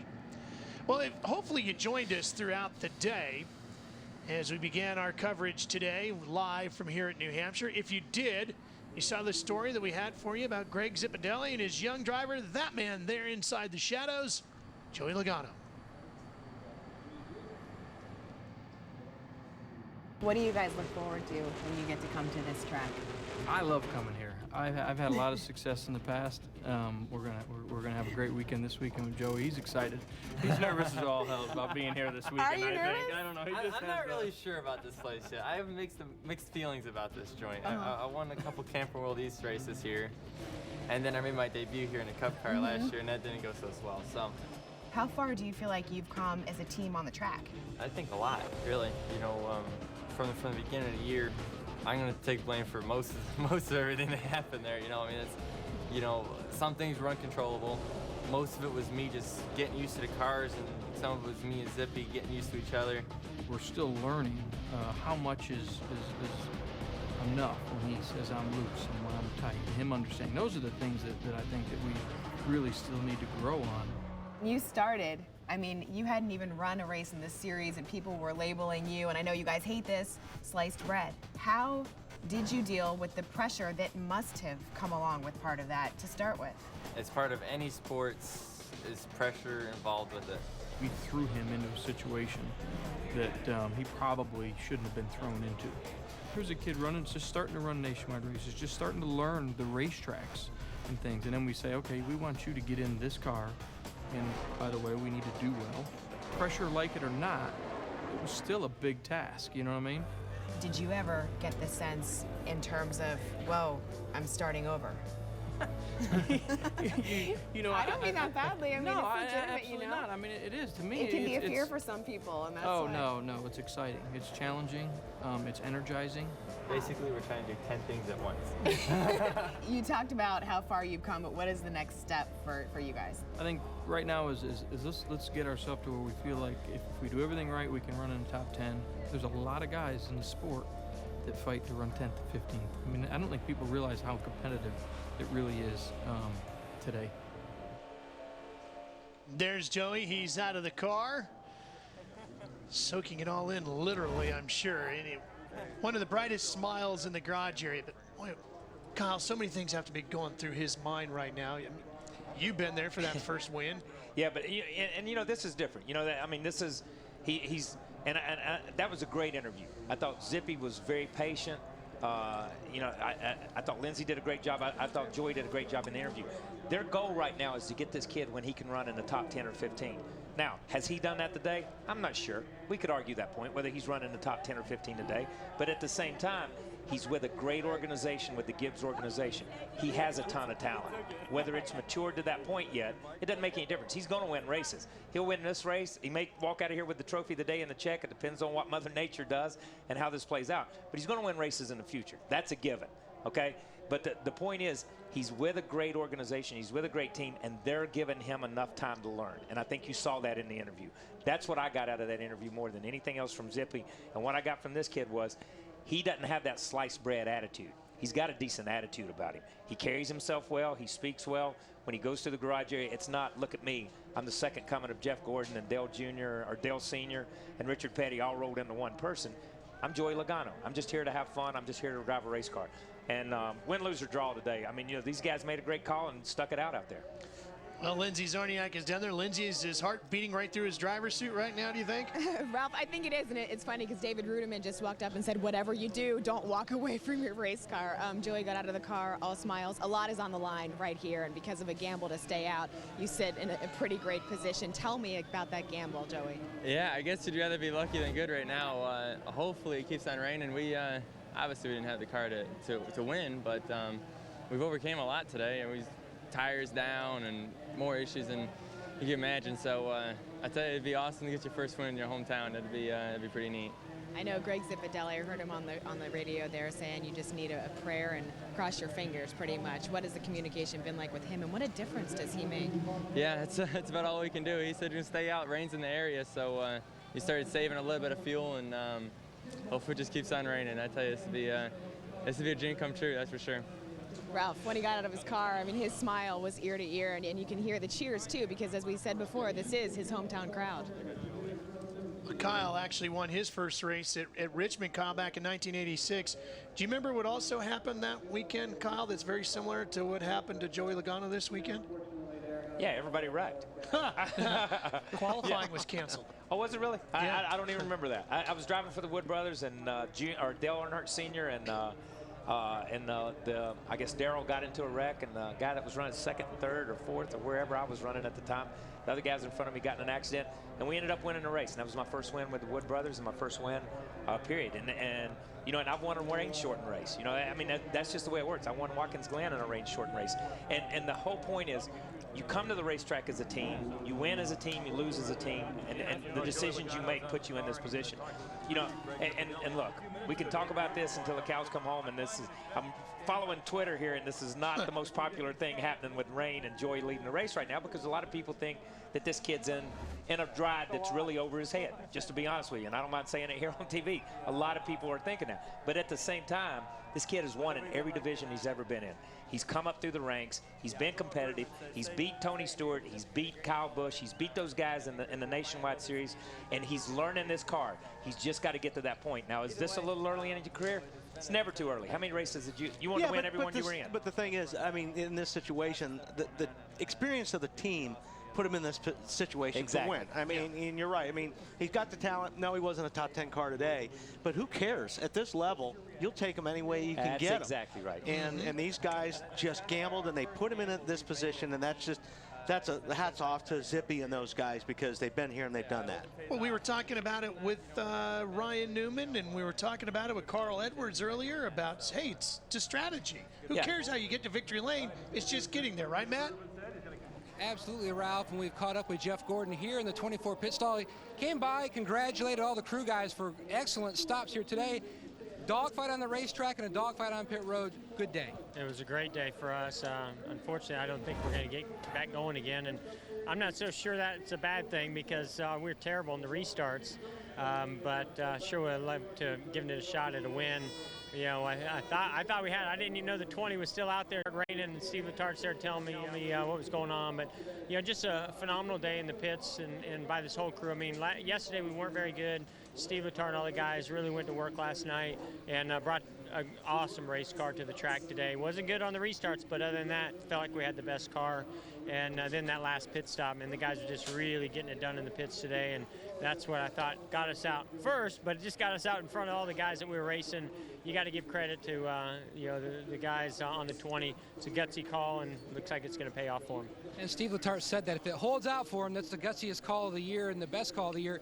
You poked your head inside the window. You remember what it was like when you won your first race at Charlotte. What did you say to him in the car? Well, it doesn't matter how you win them. I mean, everybody is out here working as hard as they can for, you know, pit stops, fastest race car, and making the best calls. And you know, I just told him that congratulations. I thought it was over, and he's like, "Don't jinx me, don't jinx me. It's not over yet." But I'm pretty sure that it is. And I was trying to get him to use as much fuel into those caution laps as I could. I thought for sure he was going to run out based on what they were telling me, and he still made it here to pit road on the red, and now it's raining hard. All right, Jeff Gordon currently second, unless the rain stops, we'll go back to green. But right now, he's second here on pit. Let's go pit road to Marty Snyder.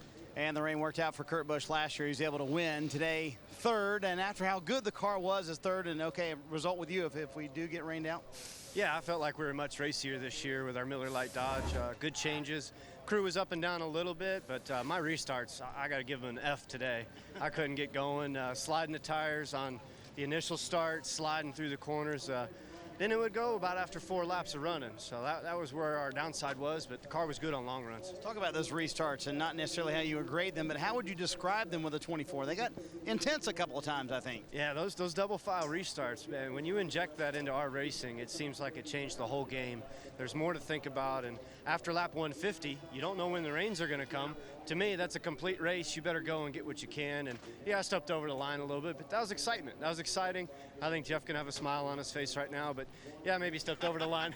And that was Jeff Gordon giving the push there. There he was. He was rubbing back, and it's great. You know, this sport has been clean, and the guys that you race with are clean, and when you can rub a little bit like that and still finish second, third, that's all right. And I do have to say, when Jeff Gordon did walk by, it was a friendly push from Jeff Gordon. He and Kurt Busch having a little fun today. Kurt right now third as we watch the rain come down, Ralph. You know, I wonder when it's going to get to the point that these guys really start. They probably already have. We're always a couple laps down, but working on these cars for restarts. Because they're so. This has changed the complex of the race because now the restarts are so important that this is just a whole nother area the teams are going to start focusing on to try to get those cars to restart better, because I thought Jeff Gordon's restarts were great today. Yeah, and I think Jeff, I took that comment the same way. I thought his restarts were incredible. He meant was the first 4 or 5 laps after the restarts weren't as good as what he wanted, because he couldn't get away from them. He could capitalize on the start, but he just couldn't get away from them. Lindsay. David Ruderman right now sits in the 4th position. This would be pretty sweet for you because you've been battling a tough car all day, haven't you? Well, we had a really, really good car, and we were, running right around the top 10 and thought we were in pretty good shape. And then got jammed up in that wreck there just trying to avoid that, and it caved the quarter panel in. And from that point on, you hear those guys talk about side forces and stuff like that and how aerosensitive these things are, and I never would have believed it would have come into play as much here as it would someplace else. And it's just got to where it was undrivable. So we're taping the quarter panel back together and struggling, trying to get it tightened back up. And Roddy Childers just said, well, we'll come in, we'll try and fix it and do the deal. So looks like it may be over. So that's a good finish, good day for us. Congratulations, David. 4th place finish for you. And congratulations to Joey Logano. There he is. He gets his first career win.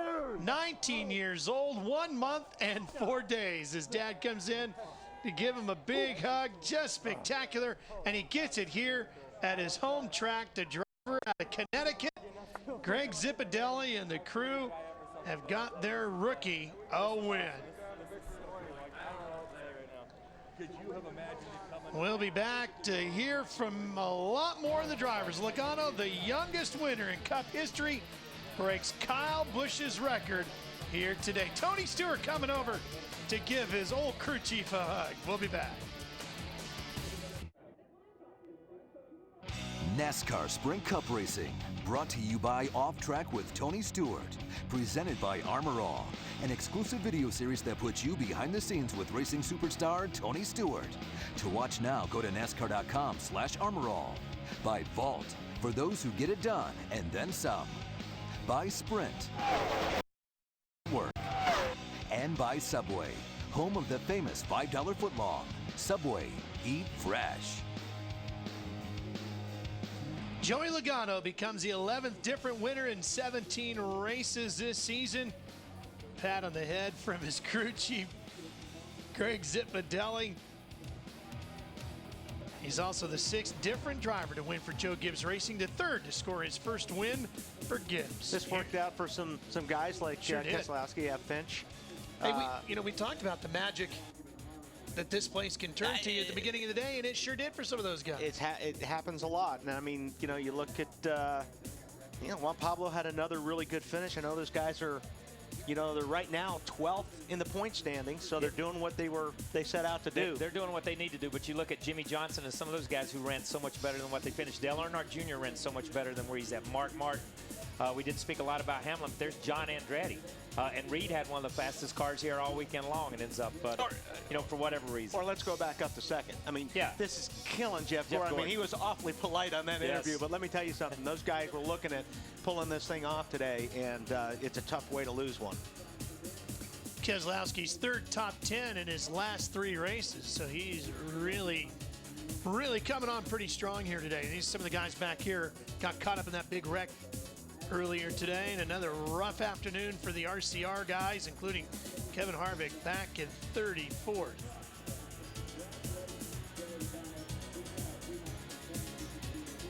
Saw Patrick's accident early, and there's David.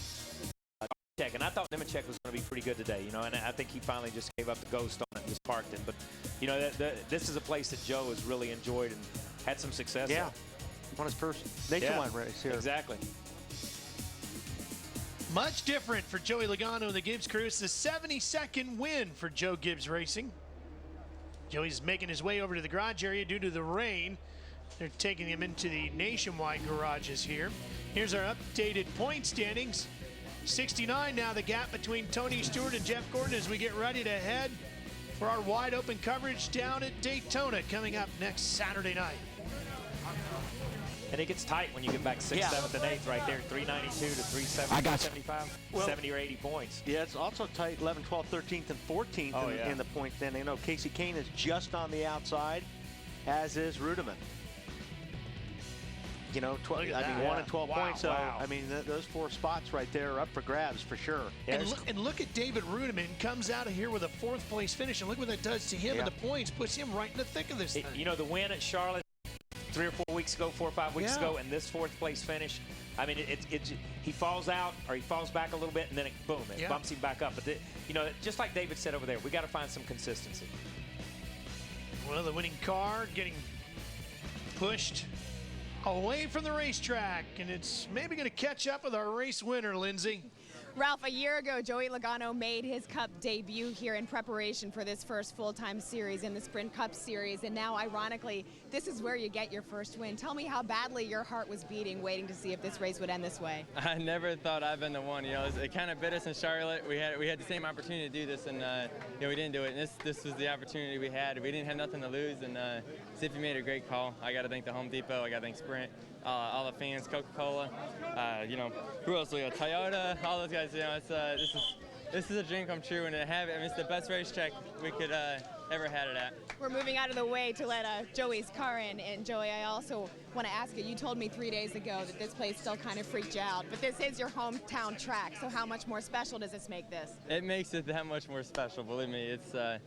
we struggled a little bit in practice. I felt like I was starting to figure it out. Their last run of the race, really, we picked up about 0.4 of a second. I was like, oh, that's now where we need to be. And luckily we saved enough fuel. We made a pit stop there at the end before the last green flag run, so we had a little bit more fuel than everybody else, and that's what it took. Go celebrate with your Thank teammates. you. Joey Logano becomes the youngest driver to get this win, 19 years old, Ralph.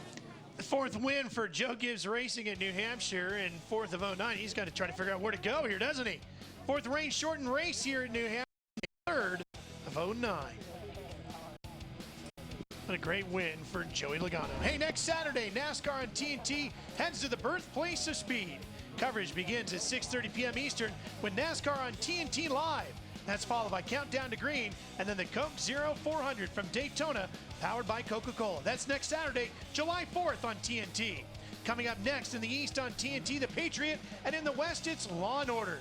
Head to NASCAR.com right now for the NASCAR on TNT post-race show. Interviews, analysis, and more live now on NASCAR.com/RaceBuddy.